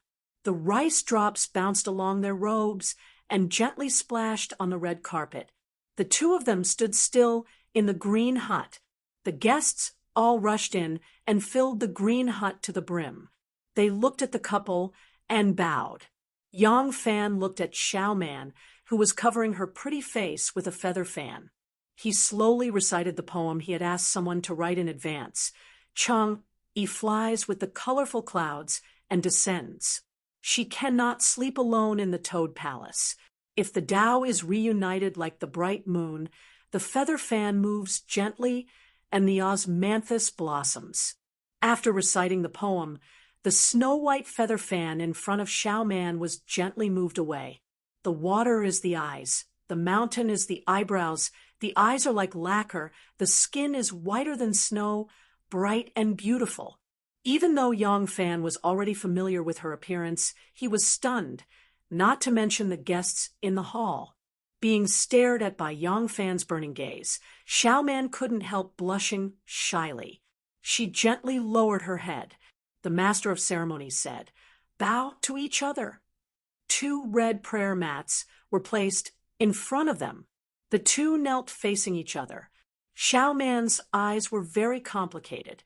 There seemed to be some confusion and some contradiction. But when she met Yang Fan's eyes, she subconsciously lowered her eyes. First bow. Under the command of the master of ceremony, under the signal of the 2 palace maids, Xiao Man folded her hands on the blanket in front of her and bent her waist deeply. Her fair and clear forehead gently touched her fingertips. When she slowly and elegantly straightened her waist, she saw that Yang Fan had already bowed down. She saw the 5-beam crown that had been bowed down and the fresh flowers that had been pinned on the 5-beam crown. For some reason, her heart suddenly palpitated. An indescribable feeling suddenly rose in her heart. Second bow. Yang Fan straightened his back to accept the bow, and Xiao Man bowed deeply once more. Unknowingly, Yang Fan had thrown away all the distracting thoughts in his heart, and he solemnly sensed everything before his eyes. The 3rd bow, the 4th bow, the ceremony was complete. A pair of scissors tied with red silk was sent to the groom, Yang Fan. Yang Fan cut a strand of hair and placed the cut hair and the scissors on the red silk tray. The tray was then sent to Xiao Man. With another crisp cut, a lock of Xiao Man's black hair fell. Xiao Man stared at the strand of hair on the plate, as if a very important part of her life had also been cut off. People often say that for a woman, marriage is equivalent to a new life. Then, this hair ceremony was probably the feeling of cutting the umbilical cord of a newborn. Xiao Man's heart suddenly felt empty. She watched as the palace maids skillfully tied her and Yang Fan's hair together with a red thread and put it into a brocade pouch embroidered with the words "blissful union for 100 years." Suddenly, a very familiar and strange feeling welled up in her heart. That feeling was like after her mother's death, when her elder brother used his hand, which had been ground into a bloody mess by the sand, to gently hold her small hand. It was as if the blood of the two of them had suddenly been connected. The sacred ceremony passed down by the ancients suddenly gave her an indescribable feeling. She wanted to cry. Hold the hand of the sun. The master of ceremonies' voice was still loud and high-spirited. Yang Fan's hand held her small hand that was hanging by her side. Xiao Man's delicate body suddenly trembled. She was just thinking about how her elder brother would hold her hand and take her to wander the world. The moment Yang Fan's hand held hers, she suddenly looked at Yang Fan. In a trance, she felt as if the figure of her elder brother and Yang Fan were overlapping. The elder brother in her childhood memories, as she grew older, also grew in her imagination. That image was always vague and abstract. She had never been able to clearly see the image of her elder brother in her dreams. His face always seemed to be hidden in a layer of fog. But now, that image suddenly became incomparably clear. He was standing by her side. In the darkness, it seemed that her elder brother's mature and childish voice came. "Nyo-nyo, you've grown up. In the future, the one holding your hand and taking care of you for the rest of your life will no longer be me, but your husband. Nyo-nyo, elder brother is leaving." The image of Yang Fan in her heart became more and more clear, as if it wanted to expel the image of her elder brother from her mind. Xiao Man inexplicably became afraid. She was afraid of this feeling. She wanted to pull her hand out of Yang Fan's hand. Yang Fan felt her action and couldn't help but frown slightly. He increased the strength of his hand. The little stubbornness of the two, in the eyes of the guests, seemed to be the bride's shyness. So, laughter immediately filled the green hut.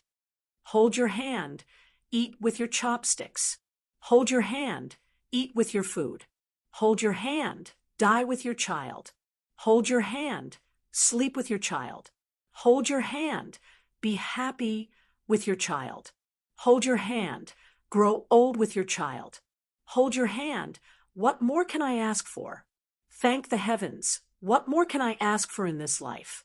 Under the guidance of the MC, the two of them recited the poem that they had long memorized when preparing for the wedding.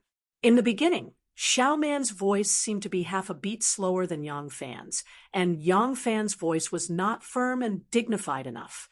But as they recited, their voices actually had a strange resonance. Xiao Man's voice was still half a beat slower than his, but it sounded harmonious and beautiful, like a husband singing and a wife following. The two of them were unknowingly affected by this solemn and sacred ceremony and became solemn and dignified. From now on, he is my husband. From now on, she is my wife. The two of them looked at each other at the same time. This time, neither of them avoided the other's gaze. Their gazes were fixed, and there was a kind of infatuation. In the midst of the eulogy of "Hold Your Hand," no one noticed Xiaodong's back as he quickly walked out of the green hut and the 2 drops of tears that fell sadly. Gao Ying's lips carried a bitter and joyful smile. She gently wiped the corners of her eyes and took the lead in cheering. In the green hut, there was a thunderous applause. "Bride, this way, please." The MC guided Yang Fan and Xie Xiaoman out of the green hut, accompanied by many guests. They came to the left side of the courtyard. Yang Fan was surprised to find that the MC had led them to the pigsty in the left side of the courtyard. Of course, Yang Fan could not raise a pig, but there was clearly a pig in the pigsty, and it was a white and clean sow, The white and clean sow's head was tied with a red silk scarf, and it was humming comfortably in the sun. The MC said with a smile, "Bride, bow, and pray in silence." Ah, Xiao Man was taken aback and looked around timidly. Finally, she decided to ask Yang Fan. Xiao Man quietly asked, "Why do we have to pray to a pig?" Yang Fan thought for a moment and shook his head. When the MC heard the bride's question, he laughed and said, "Sow has a lot of offspring and can give birth to 8 or 10 in one litter. Pray to the sow for good luck and have more children in the future." Xiao Man almost fainted when she heard this. The MC said with a smile, "This is an ancient ceremony. Bride, quickly bow." Xiao Man had no choice but to respectfully bow to the sow 3 times. That sow accepted Commandant Xie's 3 kowtows. She didn't pay any attention to her, only wagging her little tail and grunting a few more times. As Yang Fan stood there, he suddenly thought of the scene of Princess Taiping throwing her husband into the pigsty on their wedding night. He couldn't help but burst out laughing. Xie Xiaoman was forced to bow 3 times to a sow, and her heart was already full of shame and indignation. Suddenly hearing Yang Fan laugh, she thought he was making fun of her. She couldn't help but glare at him and blurt out, "You want me to have as many children as a pig? Don't even think about it." Yang Fan's smile froze. Many of the guests who were watching the ceremony burst out laughing when they heard the bride's tough words.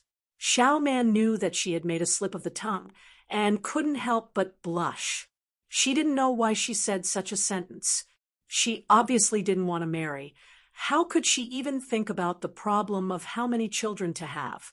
The awareness of being a wife had been instilled little by little into Nyonyo's heart through these ceremonies. The banquet began. Accompanied by her good friends, Xie Xiaoman went to the bridal chamber to change into a light dress. She wore a narrow-sleeved short shirt and a long skirt. She could walk freely during the banquet and didn't have to worry about tripping or rubbing herself with grease. And this kind of dress also served to accentuate her slender figure, making her look even more beautiful and pleasant. General Wu of the Yulin Guard arrives. General Qiu of the Jin Wu Guards arrives. The master of ceremonies stood at the door and shouted. More than half of the guests in the hall stood up. Today, the guests were mostly military generals. These military generals' ranks were lower than the 2 generals, and many of them were their direct subordinates. How could they not stand up to greet them? Yang Fan and Xie Xiaoman came to the door to greet them. Huang Xuchang, Zhang Shitong, Wei Yong, Li Dayan, and the others also followed behind them. They saw Wu Yuyi and Qiu Shinji walking side by side, and behind them were 2 old soldiers carrying congratulatory gifts.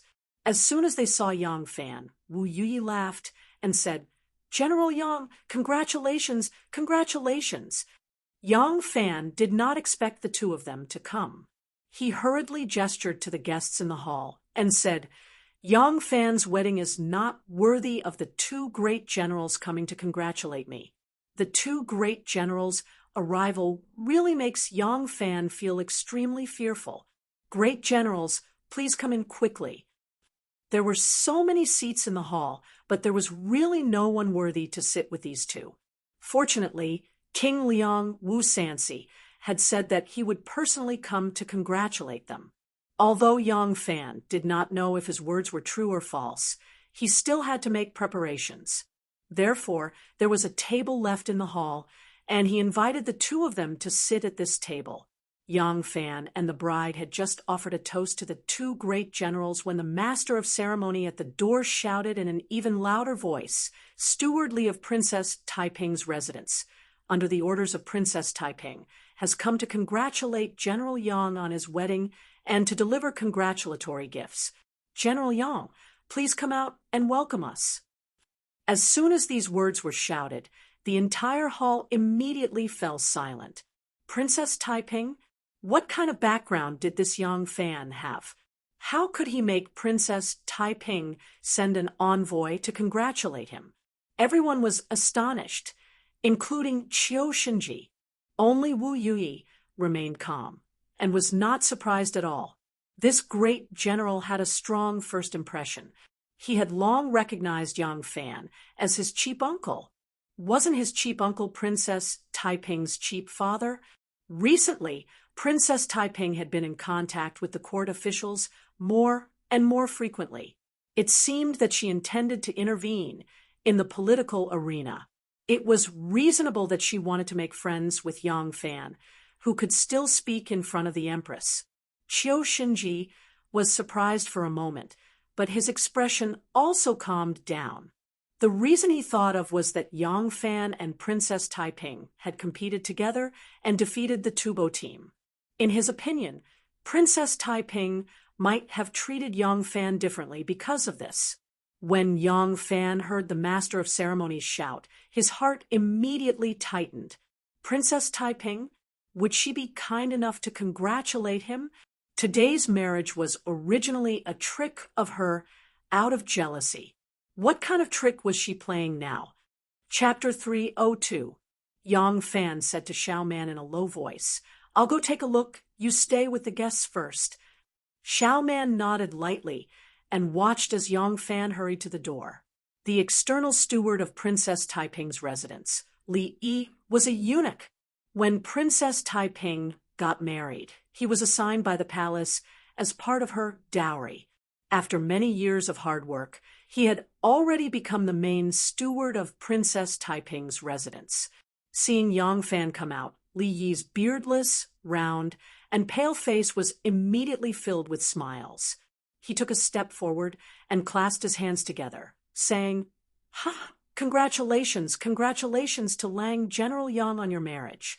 My master specially sent me to congratulate you and also to present my master's congratulatory gift. I hope Lang General Yang will kindly accept it." As Li Yi spoke, he turned his body sideways and waved his hand. Behind him, two servants wearing green robes and hats carried a long box forward. Looking at their movements, that long box was very heavy. Many guests heard the news and rushed out to see the excitement. Many people began to discuss, "Such a long box, what kind of gift could it be? It looks very heavy. Look at it, it looks like a sword." "Nonsense, what kind of sword is so long? And look at them. It looks very heavy. Is a sword that heavy? Maybe it's a horse-slaying sword. A treasured sword is given to a hero. Lang General Yang is a military general. Giving a treasured sword is not wrong. But have you ever heard of giving a horse-slaying sword?" Yang Fan looked at the long box in front of him and looked at Li Yi with some caution. Steward Li smiled slightly, saying, "This is a gift specially prepared by my master for Lang General's wedding.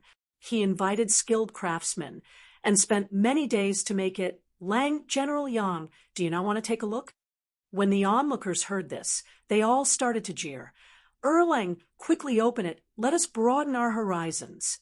Yang Fan made up his mind, stretched out his hand, and pulled off the red ribbon tied to the box, gently opened the lid, and at a glance saw the contents of the box. He was immediately stunned. The box was covered with red velvet, and there were only two things inside, a baseball stick and a bow ball. The ball-shaped staff was golden in color, and its surface was engraved with various patterns. At a glance, there were carps and flowing water, lotus seeds, and lotus flowers, pine and cypress cranes, all auspicious objects. Yang Fan gently stretched out his hand, wanting to take the staff out.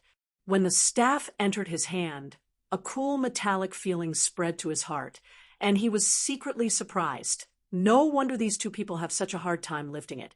It really is not a wooden staff. Yang Fan took a deep breath and exerted strength with one arm, grabbing the beaded staff tightly and fiercely pulling it away from the long box.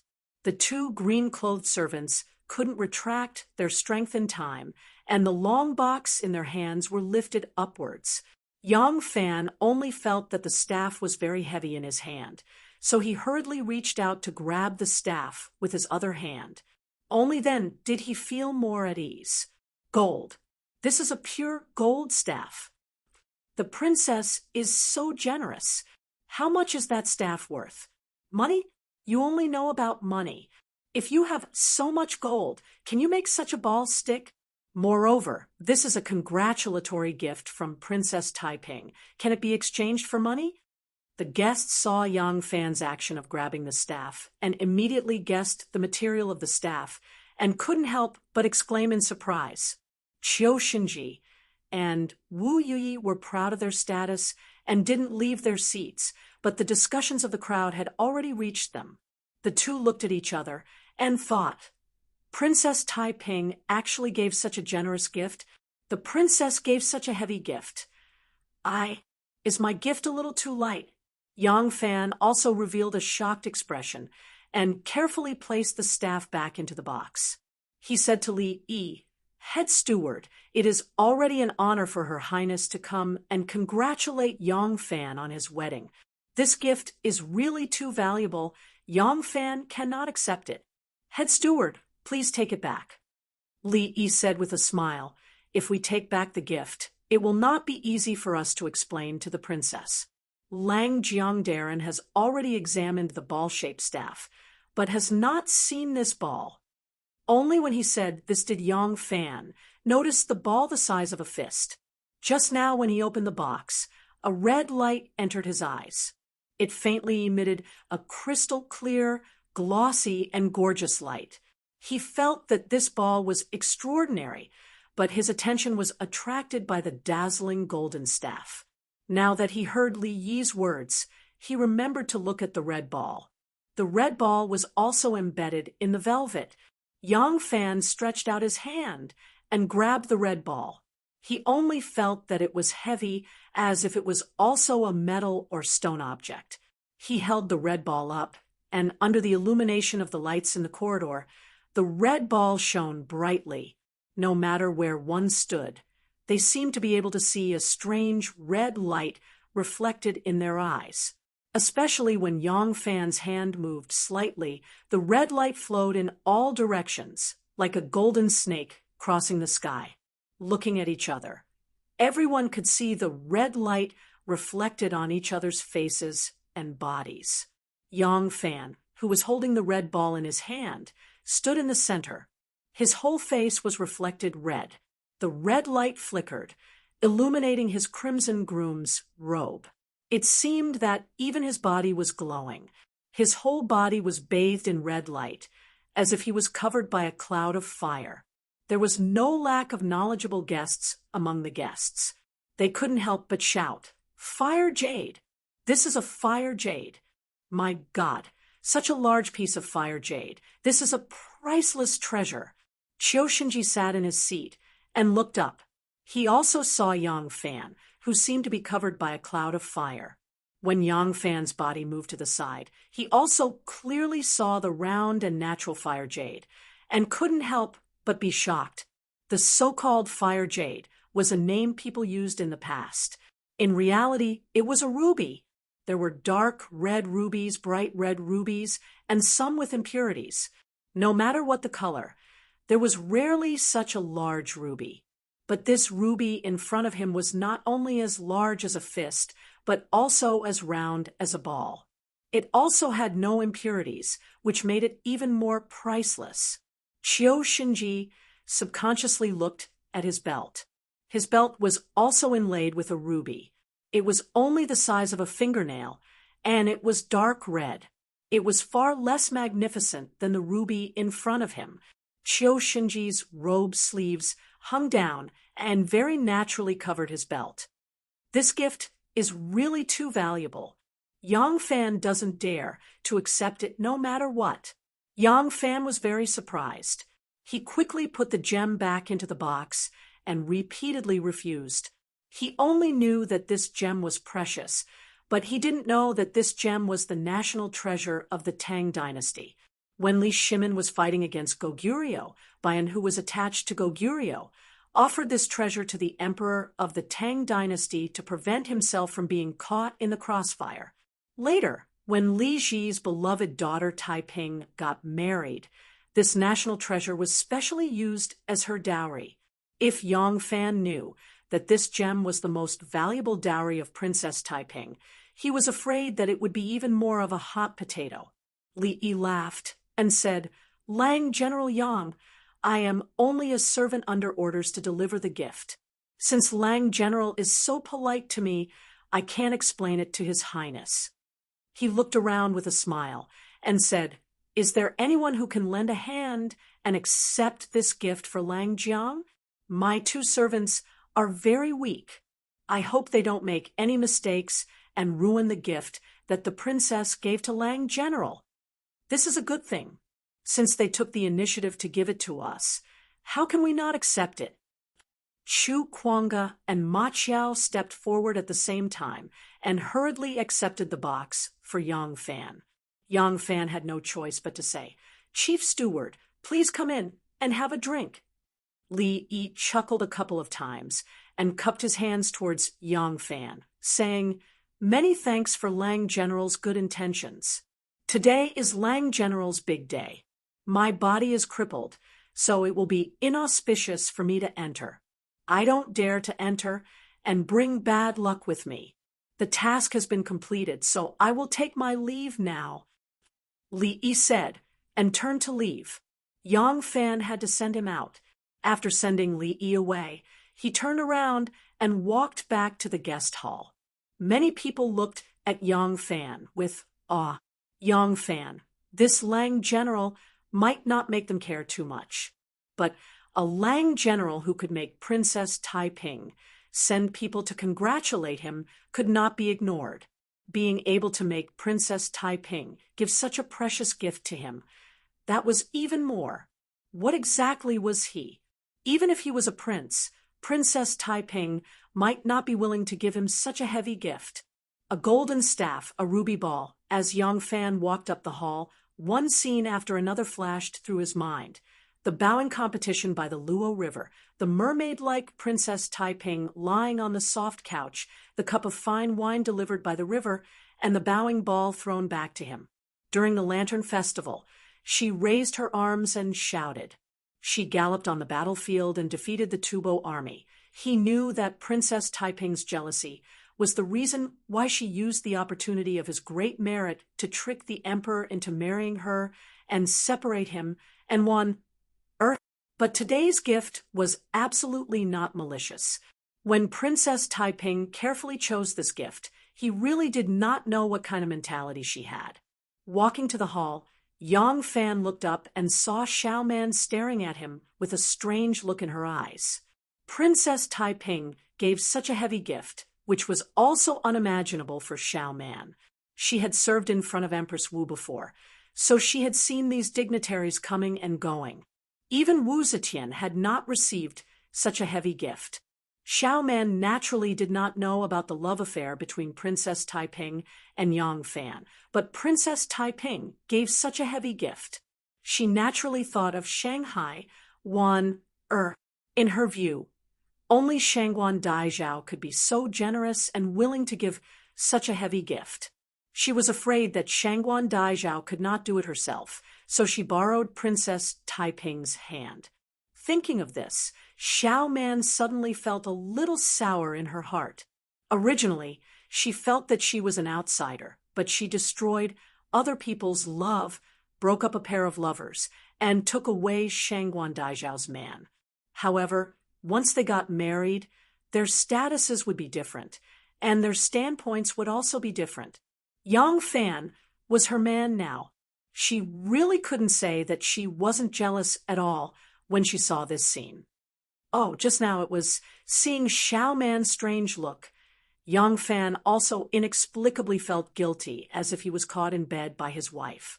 Just when he wanted to explain, he heard the master of ceremonies like a crowing rooster, with a high-pitched and joyful tone. Protector of the state, Master Huai Yi, the abbot of White Horse Temple, has arrived. Hearing this, even Wu Yuyi and Qiu Xinji suddenly stood up. Yang Fan hurriedly said to Xiao Man, cough. My wife, my teacher has arrived. Let's go and welcome him together. The hall full of guests followed Yang Fan and Xiao Man out of the door. Outside the door, they saw a shriveled old monk standing at the door, flicking his bald head with his fingers, with a bitter smile on his face. Not far away, there was a rapid sound of hoofs. Everyone looked out and saw a group of bald monks riding on tall horses, hurriedly leaving. Yang Fan asked curiously, "Senior Brother Ijua, why did Master come and go?"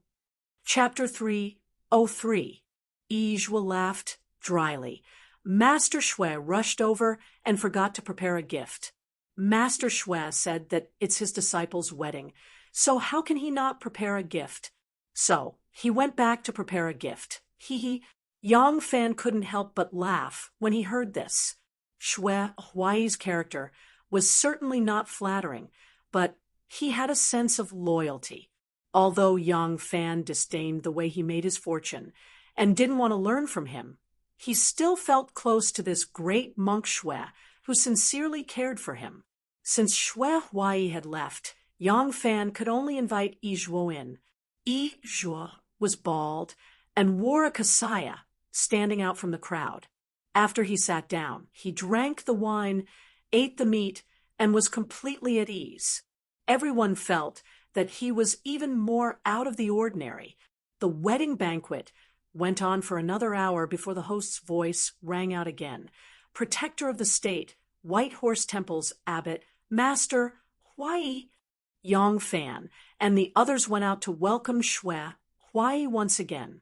They saw Shui Huai dressed in a red kasaya, his bald head gleaming under the light. He was accompanied by Hong Yi, Hong Lu, and the others on his left and right. Behind them stood 4 burly monks who used wooden crosses and ropes to carry a golden fruit tree. The fruit tree seemed to have small red lanterns shining on it. As soon as Shui Huai saw Yang Fan, he laughed and said, "Good disciple, I was drunk and forgot that today is your big day. Luckily, your 6th senior brother reminded me. Haha, looking at you now, you really do look like a bridegroom. Congratulations, congratulations." Yang Fan quickly went forward to greet. Disciple Yang Fan greets Master. Wu Yuyi and Qiu Xinji also came forward. Greetings, Master Shui. Shui Huai waved his hand. No need to greet me, no need to greet me. The world is big, but the groom is the biggest today. I'm also a guest, no need to be so polite. Come, let's go in and drink. I came a bit late. Did you guys finish all the good wine? Yang Fan smiled. Since Master is here, we must drink until we're drunk. Don't worry, Master, I'll have enough. All right, as long as there is good wine, I can be at ease. Shui Huai caressed his belly and casually said, 17, today is your big day. As a monk, I don't have a gift for you. I'll just give you 100 children tree. Hee, 100 children and 1,000 grandchildren. It's a blessing. When Xiao Man heard this, her little face couldn't help but frown again. She thought to herself, really? Why are all men like this? Don't tell me that women get married just to give birth to a nest of children. For you men, Hong Wen said, 17, the fruit tree that Master gave you is not an ordinary one. The trunk of the tree is made of gold, the leaves are made of green jade, and the fruit is made of fire jade. There are 100 fire jades in total, and each one is worth 1,000 gold. This fruit tree is priceless. Hong Lu immediately followed up. The branches of this treasured tree cost a total of 143 caddies of gold. However, this isn't much. Gold is valuable, but jade is invaluable. The leaves on the tree are all carved from the best quality jade, and each piece is... Before he could finish, Shui Huai glared at them and scolded with a smile, "It's just a gift that Master casually took from the treasury. What are you showing off for? Go away." Even though he said this, his face showed a smug expression. Shui Huai had rushed over to attend the wedding banquet today. Originally, he had prepared a congratulatory gift. Although it was expensive, it was nothing more than some gold cakes and jade pendants. But when he arrived at the Yang mansion, he happened to hear the guests who were eating outside making a fuss about the gift that Princess Taiping had just sent over. Xue Huaiyi's face fell when he heard it. He had always liked to be in the limelight. Other than Wu Zetian, he didn't dare to compete with anyone else. He would only be satisfied if he was number one in front of anyone else. How could he let Princess Taiping beat him? He immediately left without saying a word, vowing to find a gift that could beat Princess Taiping. Don't be fooled by what he said about casually taking a congratulatory gift. In fact, this gorgeous and luxurious golden fruit tree was also one of a kind among his treasures. In order for someone to give him this treasure, he had to promise them something. Now he had to reluctantly part with this treasure and was about to borrow the mouths of his two trusted disciples to let the ignorant guests know about it. Seeing the envious expressions of the guests, Xue Huai was extremely proud. Yang Fan knew him well, and after hearing this, he knew why he had come and left. Facing such a heavy gift, Yang Fan couldn't help but decline. Then, he personally poured a cup of wine and asked the bride to present it to his master. Xue Huai took the wedding wine and drank it in one gulp. He laughed and said, "Go ahead, go ahead. I will drink with the two great generals." At this time, the master of ceremonies shouted again at the door. The arrival of King Liang. When Yang Fan heard this, he had to go out with Xiao Man to welcome him. Qiu Xinji and Wu Yi excused themselves to Xue Huai and went out together. Only Xue Huai sat still. His disciples saw that their master did not move, so they also sat there and ignored him. Wu Sanxi was a prince, so in terms of status, he was the most respected. Even the host and the guests went out to welcome him, like a myriad of stars surrounding the moon. Wu Sanxi gave a pair of jade mandarin ducks as a gift. Compared to the gift sent by King Wei, Wu Qingxi, it was naturally more valuable. However, compared to the treasures sent by Princess Taiping and Xue Huai, it did not cause a stir. Wu Sanxi looked arrogant and swaggered into the hall. When he entered the hall, he saw that there were still guests sitting there and not moving. He showed a look of displeasure. Xue Huai grabbed the wine jar with one hand and pointed at him while laughing. "Sanxi, you are so late. You should drink 3 cups as punishment." Wu Sanxi took a closer look, and his puffed-out chest deflated with a poochie sound. He hurriedly tiptoed over and greeted with a face full of smiles. "Aya, Master Xue, so you're here too?" Xue Huai burped and said, "Nonsense! The one getting married today is my disciple. If I am not here, where should I go?" Wu Sanxi said, Yes. Sanxi was muddle-headed. "How could I have forgotten about this? You should drink as punishment. You should drink as punishment." He quickly placed 3 cups and filled them with wine. He then sat beside Xue Huai with a smile and poured a cup for him, saying, "Master Xue, please." Qiu Xinji saw that Wu Sanxi was trying his best to curry favor with Xue Huai and couldn't help but sneer. "Master Xue has already agreed to speak for King Wei. The 100 seeds tree that he gave to Yang Fan was the treasure that King Wei gave him to guard his house. King Wei is about to become the crown prince of the great Zhou dynasty, yet you are in such a hurry to hug him. Are you still in time?" Yang Fan couldn't help but smile when he saw that King Liang had a mission as well. He turned to Xiao Man and said, Let's go pay our respects to the villagers in the workshop. It's getting late, so they'll be leaving soon." "Okay." Xiao Man agreed meekly and followed Yang Fan out. Yang Fan took 2 steps and suddenly felt that Xiao Man's expression was very unusual. He couldn't help but feel a strange feeling. The wedding banquet finally ended. At first, Ma Qiao, Gao Ying, and Lan Yiqing wanted to make a scene in the bridal chamber. However, there were too many guests, and Yang Fan and Xiao Man were busy It was almost midnight by the time they sent the guests away. If they made a scene in the bridal chamber, Yang Fan's wedding night would probably be ruined. Ma Qiao's mother and Mian were exhorting Ma Qiao not to spoil other people's wedding night. Thinking that it was reasonable, they had no choice but to let go of this opportunity. They also bid farewell to Yang Fan one by one, and then dispersed. After all the guests had left, Yang Fan and Buqi felt like they had just fought a battle. Suddenly, they felt their backs ache. Third sister and Tao Mei walked over unsteadily.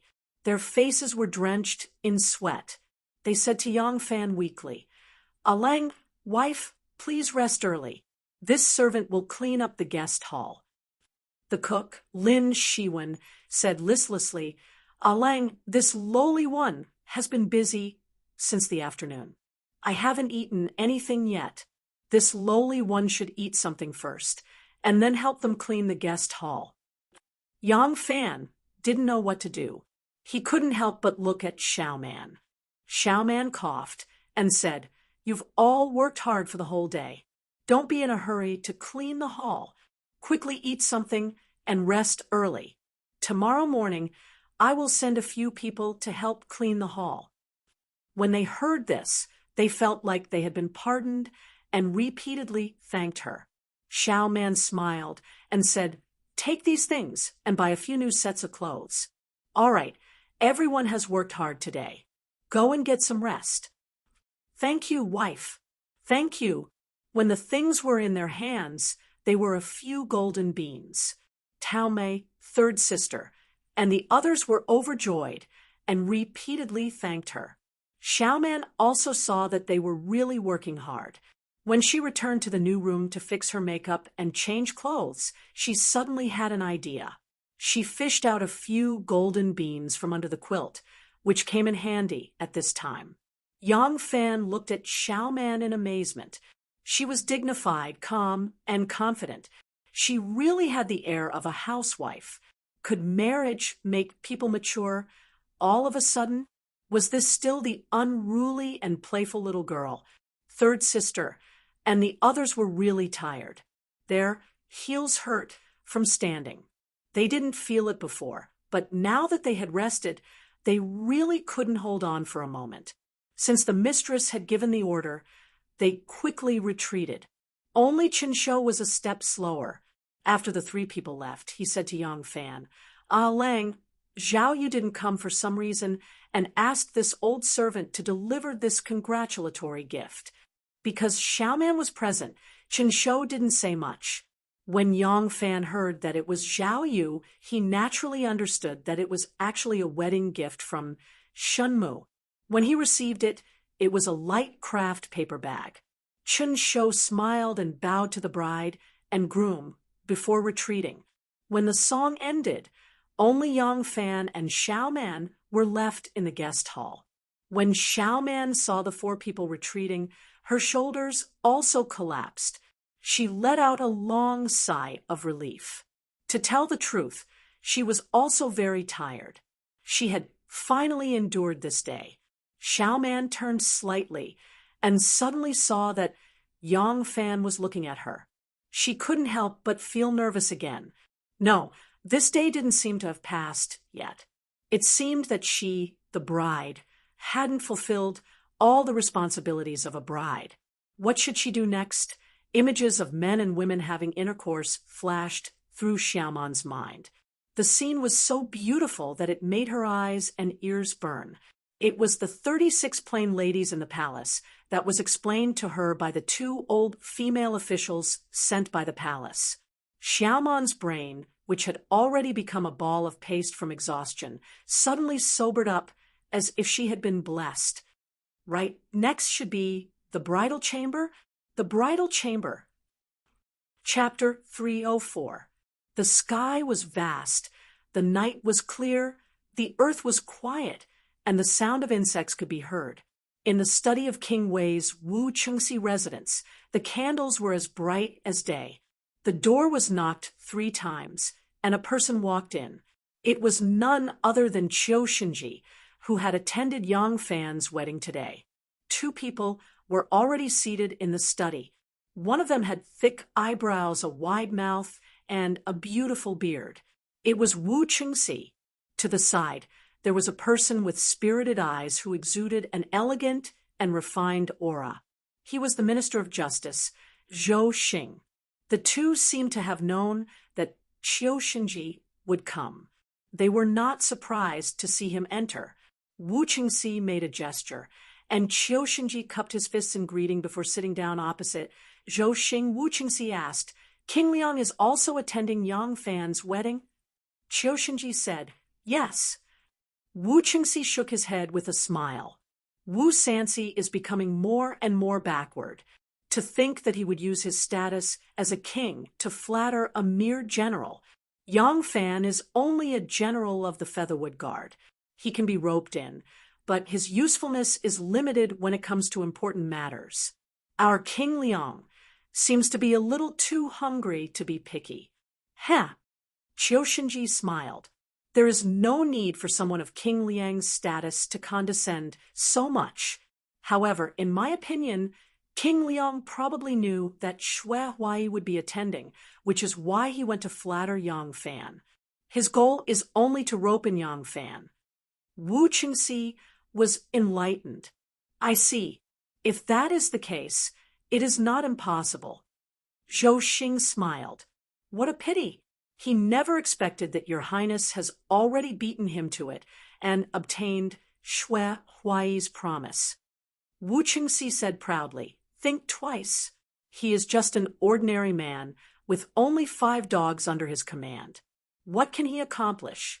Humph. I never thought much of him. The one who is truly difficult is His Majesty. Wang Qingji has already submitted many petitions on my behalf, but His Majesty has never expressed his opinion. Sigh, I wonder if Xue Huai's words will make His Majesty make up his mind." Zhou Xing smiled gently and said, "Your Highness need not worry, as long as Xue Huai speaks according to our words. Even if His Majesty does not immediately make up his mind, he will inevitably be moved. Your Highness, think about it. His Majesty is old and can no longer have children. Once the crown prince inherits the throne, he will definitely restore the name of Tang and the surname of Li. If that was the case, wouldn't all of His Majesty's efforts be wasted? Why would she spend so much effort to obtain the throne? If the great Zhou dynasty could not be passed down and the name of Li Tang was restored, then how would the future generations explain the emperor's action? Then there was only one explanation. This was usurpation. This was rebellion. At that time, not only would the emperor's empire be unable to be passed down, her illustrious reputation would also be ruined. Her Majesty was a person of great wisdom. Once she understood this point, how could she pass on the empire to a descendant of the Li family? In my opinion, the reason why His Majesty is hesitating is not necessarily because he is unwilling to pass the throne to a descendant of the Wu clan, but rather because His Majesty doesn't know how to choose between you and King Liang. Qiu Xinji agreed. Minister Zhou's words make sense, and I agree with you. If that's the case, we can find a few powerful people to speak up for Your Highness. We can't rely on Wang Qingji to lead the people of Luoyang to decide on Your Highness's position. How could His Majesty not favor Your Highness when he sees the hearts of the people? Zhou Xing said, "That's right. Is this the reason why he bribed Xue Huai? However, we really can't place all our hopes on Xue Huai alone. As far as I know, His Majesty already has a new favorite and may not be as obedient to Xue Huai as before. His Majesty is now the emperor, and he values the opinions of the court officials very much." Wu Qingxi frowned. "Then, who do you think can help me?" Zhou Xing said, "If we want to have a say in front of His Majesty and to make His Majesty listen to us, it has to be the Prime Minister." "The Prime Minister?" Wu Qingxi stroked his beard and pondered for a moment. "That old foxty, Renjie, doesn't even need to think about it. As for Li Zhaoda, when Wang Qingji first entered the palace to petition, he ruined our plans, so he can't do it either. That leaves Su Liangxi and Wei Fangji. Should I entrust them to me? Zhou Xing shook his head. Su Liangxi and Wei Fangji have always been at odds, and they are like fire and water. How can both of them be used by your highness? Between the two, you can only choose one. Wu Qingxi thought for a moment. When Xue Huai first gained his majesty's favor, he accidentally entered the South Gate prime minister's residence and was disrespectful. Annoyed by Su Liangxi, he ordered someone to beat him up. Xue Huai has always been brooding over this. Now that I have used Xue Huai, I can't use Su Liangxi. Zhou Xing nodded. Your highness is right. Moreover, Su Liangxi is old and has been homesick since the beginning of the year. He has been neglecting government affairs and has gradually left the central government. If we rashly ask for his help, I'm afraid it will arouse His Majesty's suspicions. Therefore, only Wei Fangji can be used. Wu Qingxi said energetically, All right, we'll do as you say. Tomorrow, I'll prepare a generous gift and go see Wei Fangji. In the wilderness, there's Wang Qingji leading the people to petition. In the imperial court, there's Wei Fangji, the current prime minister, speaking up. In the imperial harem, there's Xue Huai giving pillow talk. His Majesty is a woman after all. I don't believe that with 3 approaches, we can't make her change her mind. In the bridal chamber, the dragon and phoenix candles burned brightly. Yang Fan and Xiaoman sat motionlessly on the edge of the bed, as if they were also 2 candles. Xiaoman's gaze would occasionally slip to the window, hoping for the moment when dawn would arrive. If she slept now, she would have to share the same bed with him. Share the same bed with a man. She really wasn't ready yet. The image of those pixies fighting suddenly flashed through her mind, and Xiaoman's face began to heat up again. Yang Fan stared at the pair of red candles on the table and had a very strange feeling in his heart. He wondered how those newlyweds who were unfamiliar with each other and had never even seen each other completed the great undertaking of consummating. Why did he not only not have the courage to push Xiaoman down, but he didn't even have the courage to look at her? It was the 3rd watch of the night, and Yang Fan could already hear the sound of the night watchman from the street. However, he still had a very important matter that he hadn't done. If he delayed any longer, it would be daybreak. Thinking of this, Yang Fan couldn't help but feel anxious. Today was the night of his bridal chamber, and it was also the moment when another woman was heartbroken. Could he peacefully enjoy his bridal chamber and the candles? But the person beside him was the wife that he had officially married into the family. She was his handmaiden, his wife for the rest of his life. What should he do? A pair of red candles burned quietly, and the wax beside the wick was melted by the high temperature. One by one, they gently slid down like flowing tears. Whose tears were those? Yang Fan was agitated, and his body couldn't help but move a little. The room was originally quiet, but when Yang Fan moved, Xiaoman immediately sensed it. She jumped up as if she had been electrocuted. The intensity of her reaction startled Yang Fan. Xiaoman hurriedly took 2 steps back and stammered, What are you doing?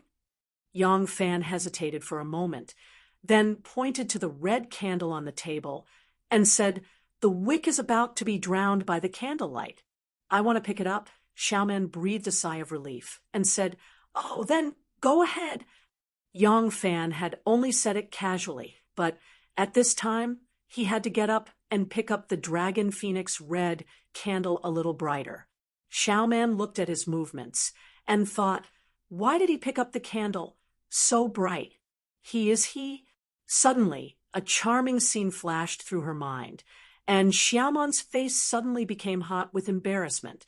Yang Fan picked up the candle and turned his head, just in time to see that the red flush on Xiaoman's cheeks had not receded, and it was as smooth and tender as a peach blossom in March. Her delicate appearance was indescribable, and he couldn't help but be stunned. When Xiaoman saw this, she misunderstood his intentions even more, and so she became even more flustered. But he is my legitimate husband. If he really, what reason do I have to refuse? It's already midnight. If I still don't go, won't One Er's tears be like the dragon phoenix red candle, flowing until dawn? Yang Fan gritted his teeth and decided to confess his plans to Xiaoman. After all, he and One Er's feelings were also clear to Xiaoman, and he only hoped that she could understand him. At worst, he would make it up to her in the future. But tonight, no matter what, he couldn't peacefully enjoy the taste of ecstasy and ignore the heartbreak of a loved one. Yang Fan coughed with difficulty and said to Xiaoman, "Xiaoman, the sky is already—" As he spoke, he walked over and only took 3 steps before he suddenly stopped. He had no choice but to stop. When Xiaoman saw him approaching her, she was like a frightened little rabbit jumping in panic, and a shining dagger was held in her hand. Yang Fan said in shock, "Xiaoman, what are you holding a knife for?" I... Xiaoman didn't know what to say and could only stutter and beg, "Erlang, can the two of us not sleep with each other for now?" Xiaoman didn't even dare to look at him. She only lowered her head and timidly said, "Erlang, do you still remember woohooing?" "Woohooing?"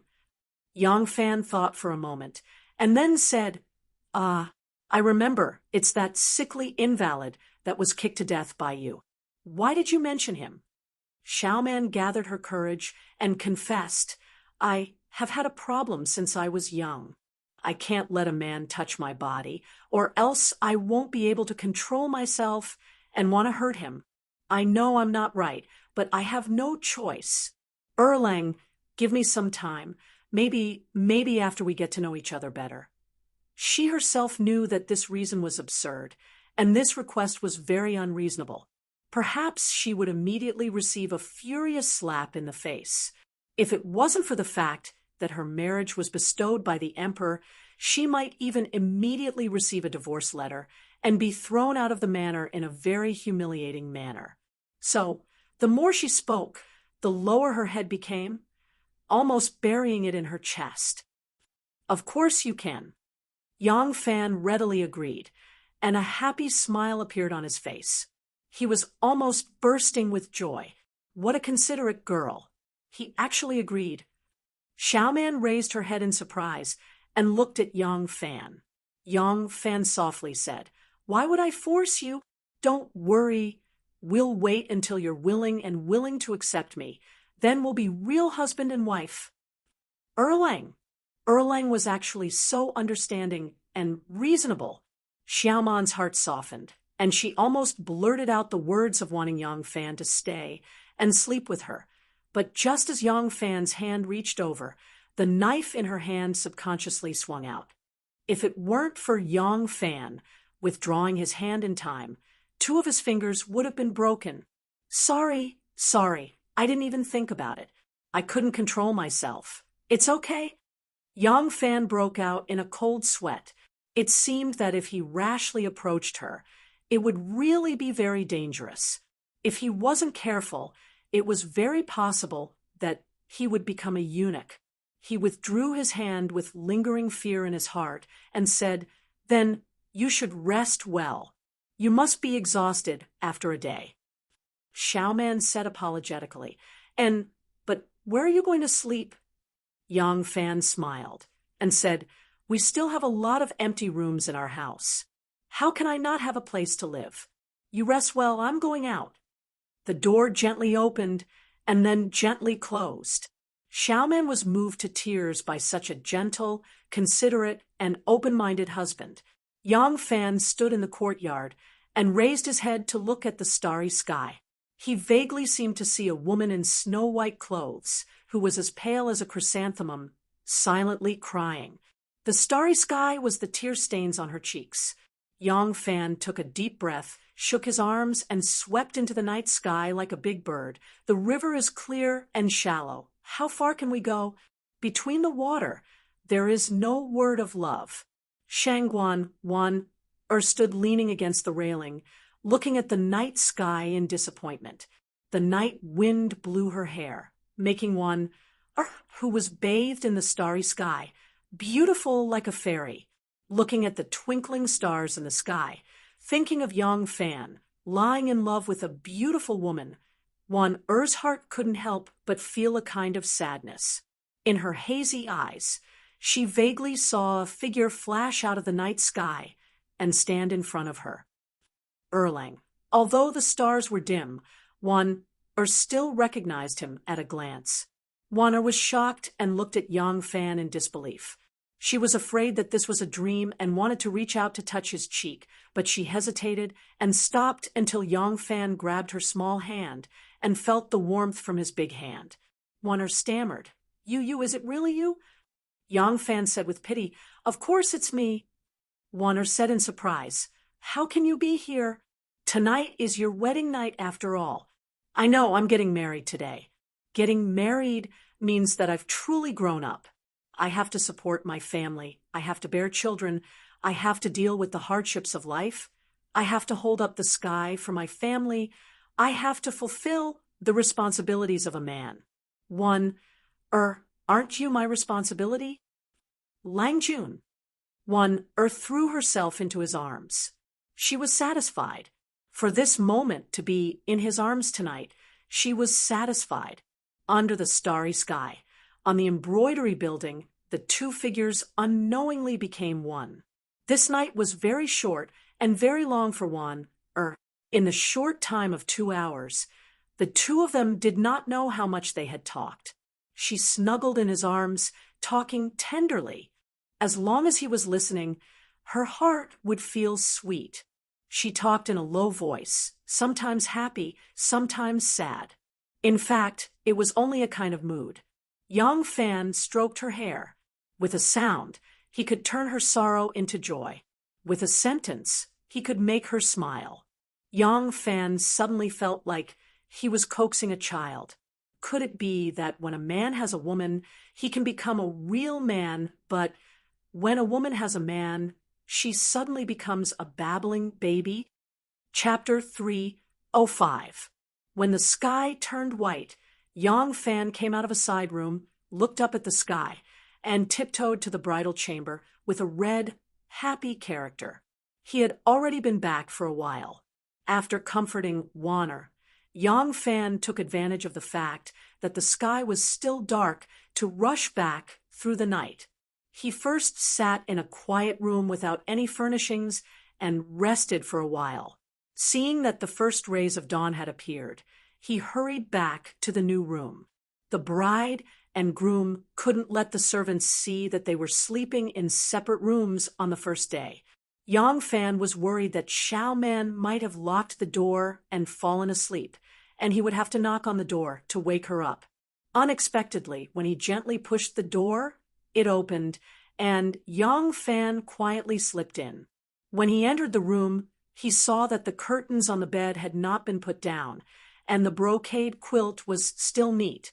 Xiaoman was lying on the table in front of the window, sound asleep.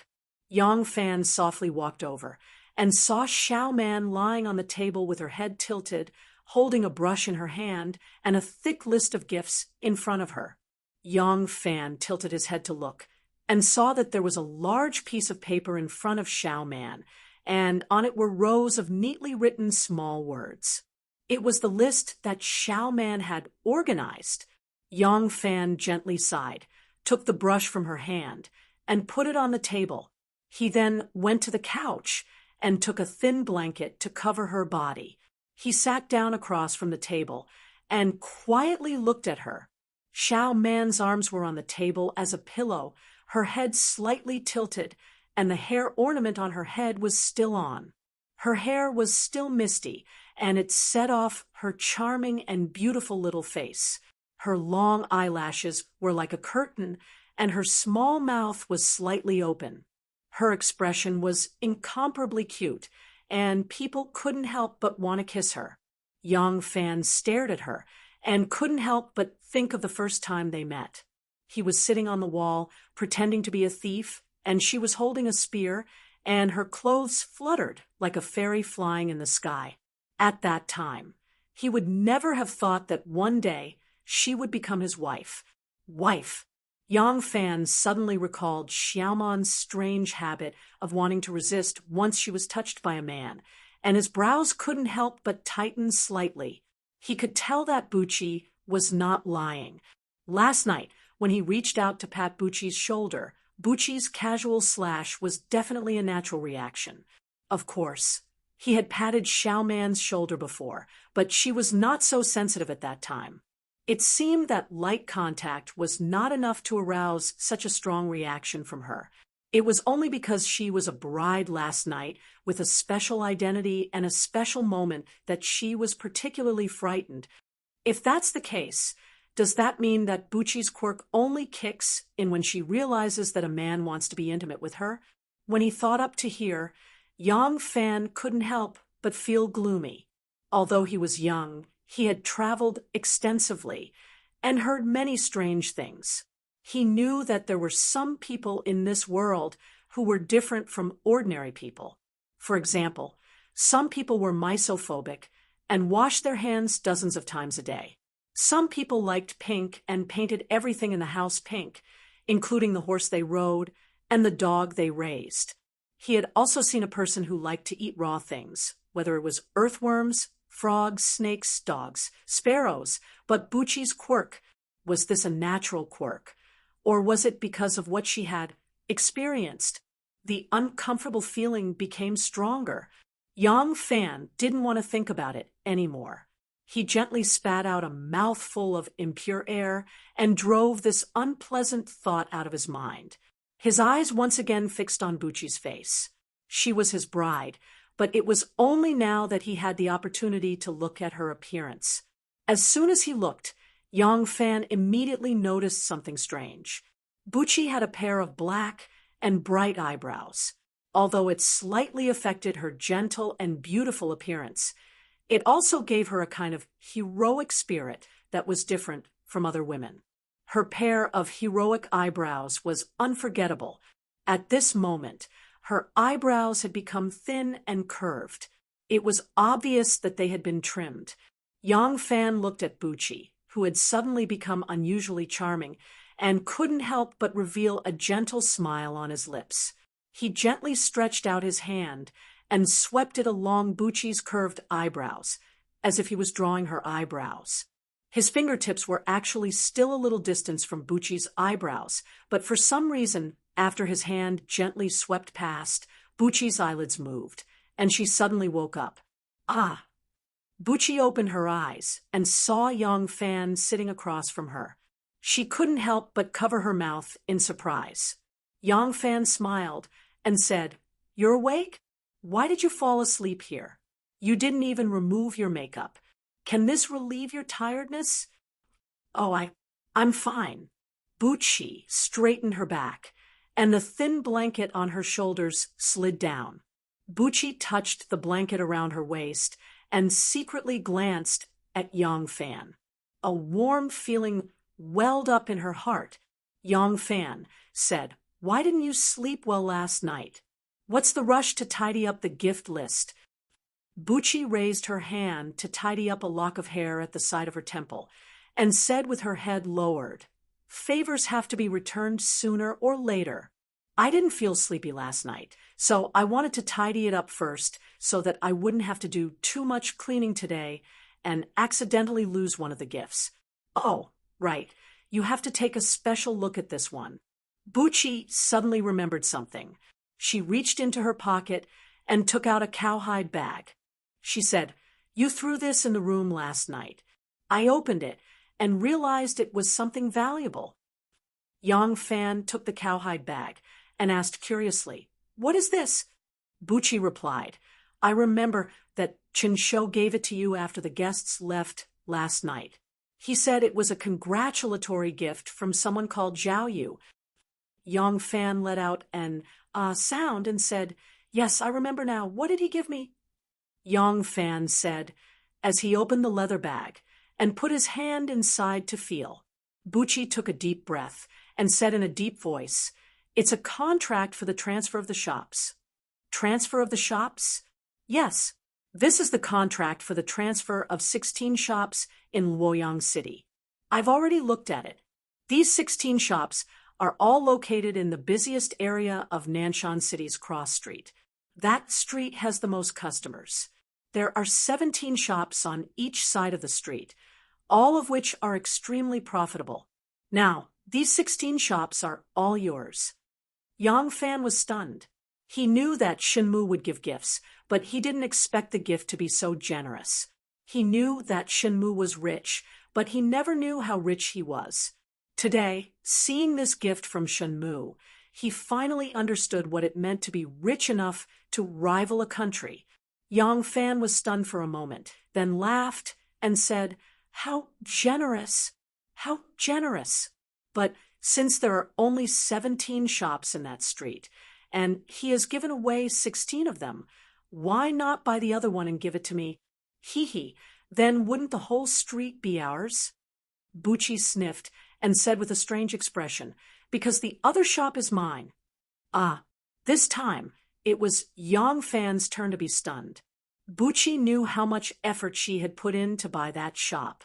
It was because the shop owner was convicted of treason and died in prison. Bucci happened to be the person who handled the case. There were many twists and turns in the process. Owning 16 shops was really unimaginable. Bucci sighed softly and said, "That location is extremely profitable. No matter how much money you offer, no one will change hands. So, since this person can give you 16 shops, he definitely didn't buy them from someone else. It can only be the shops originally belonged to him." Yang Fan grunted in acknowledgement. Xiaomon's analysis was not far from the truth. Bucci said, "When I was there, I never knew that those shops belonged to the same person. This shows how secretive this person is. Now, he is so generous. Lang Jun." Bucci was obviously not used to this title, but she finally said it after a while. When she said, "Lang Jun," her face was already as beautiful as a peach. Those who give gifts must have a request. This person gave such a generous gift. What is he after? "Lang Jun, you are a general. What does a merchant want from you?" "Lang Jun, think twice." Yang Fan could feel the deep concern in her words. He smiled and said, "Don't worry. I know why he gave such a generous gift. I know what I'm doing." As Yang Fan spoke, he no longer looked at the leather bag, but handed it to Bucci. Bucci hesitated and said, "This is—" Yang Fan said, "Who else can I give our family's property to if not my wife?" "Oh." Bucci lowered her head shyly and took the leather bag. She carefully savored the title wife and actually felt a little intoxicated. After the morning court, Wu Zetian went to Wuqing Hall. When she arrived, she glanced around and found that one person was missing. One was her most capable assistant. She was indispensable every day. Every day, when she came to Wuqing Hall, would be there early to welcome her. She would arrange the official matters that needed to be dealt with according to the priority. Why wasn't she here today? Wu Zetian was a little unhappy and asked around, "Where is why isn't she waiting for me in the hall?" Eunuch Hai hurriedly bowed and said, "Everyone, Shangguan Daizhao has been feeling a little unwell recently. She is also busy with bodyguard Yang's wedding. The day before yesterday, everyone agreed to let her take 3 days off and rest in the manor." "Oh, yes, alas. I'm old, really old. I don't even remember what I said." Wu Zetian shook her head and sighed. She sat behind the imperial desk. Without Shangguan Wan'er's early selection, reading, annotations, and suggestions, Wu Zetian had a hard time going through so many memorials by herself. Her eyes were already a little blurry, and after going through the memorials for a while, her eyes were filled with tears. Wu Zetian sighed in annoyance. She heavily put down her brush and leaned against the back of the chair. She lightly pinched the space between her eyebrows and closed her eyes to rest. At this time, there was a sudden noise outside. Wu Zetian opened her eyes and angrily said, "Who is making noise outside?" Eunuch Hai hurriedly rushed in to reporting to everyone, Hongwen scholar Wang Qingji has barged into the palace to see the emperor. This servant said that everyone is dealing with state affairs and told him to wait. He said that everyone has given him a pass, and this servant cannot stop him. Before she could finish, Wang Qingji rushed in from outside, followed by two young eunuchs. When Wang Qingji saw Wu Zetian, he immediately bowed to the ground. Without waiting for him to speak, Wu Zetian sneered and said, "Wang Qingji, you have been running to our palace quite frequently these days. Today, you are here to depose the crown prince and install Wei Wang?" Wang Qingji respectfully said, "Your Majesty, the heir to the throne is the foundation of the country. How can we not value it? Wei Wang's character is noble, virtuous, and knowledgeable. He is the best candidate for the crown prince." Wu Zetian's face was as heavy as water. She coldly cut him off, saying, "We will not die for a while yet. Why are you so anxious?" When Wang Qingji heard this, he could not help but be stunned. When he stole a glance at Wu Zetian's expression, he panicked even more. Seeing that Wu Zetian was unhappy, Wang Qingji hurriedly knelt down and explained, "Your Majesty, please forgive me. This official is loyal and devoted. Everything I think and do is for your Majesty's country. This official has absolutely no selfish motives." Wu Zetian was so angry that she laughed and said, "We have accepted your loyalty. We have many state affairs to attend to. Let's not talk about Crown Prince Yi for the time being." As Wu Zetian spoke, she flipped open a memorial in front of her. She picked up a brush to moisten the ink. Without raising her head, she said, "Duke Wang Qingji is loyal to the country. He is a role model for all officials. Pass the decree and reward him." "Thank you, Your Majesty." Wang Qingji heaved a sigh of relief and hurriedly kowtowed to the ground. When he saw Wu Zetian's expression just now, he knew that he had come at the wrong time. Fortunately, he was not punished. Eunuch Little Hai held onto his horsetail whisk and bowed for a long time. Seeing that Wu Zetian was not speaking again, he quietly raised his head and saw that Wu Zetian was reading through a memorial. Little Hai swallowed and said cautiously, "Everyone, this servant is listening to the decree. I wonder what everyone would like to reward Scholar Wang." Wu Zetian replied indifferently, "Reward him with a caning." Wu Zetian's brush paused for a moment. Then she said, "Have Assistant Minister of the Phoenix Pavilion, Li Xiaoda, supervise the execution. Go." This servant obeys the decree. Little Hai's mind raced for a moment before she understood. She hurriedly waved her hand at the two palace guards. The two guards rushed forward and grabbed Wang Qingji, dragging him out. Wang Qingji only realized when he heard the word supervise. Caning had existed since the Eastern Han Dynasty, but emperors throughout the ages rarely used it. So when Wang Qingji first heard the word caning, he was still wondering if this caning was a reward for him or an official position. By the time he came to his senses, he had already been dragged out of Wuqing Hall. Little Hai also followed, hurrying to the Hall of Governmental Affairs to see Li Xiaoda. Li Xiaoda and Di Renjia were discussing the recent fluctuations in the price of grain in Chang, and hearing Little Hai's words, Li Xiaoda frowned and said indifferently, "I understand. I will go now." As soon as Little Hai left, Li Xiaoda began to complain, "What kind of thing is Wang Qingji? A lowly person who only knows how to flatter. This person has repeatedly entered the palace to cause a ruckus and annoyed the saints. If the saints want a caning him, then just do it. Why do I have to supervise the execution? When did I the Grand Prime Minister, become a lowly official. Di Rengia stroked his beard and thought for a moment.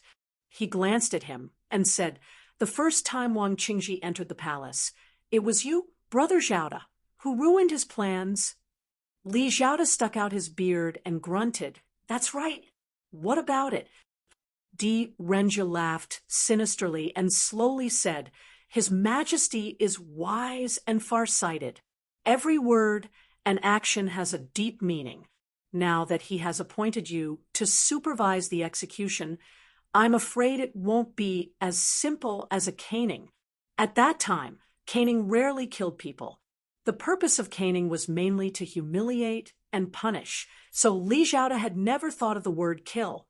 But when Di Rengia said this, Li Zhaoda naturally understood. He couldn't help but clap his hands and say, "That's right. Take this opportunity to kill this loathsome thing. Let's see who still dares to plead for Wu Qingxi." Di Rengia quickly waved his hands and said, "Why do you say that? I only said that His Majesty might have a deeper meaning. As for what the deeper meaning is, heaven's will is unfathomable. Who can be sure? Prime Minister Li, don't be rash." Li Zhaoda pointed at Di Rengia and said, "Hey, you old fox. I can't be bothered with you. I'm going to supervise the execution at the Meridian Gate." Chapter 306. Early in the morning, the workers in Xiaoman's shop came to help. They worked with the servants of the Yang family to clean up the place. It was almost noon when everything was cleaned up. At this time, even Chef Lin was exhausted. Seeing this, Xiaoman gave them some money and told them to go eat something outside and bring some back for the people who stayed behind. Once these people left, Xiaoman immediately found Yang Fan and said, "Lang Jun, we really don't have enough servants in this house. Other than the gatekeeper and the cook, there are only 2 maidservants in this house with 3 courtyards. It can't even hold up the facade. I just walked in and out of the house twice and didn't dare to go far. Here, look, there are precious gifts piled up in this room in the back, and there is no place to put them. I've thought about it. We need to have a steward in our family. We can't let you worry about all the big and small matters. We also need a servant in the study. Even if Lang Jun doesn't like to study, it is inevitable that he will have to socialize in the future when he goes to the government. There must be someone to serve him. Also, the front and back courtyards have to be separated. The inner house is the inner house, and the outer house is the outer house. We can't let the servants go in and out as they please. That would break the rules. I reckon that we need at least 6 people in the inner house. 6 may not be enough, so let's count it as 6 for now. If we really don't have enough people, then we'll think about it. As for the cook, 1 cook can't do it. Not to mention that he can't handle the meals of this big family alone. What if he has a headache and the whole family goes out to eat? We need at least 3 cooks to handle it. In addition, Lang Jun needs to ride a horse when he goes out.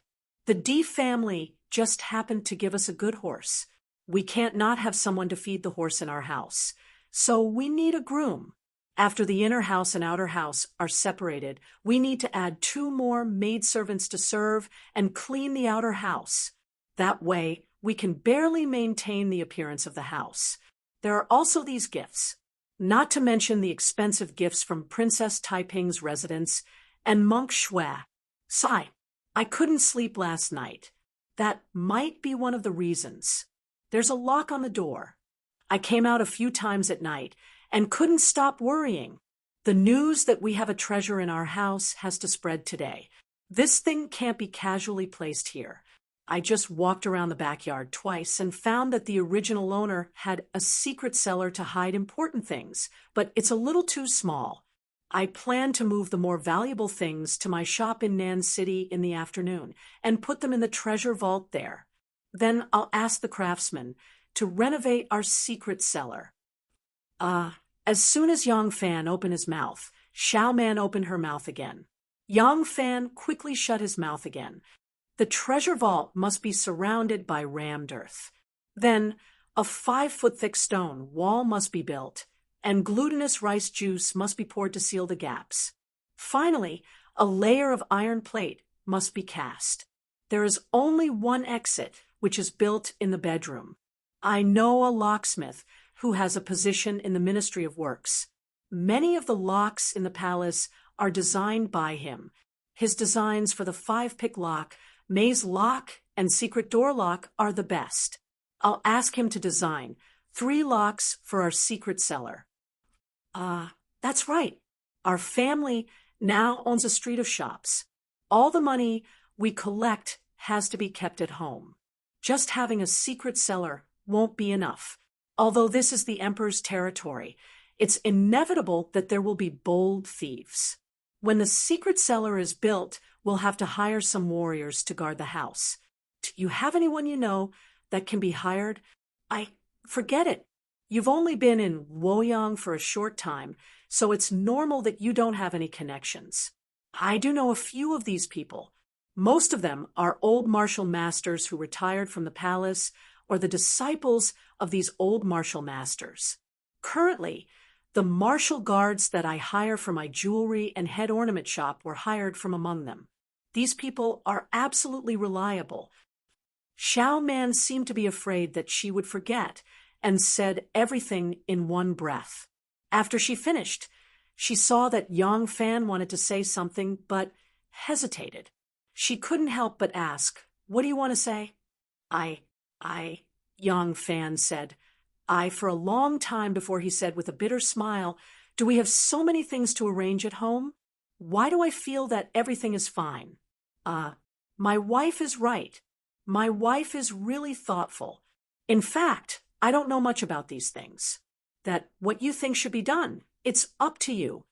Xiao Man rolled her eyes at him and said angrily, "That's what you say, but we have to import more children and carry out large-scale construction. If you don't agree, how can I make my own decisions? Who asked you to be the head of the family?" Xiao Man made a slip of the tongue and hurriedly turned around.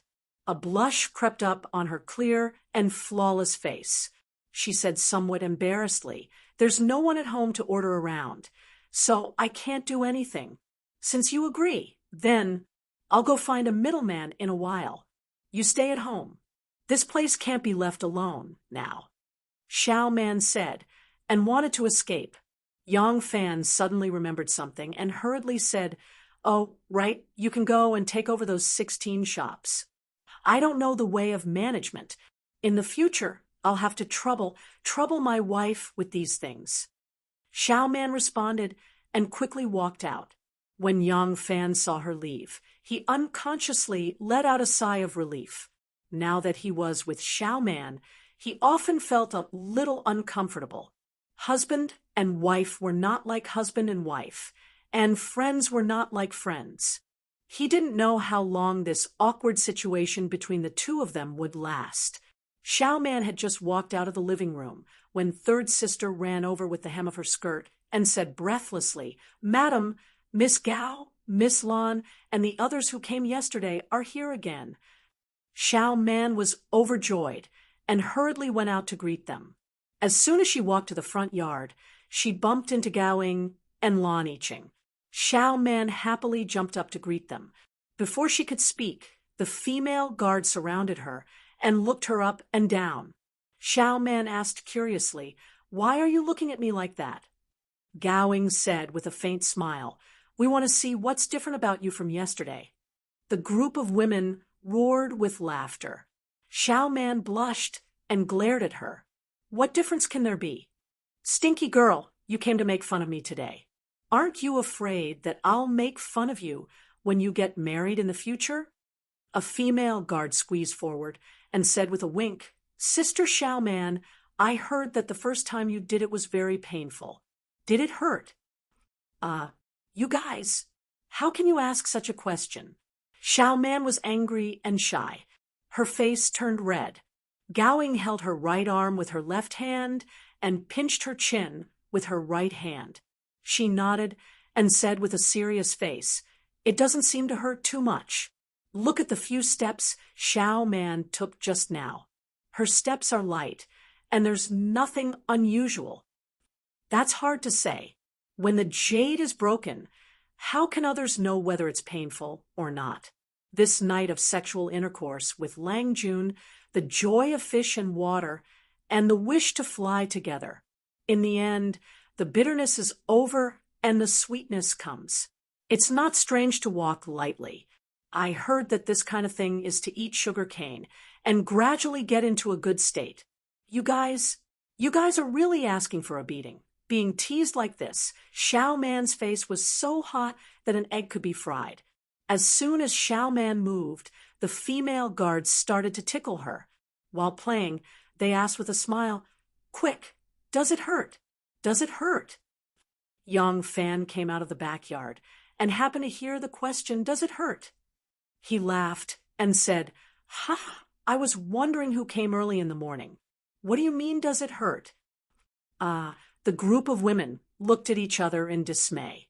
When girls were together, they dared to say all kinds of crazy things, but when a man suddenly appeared, it was very embarrassing. Lan Yiqing and a few younger female guards called out brother-in-law with red faces, then quietly hid behind others. Gowing was also a little embarrassed. She was afraid that others would spill the beans. She bit her lip and hurriedly said, "Oh, when we just came from the palace, we saw that Wang Qingji, who repeatedly persuaded the emperor to change the crown prince, was punished with a cane. Did it hurt when the cane hit his, but—" That's right, that's right. The 7 or 8 female guards nodded in unison like a group of chickens pecking at rice. Yang Fan could see that they were not being sincere, but his attention was already attracted by the name Wang Qingji. Yang Fan hurriedly took 2 steps forward and asked in a deep voice, "You are saying that Wang Qingji, who petitioned for Wei Wang, was punished with a cane by the emperor?" Gowing saw his serious expression and hurriedly said, "Yes, we didn't care about it at first. Later, we heard that the current Prime Minister, Li, was personally supervising the punishment, so we took a look. When we left the palace, Wang Qingji was being punished outside the Meridian Gate. Looking at Prime Minister Li's posture, it didn't look like he was going to be punished with a few light canes." Yang Fan nodded, thought for a moment, and said to Xiao Man, "Wife, since your sisters are here, I think it's better to ask them for a favor and bring over the expensive gifts that need to be stored in Nan City's treasury. Don't you still need to pick some servants? It's a good opportunity to ask them to help with the details." Xiao Man nodded in agreement. After a while, the more expensive items were taken out by Xiao Man and carried by her sisters as they rushed to Nan City. At this time, the drum for the opening of Nan City had just sounded. Following the bright rhythm of the drum, the army of women chattered along the way, attracting the attention of passers-by. Gowing listened to Xiao Man's plan and said, "Do we need 6 people in the back residence?"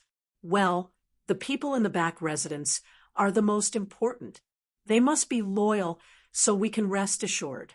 They must also be considerate. Otherwise, it will be troublesome. Leave it to me. I'll help you find—" "What? You want to find a 14 or 15-year-old maid? That won't do. If you want to find a few aunties in their early 50s, it's not safe if they're too young." "Climb high to get a feel for the room?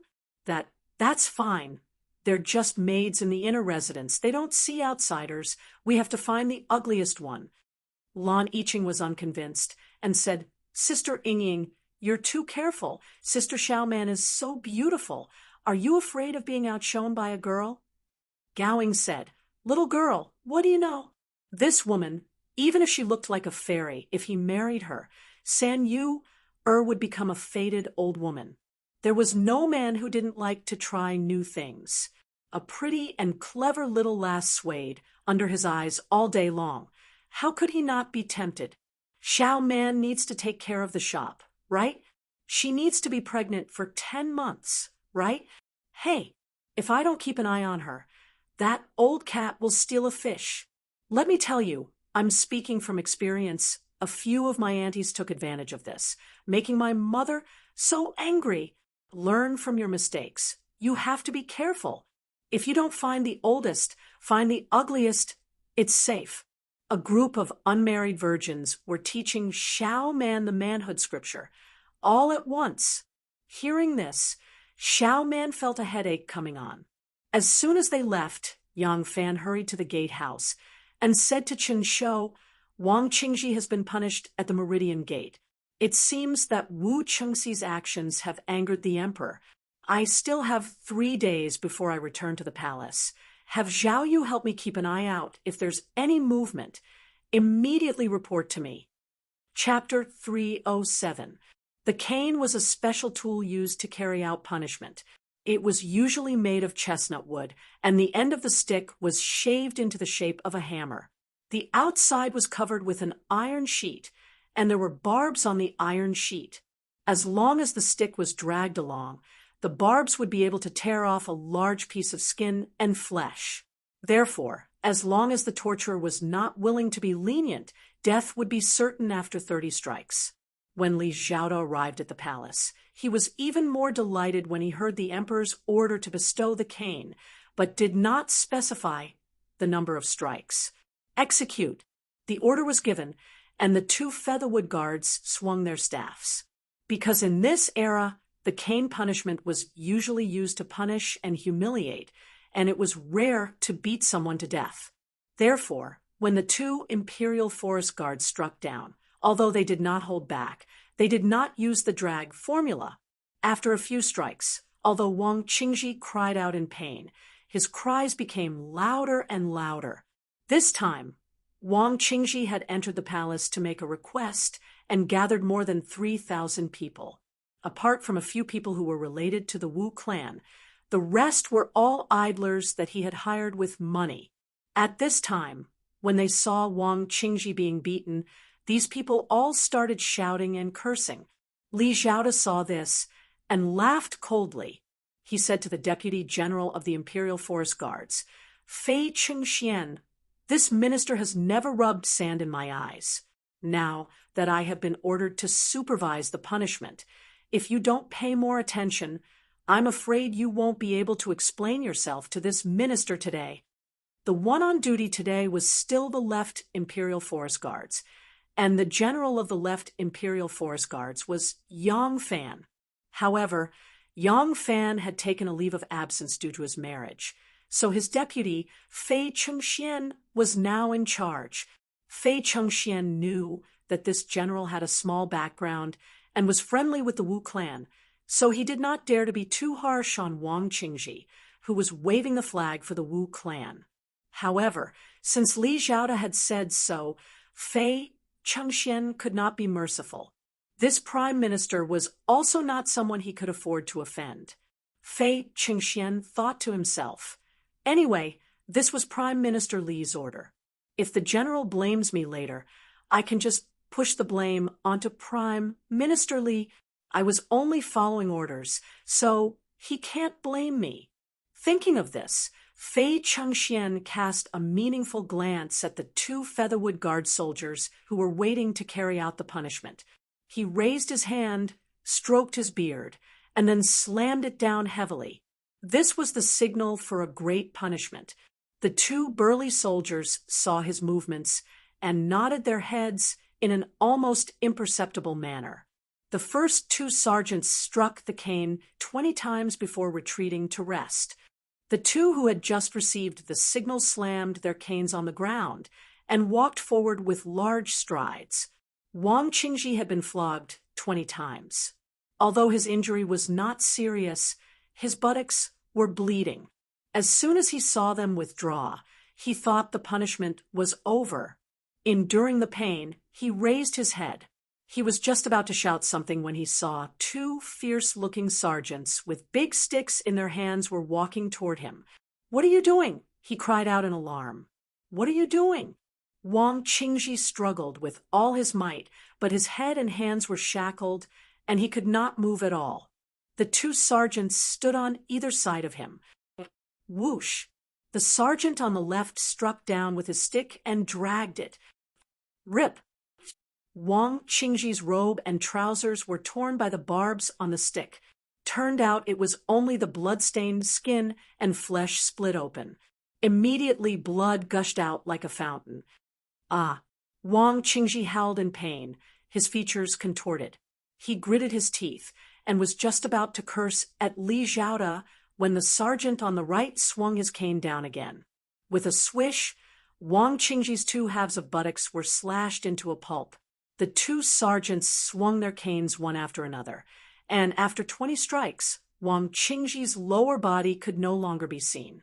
His robes had been completely torn, revealing his bloody lower body. His two buttocks had been scraped into strips of flesh by the cane, and the white bone could faintly be seen at his hips. Wang Qingji was in so much pain that he was unconscious. Fei Chengxian walked in front of Li Zhaoda and said in a low voice, "Prime Minister, Wang Qingji has already fainted."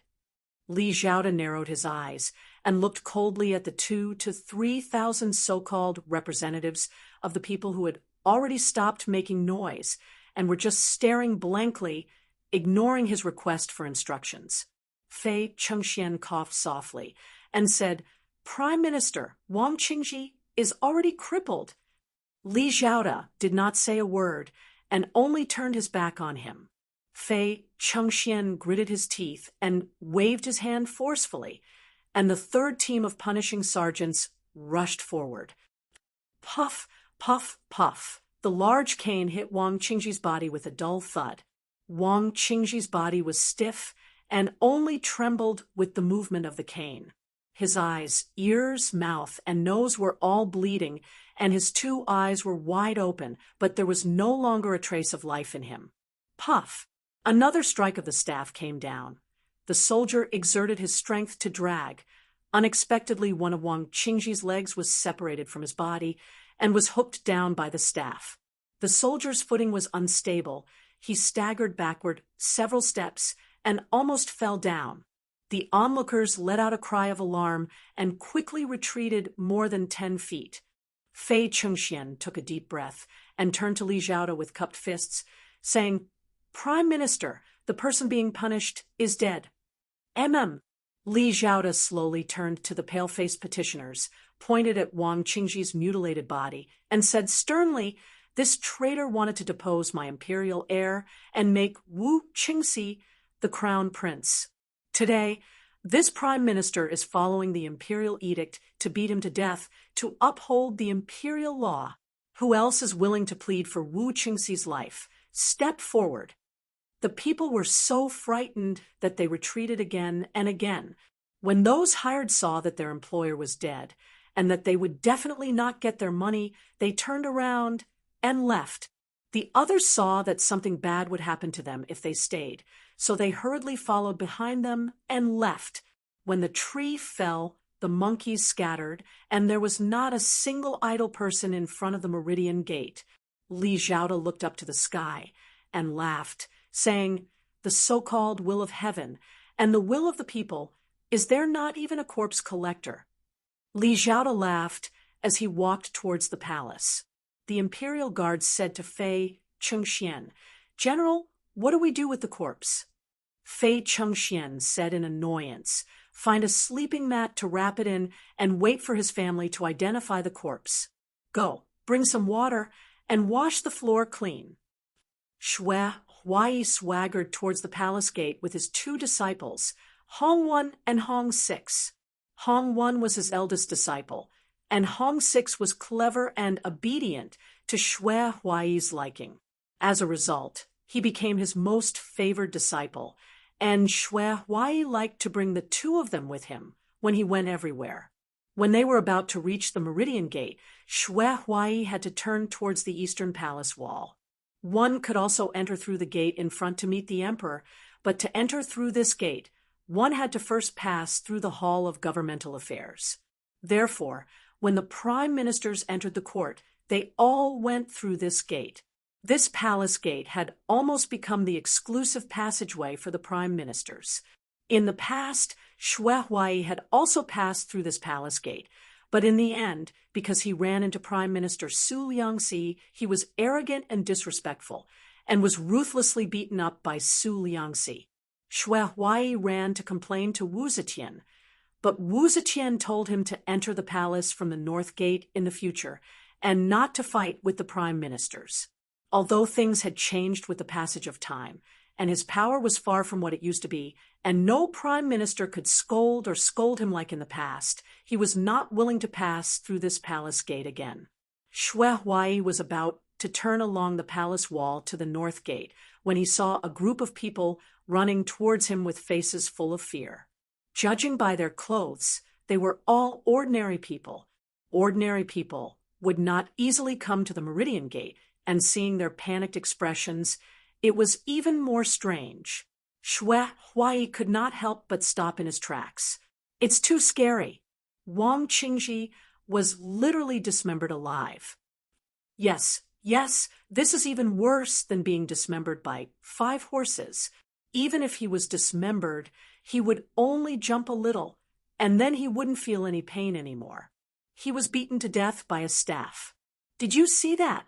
Even ghosts would be afraid of Wang Qingji when he was bleeding from his 7 orifices. My scalp is still cold. You guys go home first. I have to go to the Heavenly Palace Temple to pray. I'm a coward. Wang Qingji?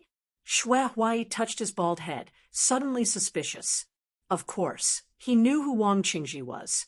This person had pleaded for Wu Qingxi's life time and time again, and the whole court had long known about it.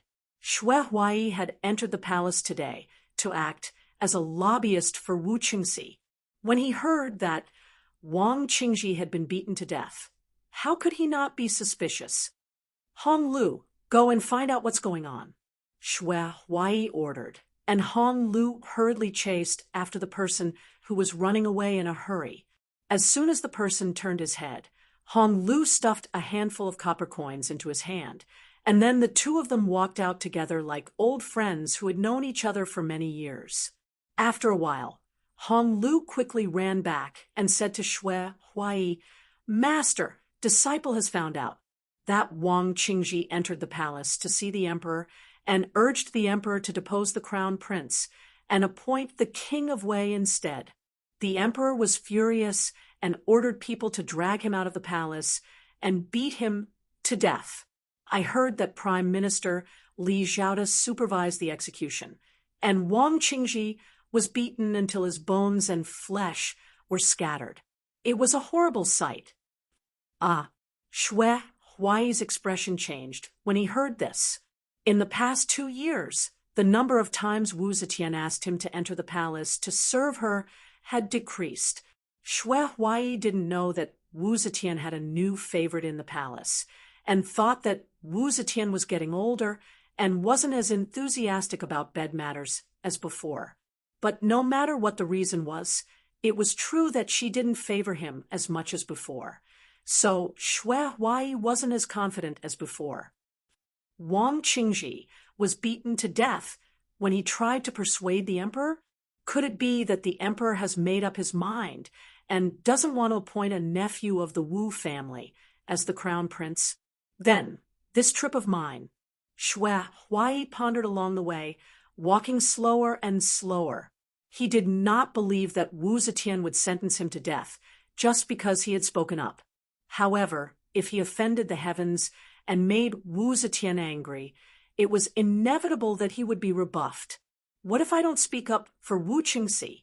I've already accepted his gift, and I've even done him a favor.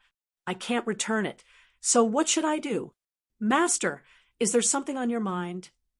As Hong Lu walked ahead, he suddenly felt his master's footsteps slow down. Turning his head, he saw Xue Huai rubbing his bald head with his palm, looking troubled. Hong Lu knew that Xue Huai had something difficult to deal with, so he hurriedly stopped and asked. Xue Huai muttered to himself, "Damn it, I've fallen into Wu Qingxi's trap." Hong Wen also hurried over and asked, "Master, what's wrong?"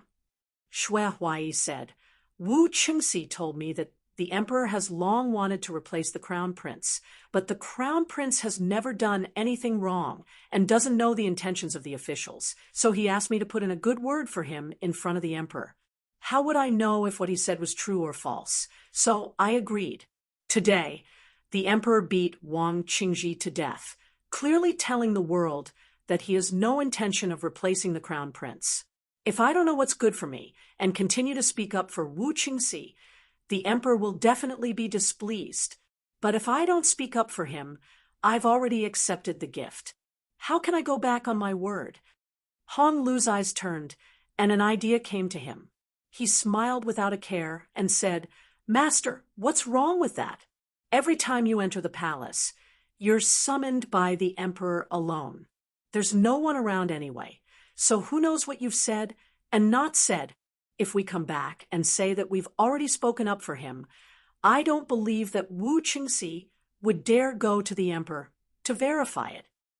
This, Shui Huai rubbed his chin and said, "Doing this doesn't seem very kind." Hong Wen said, "Master, if we're talking about being unkind, it's Wu Qingxi who schemed first. What do we have to feel bad about?" Shui Huai blushed and said, "Yes, that's right. He's the one who's unkind, so I'm unkind." Hong Wen and Hong Lu said in unison, "That's right. Master is wise." Shui Huai laughed and waved his sleeves. "Let's go to the palace.